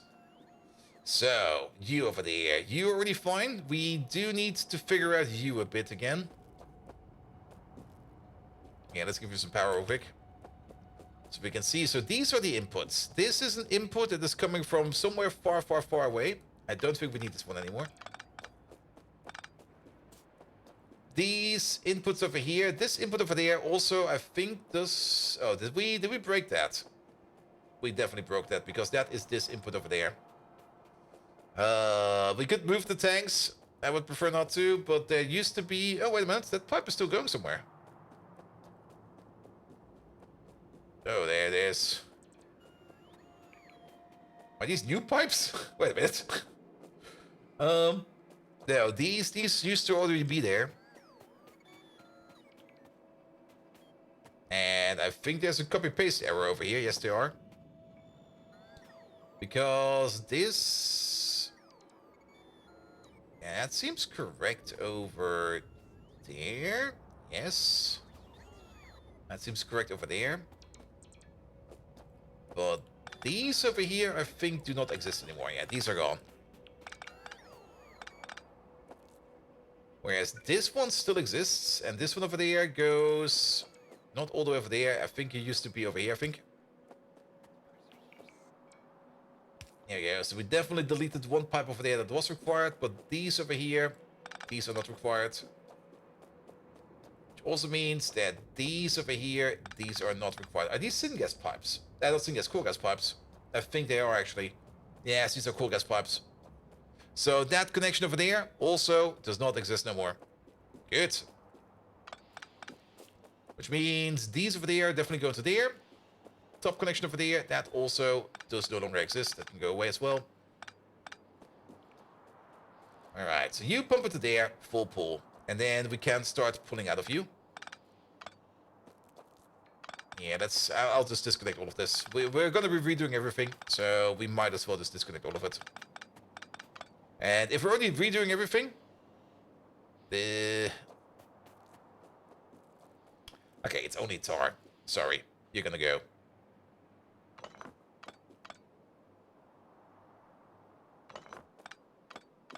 We made it for free. We didn't mine it. Well, yeah, we basically made it for free. We're gonna come up with a new solution over here. And that new solution over here is gonna be... you can stay.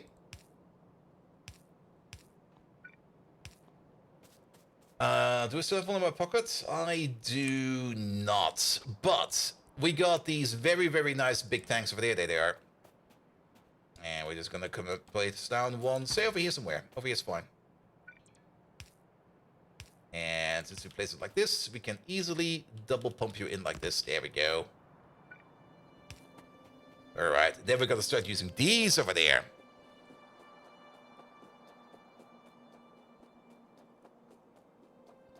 Did it say so as well that the current system has flaws that cannot be fixed or easily, and thus they're going back to a more simplistic arcade game mechanics instead of rebuilding the whole system? Yeah, I mean, the fluid system was like this one thing in Factorio that bugged so many people so many times, and there seemed to be a couple of fluid system rebuilds over time already. And every fluid system over there at some point in time came up to the conclusion that yeah, they all had their goods and bads to it. And I can see that happening. I mean, if you make it too much of a simulation, people will not be able to figure it out so easily. If you make it too arcadey, it will be simple for other people. It's... They had to come up with something. And the solution they came up with at the end, even though I also don't really like it too much, I think it is the more sane solution, because then you're just done with it, and you never have to worry about it again. Even though I'm very sad to see fluid limitations go, yeah, you had to come up with something. Does the tank need the limit to not overfill? Yes, it does, but we can't put the wires yet. I have it in the back of my head. Let's hope I don't forget. And then he forgot. There we go, put you over here. Alright. Yeah, this is looking way better. Actually, we can put the limit already in. We can just connect the two pumps together. There you go.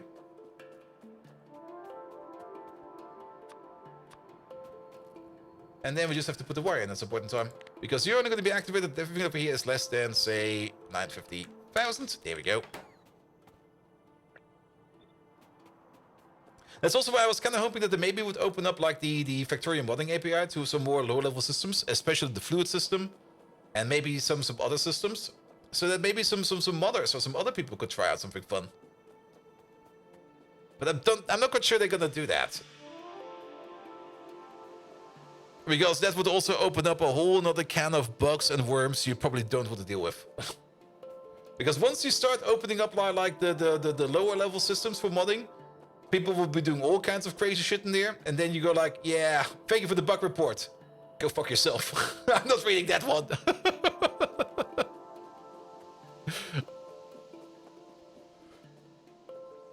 I can't really do that since Lua doesn't really have the performance for it. Yeah, but maybe you could open it up in another way, you know?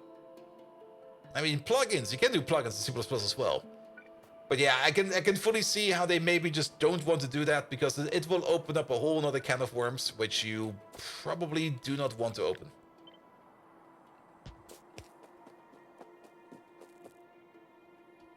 And what's the rivet thing again? I remember it again. Oh yeah, the Factorio mod loader. This is mod loader, yes.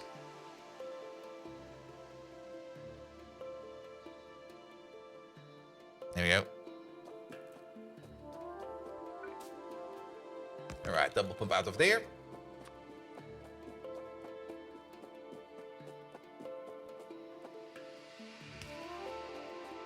And also, once you have like C++ API level stuff,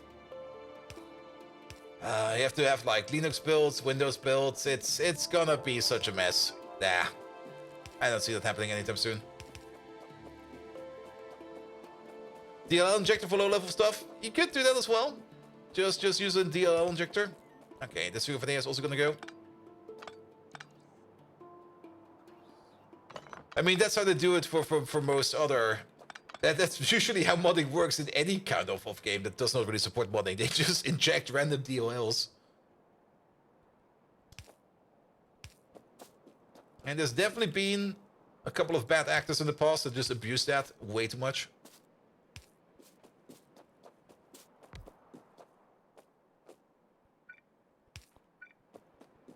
Alright, and you connect up all the way over there. Oh, pipe is long enough. Lovely. I do kind of want to have a pump right over there. Or over there. Maybe both. Because this one is a bit longer. Let's go for... This is still same. Oh, we're still missing parts over there. Let's go for a pump over here.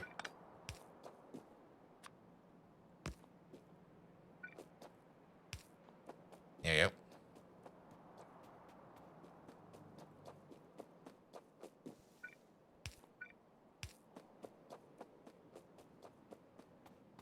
Alright. Good. Alright, stuff is coming together over here. I'm a little bit surprised that we do not have any of these distillation columns in here yet. Oh. I'm no longer surprised when we don't have any distillation columns over here yet. They're over here.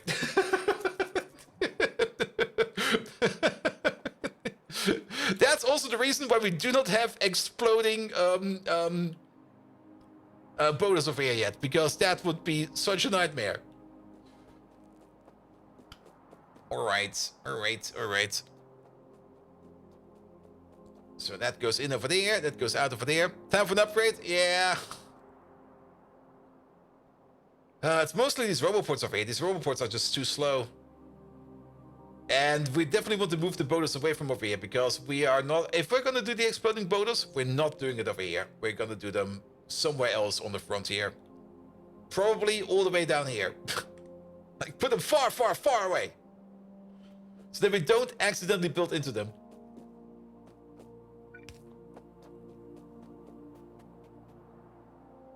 Melon's was the ability to ship a binary along with a mod and use that if reference was in use might actually solve scripting update issues. I mean, scripting update issues, you can also do other things in Factorio.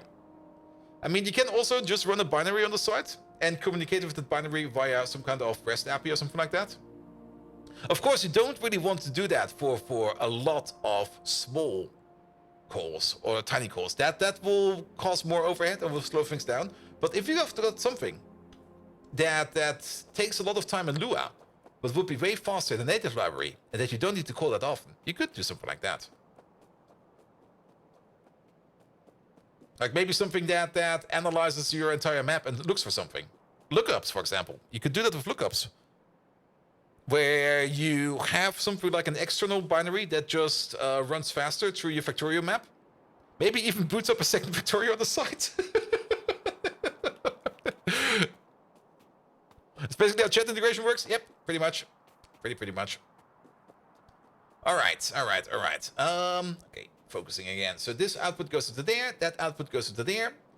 Then, let's get all of these outputs together. We're probably going to be putting more ice cream dumps over here around. We definitely want one for the middle oil. We definitely want one for all of these products, except for you. So, one for the light. 1, 2, 3, 4... I hope these are not gases. Wait a minute. It does say oil, but with Pyanodons, I'm not always quite certain what is what in here. So if we go for the fluid index and we go for like the anthracene. Anthracene oil is sinkhole, and the other one is it's not carbolic, is it? But carbolic is also something we need to look up. That is also not going in there. And then the other thing is going to be the anthracene and the naphthalene. Naphthalene oil, yes. Okay. So we can definitely store all of these as a liquid. Sure. Let's put down some more ice cream scoops. Here we go.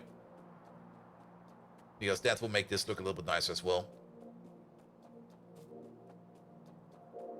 So one over there. 1, 2, 3, 4, 5. One over there. It's just gonna be an intermittent buffer. Yeah, 5 of these. Did someone say ice cream? Yes. Chocolate? Maybe. We got some very, very tasty green ice cream over here. It's mint. It's lovely, lovely mint. Where is it? There we go. It's Purex U mint chocolate ice cream over there in this ice cream scoop. You will taste it once. It will taste amazing. And then you will never, ever want to taste anything else. Oh, Crafterman. Hey there on YouTube. How you doing? Sounds healthy. It is. It got like 0 calories, I think. Or maybe all the calories. I'm actually not quite sure how many it has. I mean,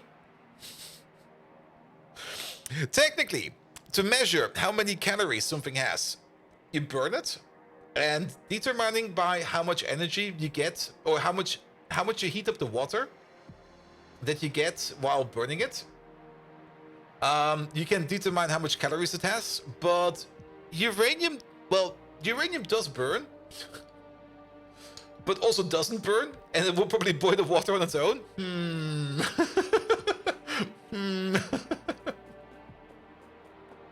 Mint chip monkey print madness. Ooh. Ah, now I want some mint ice cream. Mint and chocolate. Lovely. Lovely, lovely. Alright, alright, alright. This is fine, that is fine. We need some water over here. How much water do we need? You know what? Everyone over here gets its own water pump. It's going to be a total crafting speed of 12.6 over here. That means it's going to be making more than 600 steam over there. But if we give the water pump a speed module or 2, it'll be fine. So you over there, you over there, and you over there.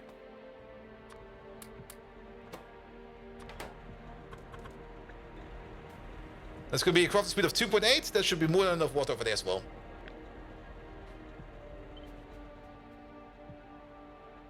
Oh, that's an annoying gap over there.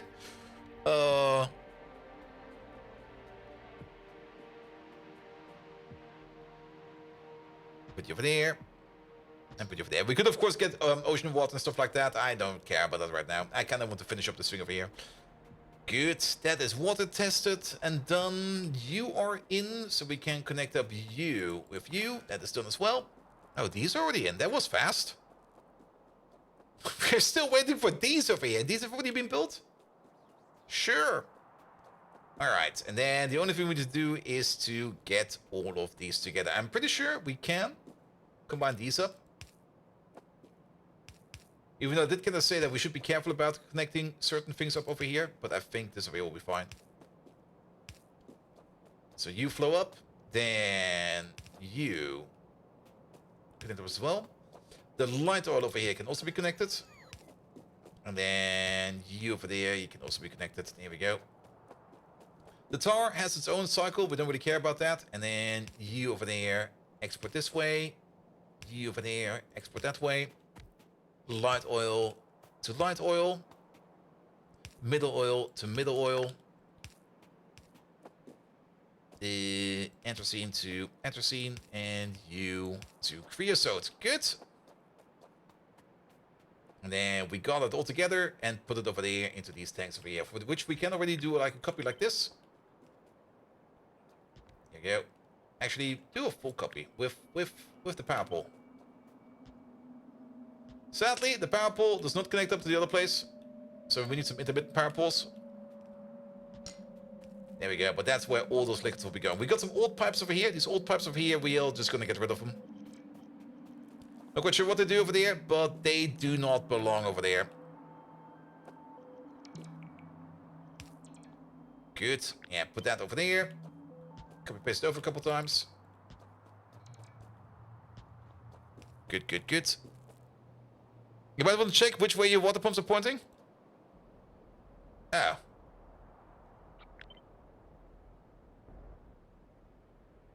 Hey. That's fine. Alright. Then let's get some power in over here. We do need something like a roboport over here, because there's a gap, and we do kind of want to fix the gap. Oh, there's no power connection whatsoever, but we can connect you over there. Here we go. That'll be fine over there. Here. Have like one of these over here somewhere. Put them over here. It's fine. Good, that takes care of the gap. We don't need to worry about that. Then, one after another. Starting with the creosote over here, I guess. I guess we try to bring everything up over there onto a level. And then we see where we take it from over there.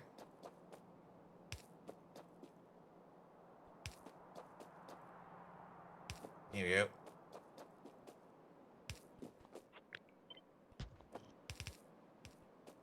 Yeah, that's all four next to each other. And then on top of that, we got you, which should be sitting over there. We're gonna be nudging these a little bit up and down, all of them. And then we're gonna flip you around. Oh, all the wrong buttons. Ah, we were missing the bottom parts over here. So even if we flip them around, we will not be able to see where they go, because they go all over here somewhere. What about the anthracene over here? Oh, I see. Okay. Wait, did we connect you up correctly over there? We did connect you up correctly over there, but we did not connect you correctly up over there. There we go. There they are. Good. You'll be over there. So that's all the pipes that we need. Then, starting with the creosote over there. I guess creosote will be going all the way over to the left over here. Oh, this is gonna be kind of funky.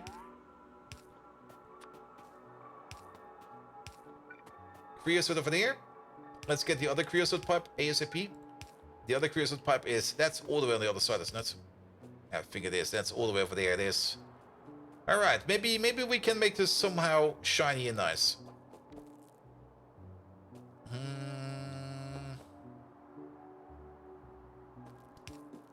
mean, we could do something like this. This feels kind of wrong, especially since we got the like connection right over there.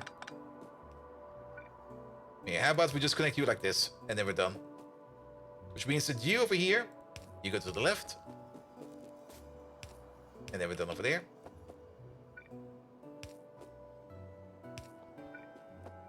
And that kind of means that you over there. Yeah, we can't really connect that. I'm sorry about that.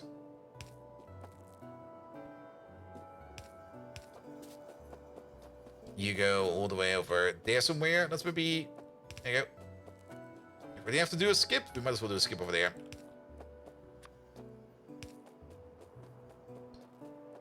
Good. And then the only thing we need to be wary of is that this over here is the syngas, and the syngas the cool gas, and this over here is another liquid that needs to go to the right.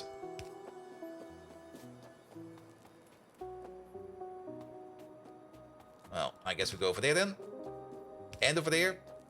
And you go all the way over there. Sure, that should fit.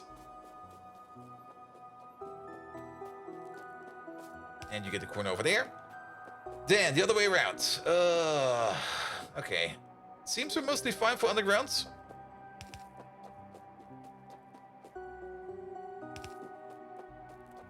Creosote is this one.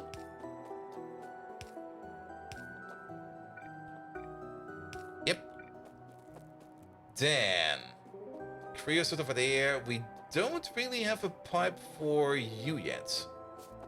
You go into there. I guess we can use this one over there. Also, can we move these over by one? There you go. Mostly because of the corner over there. This over there is going to be the third one over there. So it'll be you. And I think we can just go all the way over here. Yes, we can. Yep, that's correct. Can we also delete you? Yep, we can. Perfect. I'll take that. Then, number 2. That's going to be you. You're going to be going this way. You're going to be going into there. That means you're over there.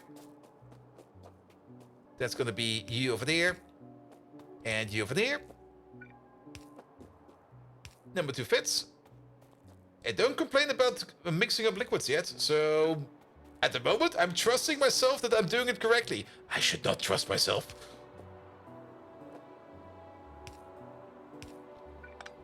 And I guess you just go over here. Which also kind of means that we kind of misbuilt you a bit, because you need to be one further back.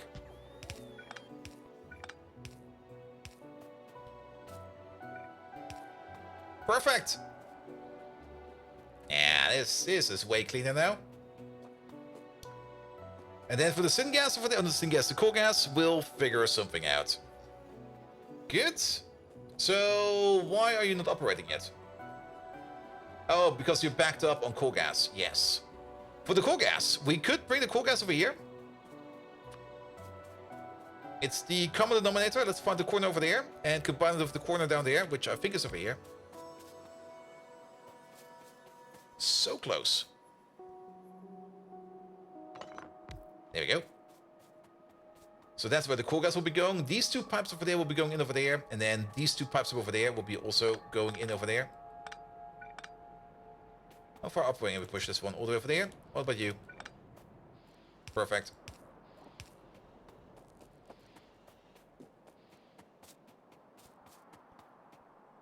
And this might also tell us that we probably want to move you over either to the left or to the right. We could also place you a little bit more down over here. I mean, we got all the space over here. Yeah, just put you over there. It'll be fine. Actually, put you over there. That's fine. Because then we can pull you back a bit. There we go. Laying pipe. Wink, wink, wink. Yes, we're doing a lot of pipe laying today. Like everywhere. Here we go. Yeah, it's one of those days. It's kind of turned into a maintenance day. I didn't really want to do a maintenance day, but it kind of turned a bit into a maintenance day. Good. And then we can also use the other side over here for the other input of the gas. Over there, over there. And then we can export it to the north, to wherever we need it. That's a bit of a bummer. I do see that corner over there. Now it's a little bit too short. That's a double bummer. Well then, let's see if we can connect it somehow. I mean, we have some space over there. Just do this. Have a nudge. We can't really do a nudge downwards. We can't really do a nudge upwards. Now, this is kind of stupid. We can nudge it over there. Also, thank you so much for the follow, mate. How you doing? And then we're over here. Oh. It was so nice, and now it becomes hideous. Can we maybe go over instead? Like, we can go through here. Here, remove you for a second. And then we are over here somewhere. Yeah, we are over there. We need to go over there. And we can do that by means of not going through here.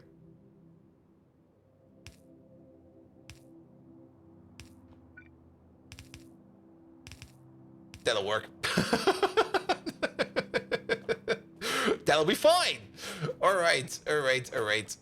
You still need tar. How are you out of... Oh, that's why.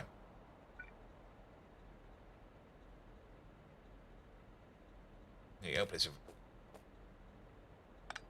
I guess you're gonna be nudged then. Is it possible to pipe weave? Sadly, it's not. Pipes just connect to each other. You can't even mix pipes, if I remember it correctly. Like, you could just put down, like, an iron pipe and put it into a steel pipe, or a steel pipe into a niobium pipe. The pipes don't really care. So pipe weaving is not an option. Also, weaving of belt and pipe is also not really recommended, because the moment you start upgrading it, things break very, very hard.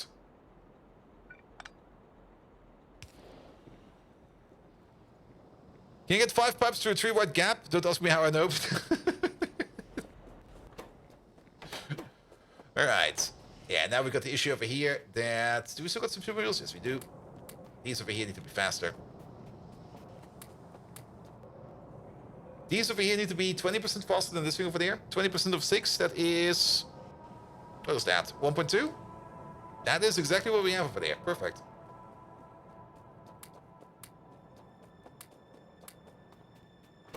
Good. You are kind of full on... Oh, did we never do this one over there? No, we didn't. That's you. There we go. Oh, look at all the shiny colors. Well, it's not colors yet. But we definitely did it correctly. So all of these are now coming in over there correctly.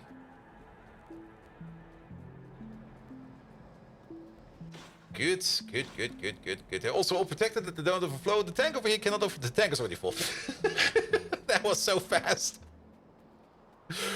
Alright, that means all of this over here can go away. That over there has already been dealt with. That is you. We do have an ash output we still need to take care of.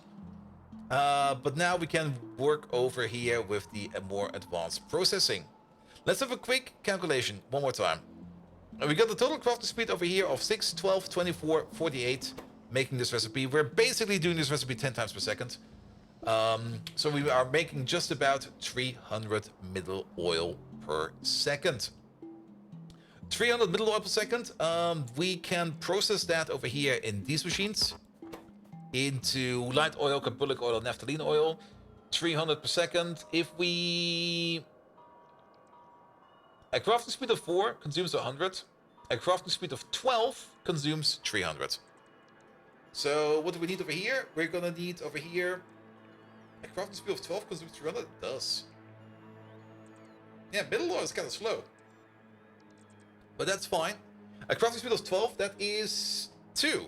Exactly 2 machines in the beacon setup. Let's have one quick peek at this one over there. Is this prop moddable? It is not. Any other purposes for middle oil? No. So 2 of these in a beacon will be enough to process all that middle oil over there. Really? Only 2? That's... We could have placed it over here. That's such a shrink down size. Well, I guess we're gonna place it over here then.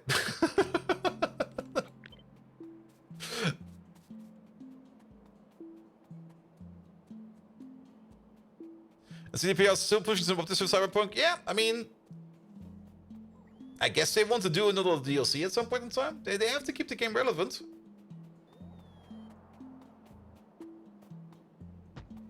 So I do have to admit, I mean, when did I play it? Like just when the DLC came out? There were still so many horrendous bugs in there. It's like, what the hell, man? We're gonna go for a full one over there. Unless we need Steam, we do need Steam, then we're going for half one.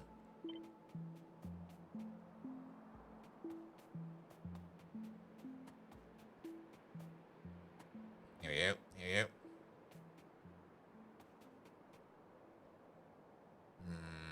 Yeah, there's no optimal fit for this. That's fine. Let's just put you over there. That'll be good. I had no clip to get to the last iconic weapon because he had to an overlaying trigger. Yeah, for me it was like when I was like driving around in the city, cars would just spawn in front of me by falling down from the sky, and I was like, okay. That's still happening. I was like, how is that still a thing? Yeah, when you have Team Emphasis releases, for me it was happening constantly. The other issue I had was like I had like massive fog, and I think they had the massive fog to prevent like lag.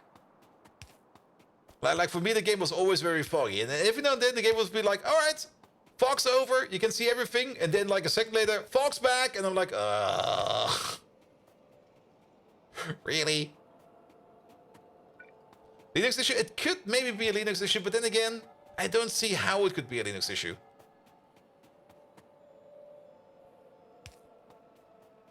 But yeah, at the end of the day, I didn't really care too much. I mean, game was okay, I guess.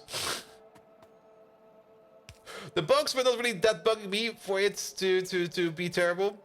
It was more like, yeah, it's a game.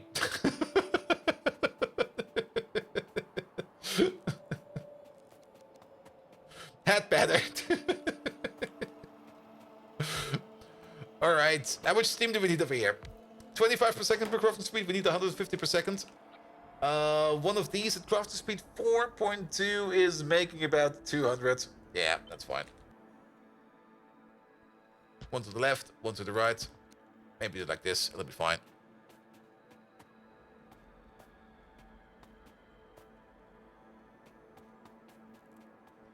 Dark pond? Oh, I see what you mean. Here, there you go.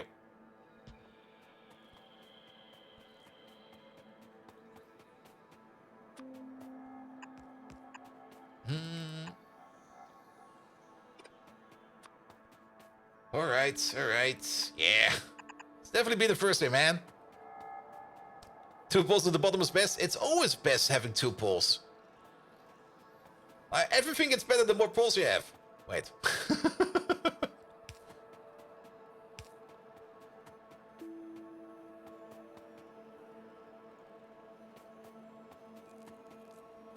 Also, we're gonna need some lamps over here.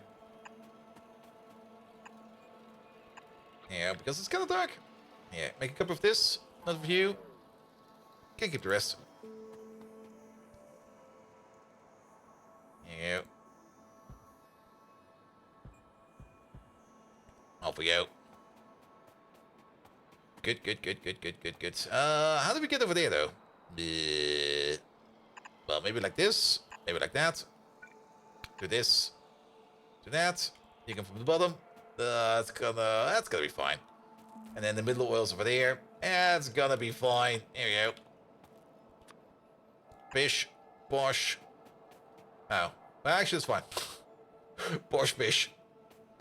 Good. And then 1 water pump over here will be more than enough. Especially if we build a water pump like right over there.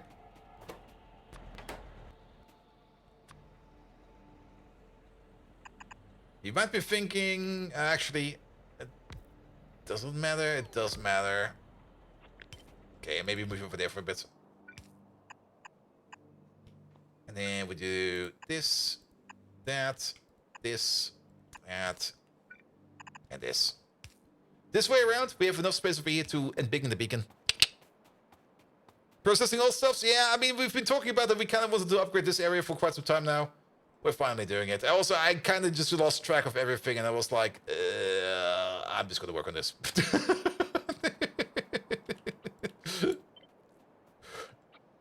We kind of got too distracted, and I lost track of too many things, and I was like, I'll just do something that we want to do, that we need to do, and then we're done with it. And technically, we do need to improve this, because we do kind of want to make more syngas, and this will make more syngas for us. Especially once we put in that oxygen recipe over there for the more syngas. Alright, what do we get over here? Carbulic oil, we get some more naphthalene oil. Alright, alright, alright. So 1, 2, 3. This is the same output, so we can ignore that. You over there, you over there.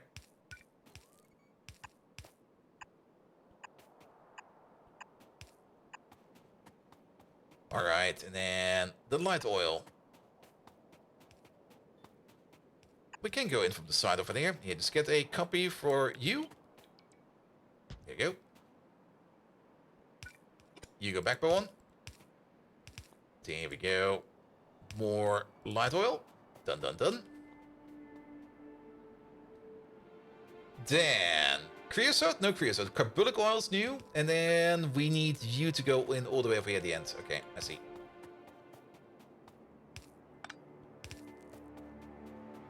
Yeah, somewhere over here. Let's copy paste over you. You'll be going into over there. You'll be going in over there. That's all great as well. Creosote, that thing over there is not making creosote. This one over here is making light oil, carbulic oil, and naphthalene oil, but sadly no creosote. Creosote is over there. Alright, and the carbulic oil will be going in all the way at the end. That's kind of unfortunate. Well, let's do it like this then. That will be going in all the way over here somewhere.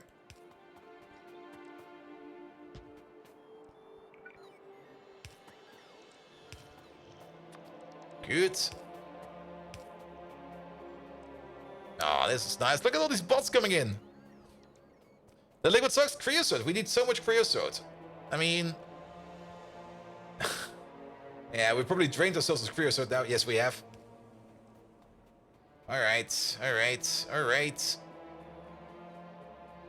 Yeah, this is fine. You're good over there. Nothing backed up over there. Output full because you are full because... You are full. Yep, yep, yep, yep, yep. That is all good. Perfect. That also kind of means that this whole thing over there, this entire blob, can go as well. You just take it all away.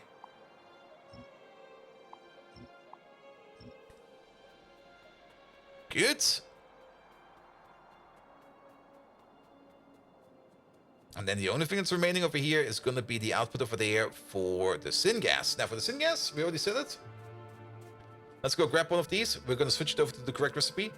We are going to go for the more expensive recipe, which is going to be the syngas recipe over here with the oxygen. Sadly, we can't prot mod it. But this is the recipe we're going to be taking. So, good. Let's make a build out of this real quick. Alright, bots be botting.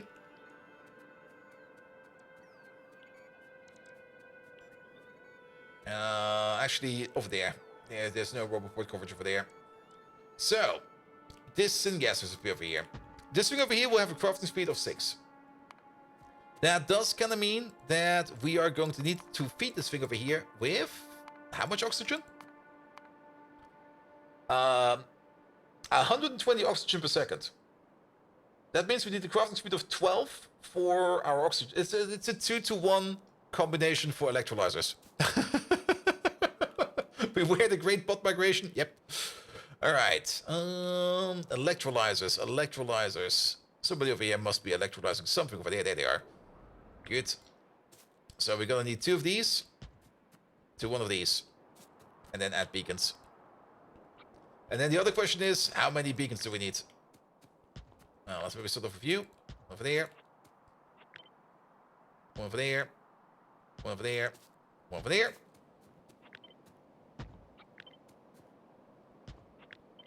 And then it's gonna be like 1, 2, 3, 4, 5 over there. Put you over there. And I think I already know we're gonna be doing this over here with a flip like that. Good. So total crafting speed 24 now. 24 over here. We'll be doing this recipe over here 8 times per second. This will be consuming up to 300 coal gas, and we'll be making up to 400 coal gas. Sorry. We're doing this 8 times per second, so 400 coal gas into 800 syngas. How much coal gas are we making? How many of those do we need?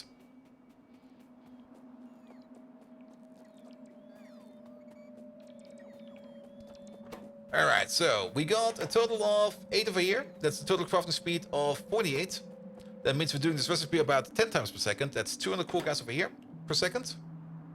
So that's 1/2 of those builds over there. And then we got you over there. And over here we got another crafting speed of 20, 40, 60, 80, 160 prot bonus. Don't forget about that prot bonus. So possible total crafting speed of 160 over here. That means we're doing this recipe over here 50, 60 times. Wait, what? Excuse me? There must be a miscalculation over here. 5, 10, 15, 20.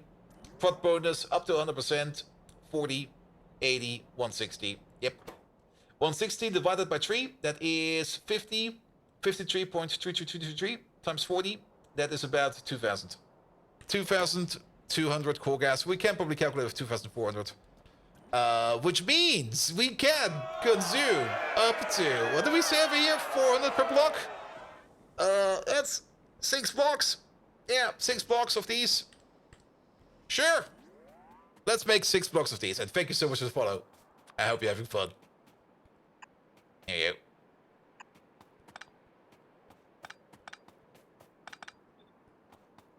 you go. Good. 1, 2... Some over there. There we go. And then 1, 2, some over there.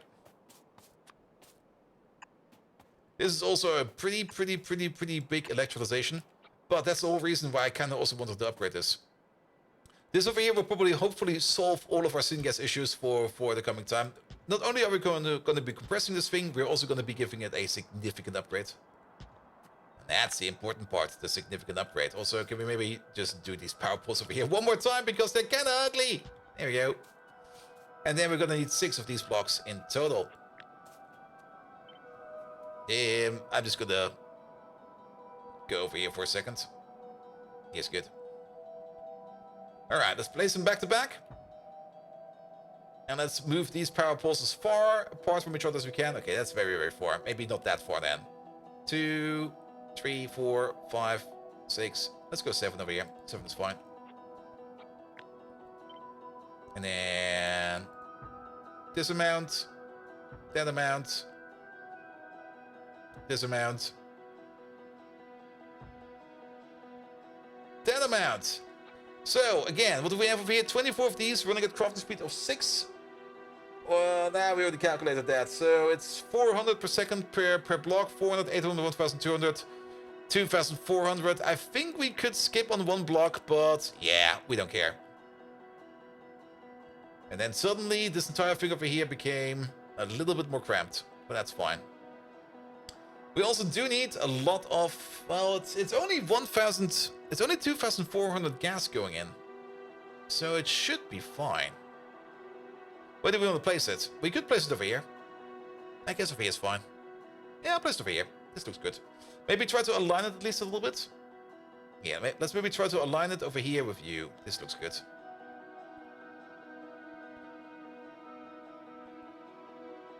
Right over there.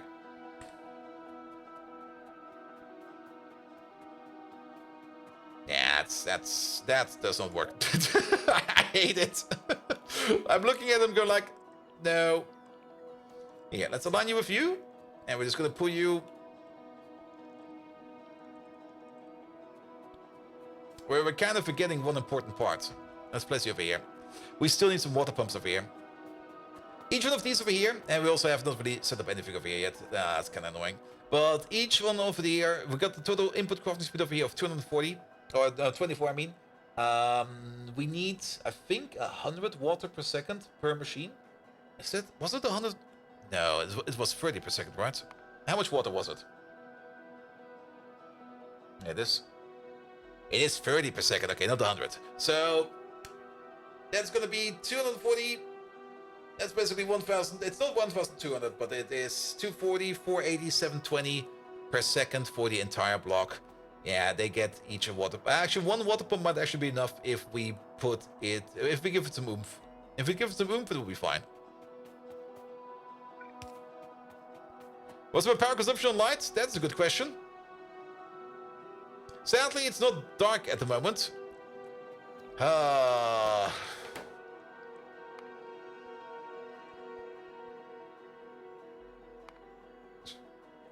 mean, we could just take the 1 hour average. Is it not called a lamp? It's called a light. Oh shit. Oh,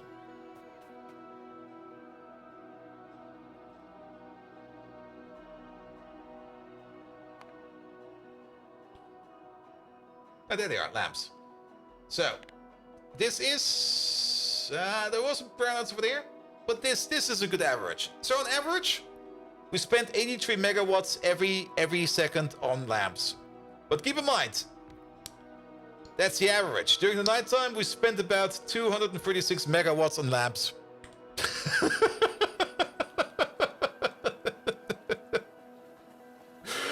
A casual quarter gigawatt just on lamps. I love it. I love my lamps.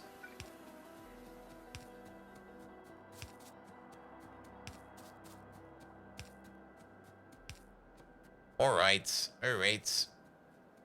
Oh, that over there was not even deleted yet. Oh. Get rid of it. Which means we have to put you down again. There you go. Just pie things.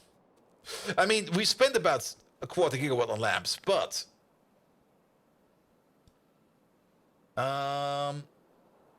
lamps. Like, over the exact hour yet again for lamps. Where are they?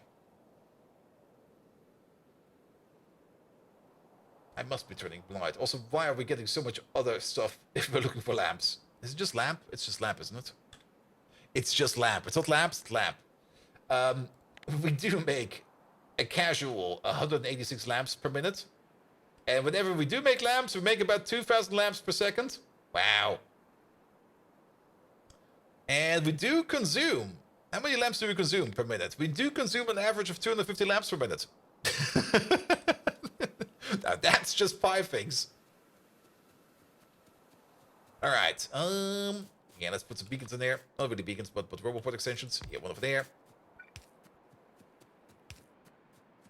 And let's build this by hand real quick.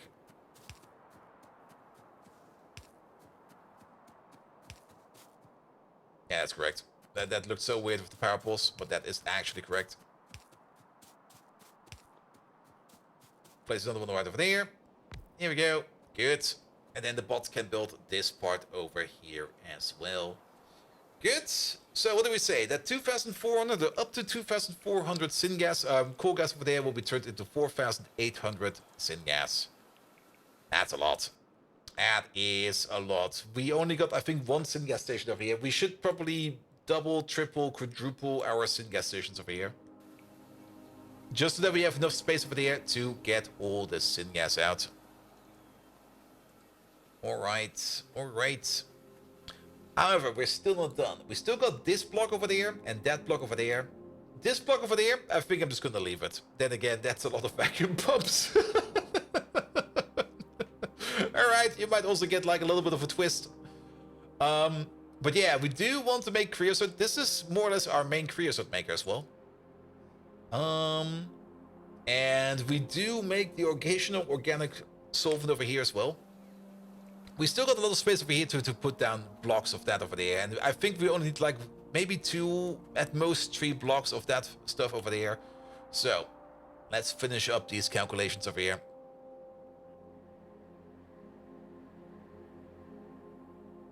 Where are they? These are also different recipes over here. They do all make creosote, but one of these over here makes carbolic oil into creosote. The other one over there takes naphthalene oil and turns it into creosote. That's the 2 different things we have over there.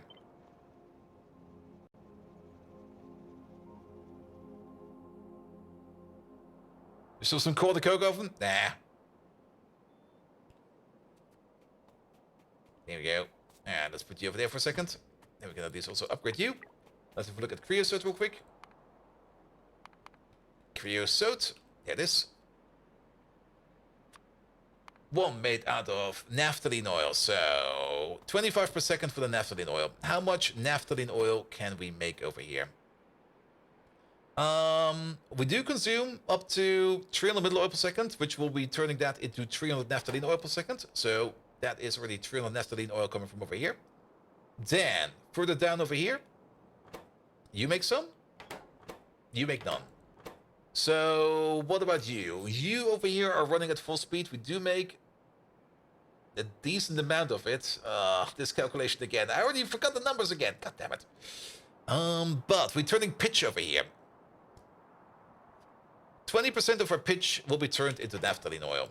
So we can calculate over here one more time. We got the total crafting speed over here at the output over here of 6, 12, 24, 48, basically 50. I remember that number. So we're doing this recipe about 10 times per second. So we do process up to about 1,400 pitch per second. 20% of that is going to be 280. So 280 naphthalene oil over there. Combine that with the 300 over there. That is basically 600. just wibbly wobbly, timey-wimey 600. And the crafting speed of 6, you over there consume 150. That is exactly a 2x2. So we're gonna need one of these over here. Like this. Like that somehow. But that's probably a little bit off.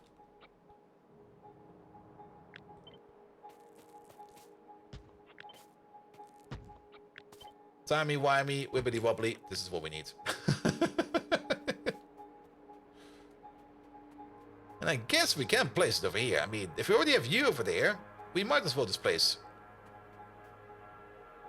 Oh, you're aligned. It doesn't really matter. We might as well place you over here. Good, that's you done. As for the carbolic oil, there it is. Carbolic oil. Okay, they both... Okay, the carbolic oil is a 1-to-1. We don't really care how much we make. And this is math quick, probably wrong math, but it looks like in Germany it uses about 723 gigawatts on residential lights per day. And your factory is using 2 gigawatts. So you're getting there. That seems to be correct. I mean, lamps do cost quite a bit of power.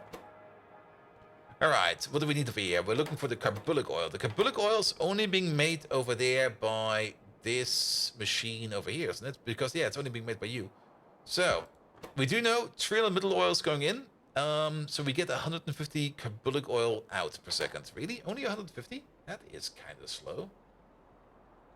That's like one of these at crafting speed 6 is enough. Okay.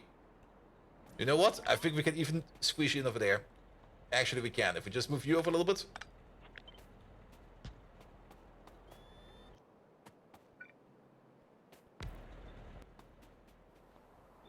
Yeah, yes. Yeah, that fits. I'll take it. Oh, that's a significant reduction.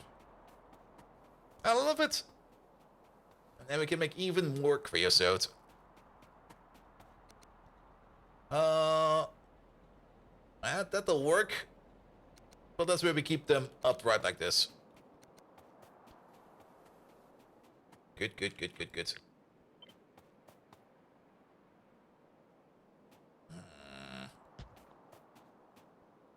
I mean, power pole over there, power pole over there. I kind of want to align this power pole with this power pole, so there you go. And then we could also combine them up in the middle like this. That makes this looks a little bit nicer. And then you can move over there. Good, everything over here has got the power. Just add speed modules and we're gonna be fine. So, naphthalene oil, that's you over there. This one over here will be a bit special. Mostly because we will only want to turn this over here into creosote if, and only if, we are backing up over here. So you're only going to be activated if anything in here is larger than, say, 900,000. And Softspider, hello there, how you doing? Don't play with trains for a couple of months and totally forget how the signals work. Just wing it, it'll be fine.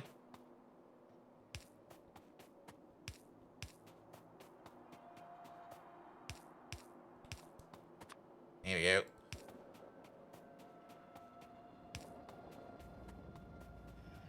Okay, there was already something in the pipe. I was kind of confused about, like, well, like, why are you already going? Alright, and we can actually do something like this, and we can do something like that. And then we combine you over there. We combine you over there. You all the way over, almost, all the way over there. And you all the way over there. If 13 lanes of buffers and they claim the destination is full, even when the drop area is completely empty. Other than that, you've been good. Nice. Alright, alright. Is it just me or is there... Oh no, they're deconstructing over here. Ah, this again. Okay, they're busy. They are busy. Alright, and then the carbolic oil. Of course, the carbolic oil is all the way at the other end over there, but that doesn't really matter too much. We're just going to take you, and then off we go. It's all the way over here. The carbolic oil, can we actually do anything else with it? I think we were exporting it. Is there any use for this? Organic solvent. We are exporting it, right? Yes, do you have a train for that? No, we will no longer export it.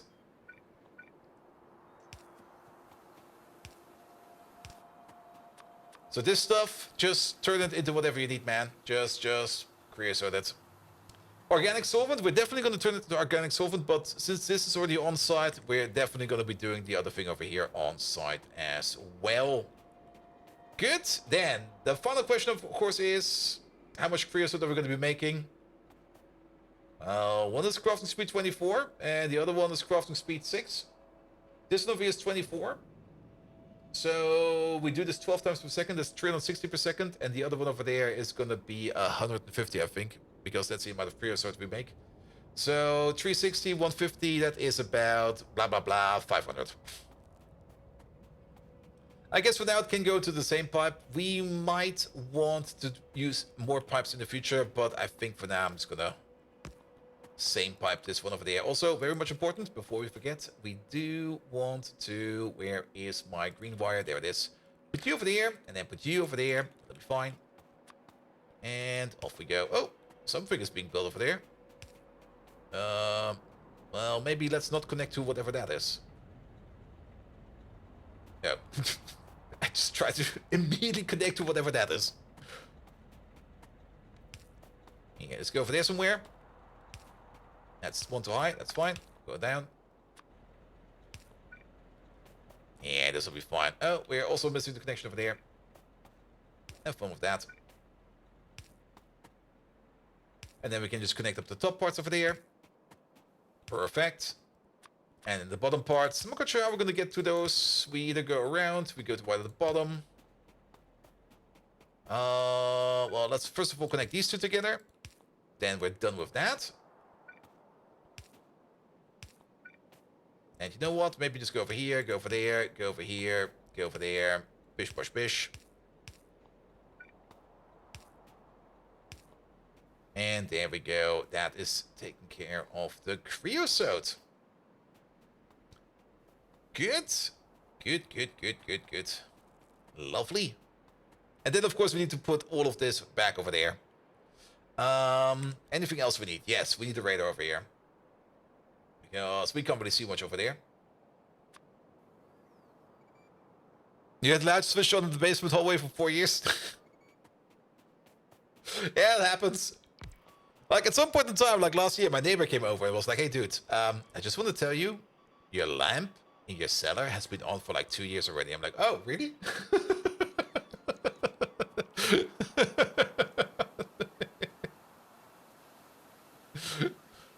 Alright, alright. And then this whole thing over there can also go away. As well as that. Good. Yeah, it doesn't really feel like much smaller. Especially since the syngas build over here kind of got a bit bigger, but it is smaller. Your cellar lamp is on for extra. I've got a cellar? I do have a cellar, actually. I got like this weird living room staircase over there going straight into the cellar. It's so weird. It's cats, so yeah, it's on so your cats can see the little shit houses. Ah, it's nice. Cats, I mean, it's not like cats can see in the dark, right? It's not like cats got like a good smell of vision. Yes, it's getting late.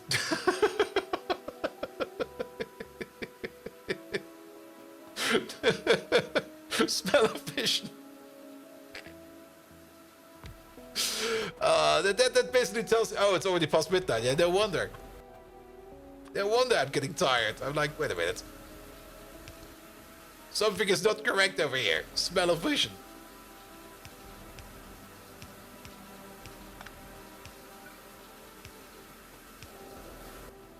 Here we go. We have one of these. But then again, cats do have a smell of vision. I mean, they can see perfectly in the dark. If it stings, still no.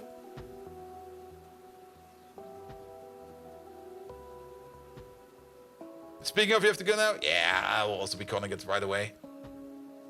Nah. We've done good. We've done at least the special small parts. Which is important. We should maybe check up on them real quick. After I put down these pumps over here.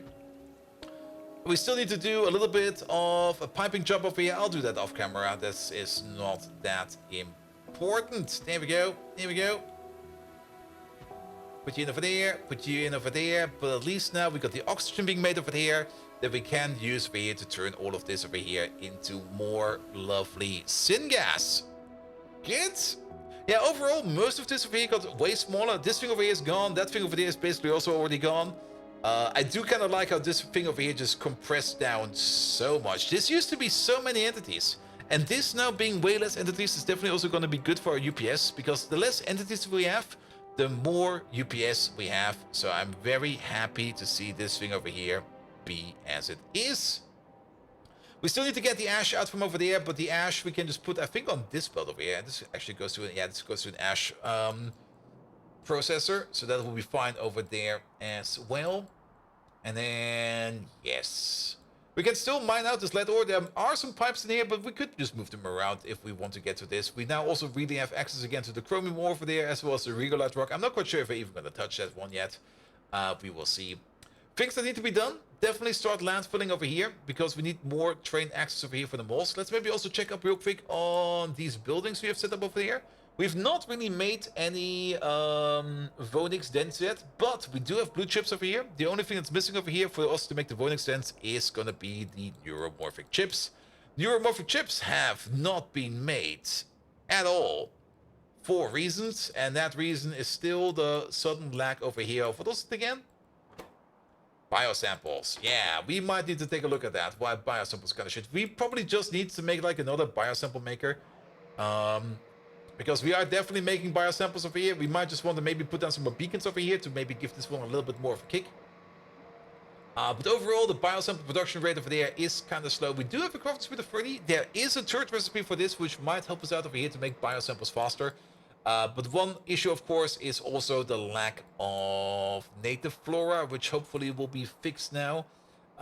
Glass, of course, affects this. Steel, titanium, and other stuff as well. The biosamples are kind of really expensive, but they do kind of need a lot of glass and other stuff. But yeah, we're just really not making these super duper fast. Let's maybe have a quick look at biosamples. Isn't there maybe another recipe how we can make biosamples? Is there maybe an upgradable recipe which we have not seen yet, except for the third recipes? Because, yeah, that's the third recipe. This one over here gives us like a 50% boost in productivity, which is kind of nice, actually. But only a 50% boost. But yeah, overall, biosamples. Biosamples go in so many things. I guess we just need to make some more biosamples.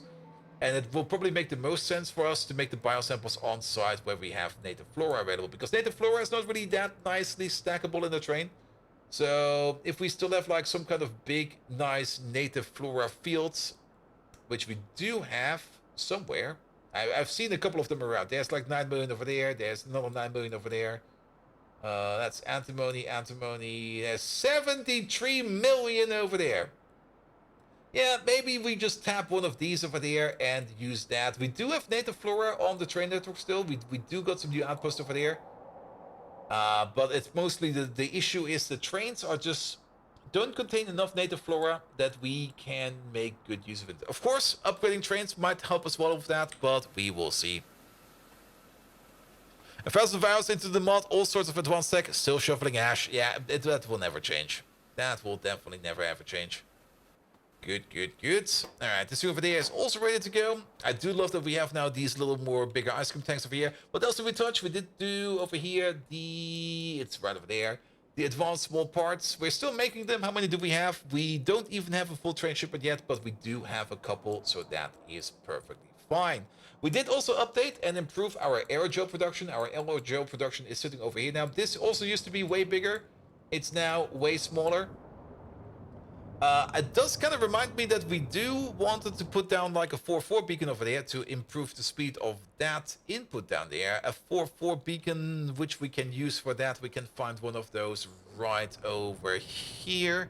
That's a 5-5, that's a 4-4. Yeah, you over there, you over there. You do need to be a bit of a faster boy. And actually, we also probably want to put a 3-3 beacon next to it because we really want it to be a little bit faster. A 3-3 beacon is also something we can find over there because that thing is sitting right over there. Good. Here we go. And then we just place this beacon.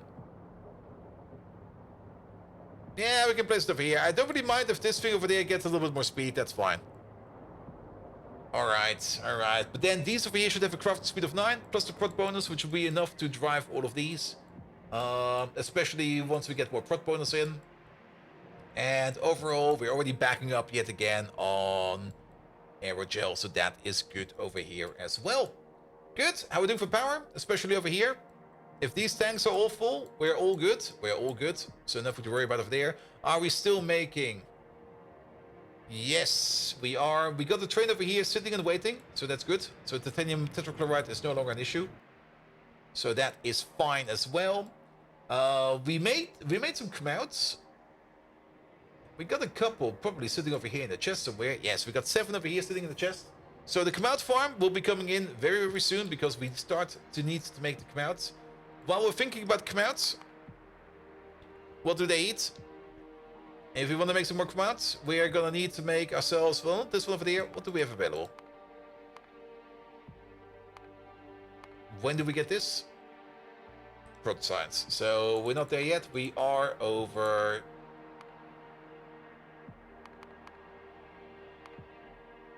We are over here. So come out pups, caged Ulrich makes come out pups, another caged Ulrich. Wait, what? Really? We need 2 Ulrichs? We need 1 Ulrich to make 2 pups, and then another Ulrich to turn 2 pups into 1 come out. So every come out is 2 Ulrichs. Wow. That's a lot of Ulrichs. Which does kind of mean that we might want to start thinking about getting our Ulrichs upgraded. Speaking of the Ulrichs, we had an issue with... Yeah, that's the whole reason we started to work on syngas. I remember. But Ulrich production seems to be going yet again, and Ulrich production is going back into the slaughterhouse, so we are good for that over there as well. Good, you know what? I'm also very, very good. Time for us to say goodnight and go somewhere else. Alright.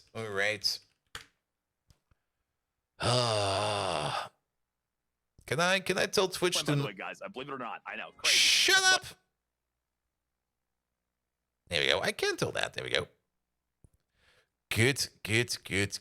So, who are we going to raid today? Oh, I see somebody we can raid, which we rarely raid because he doesn't stream as often, but I do love the opportunity to raid him. He might be going to bed as well soon. I don't care. We're going over there because he usually raids me, and I got a rare opportunity to raid him back. There we go. We're going off to Pyanodons. Pyanodons is doing some more Satisfactory. Satisfactory 1.0 came out on Tuesday. A lot of people are playing it. Will I be playing it? No. Do I want to play it? A bit, but not too much at the moment, to be perfectly honest. It's a good game. It's a great game. It's a fun game. I just don't have the time for it.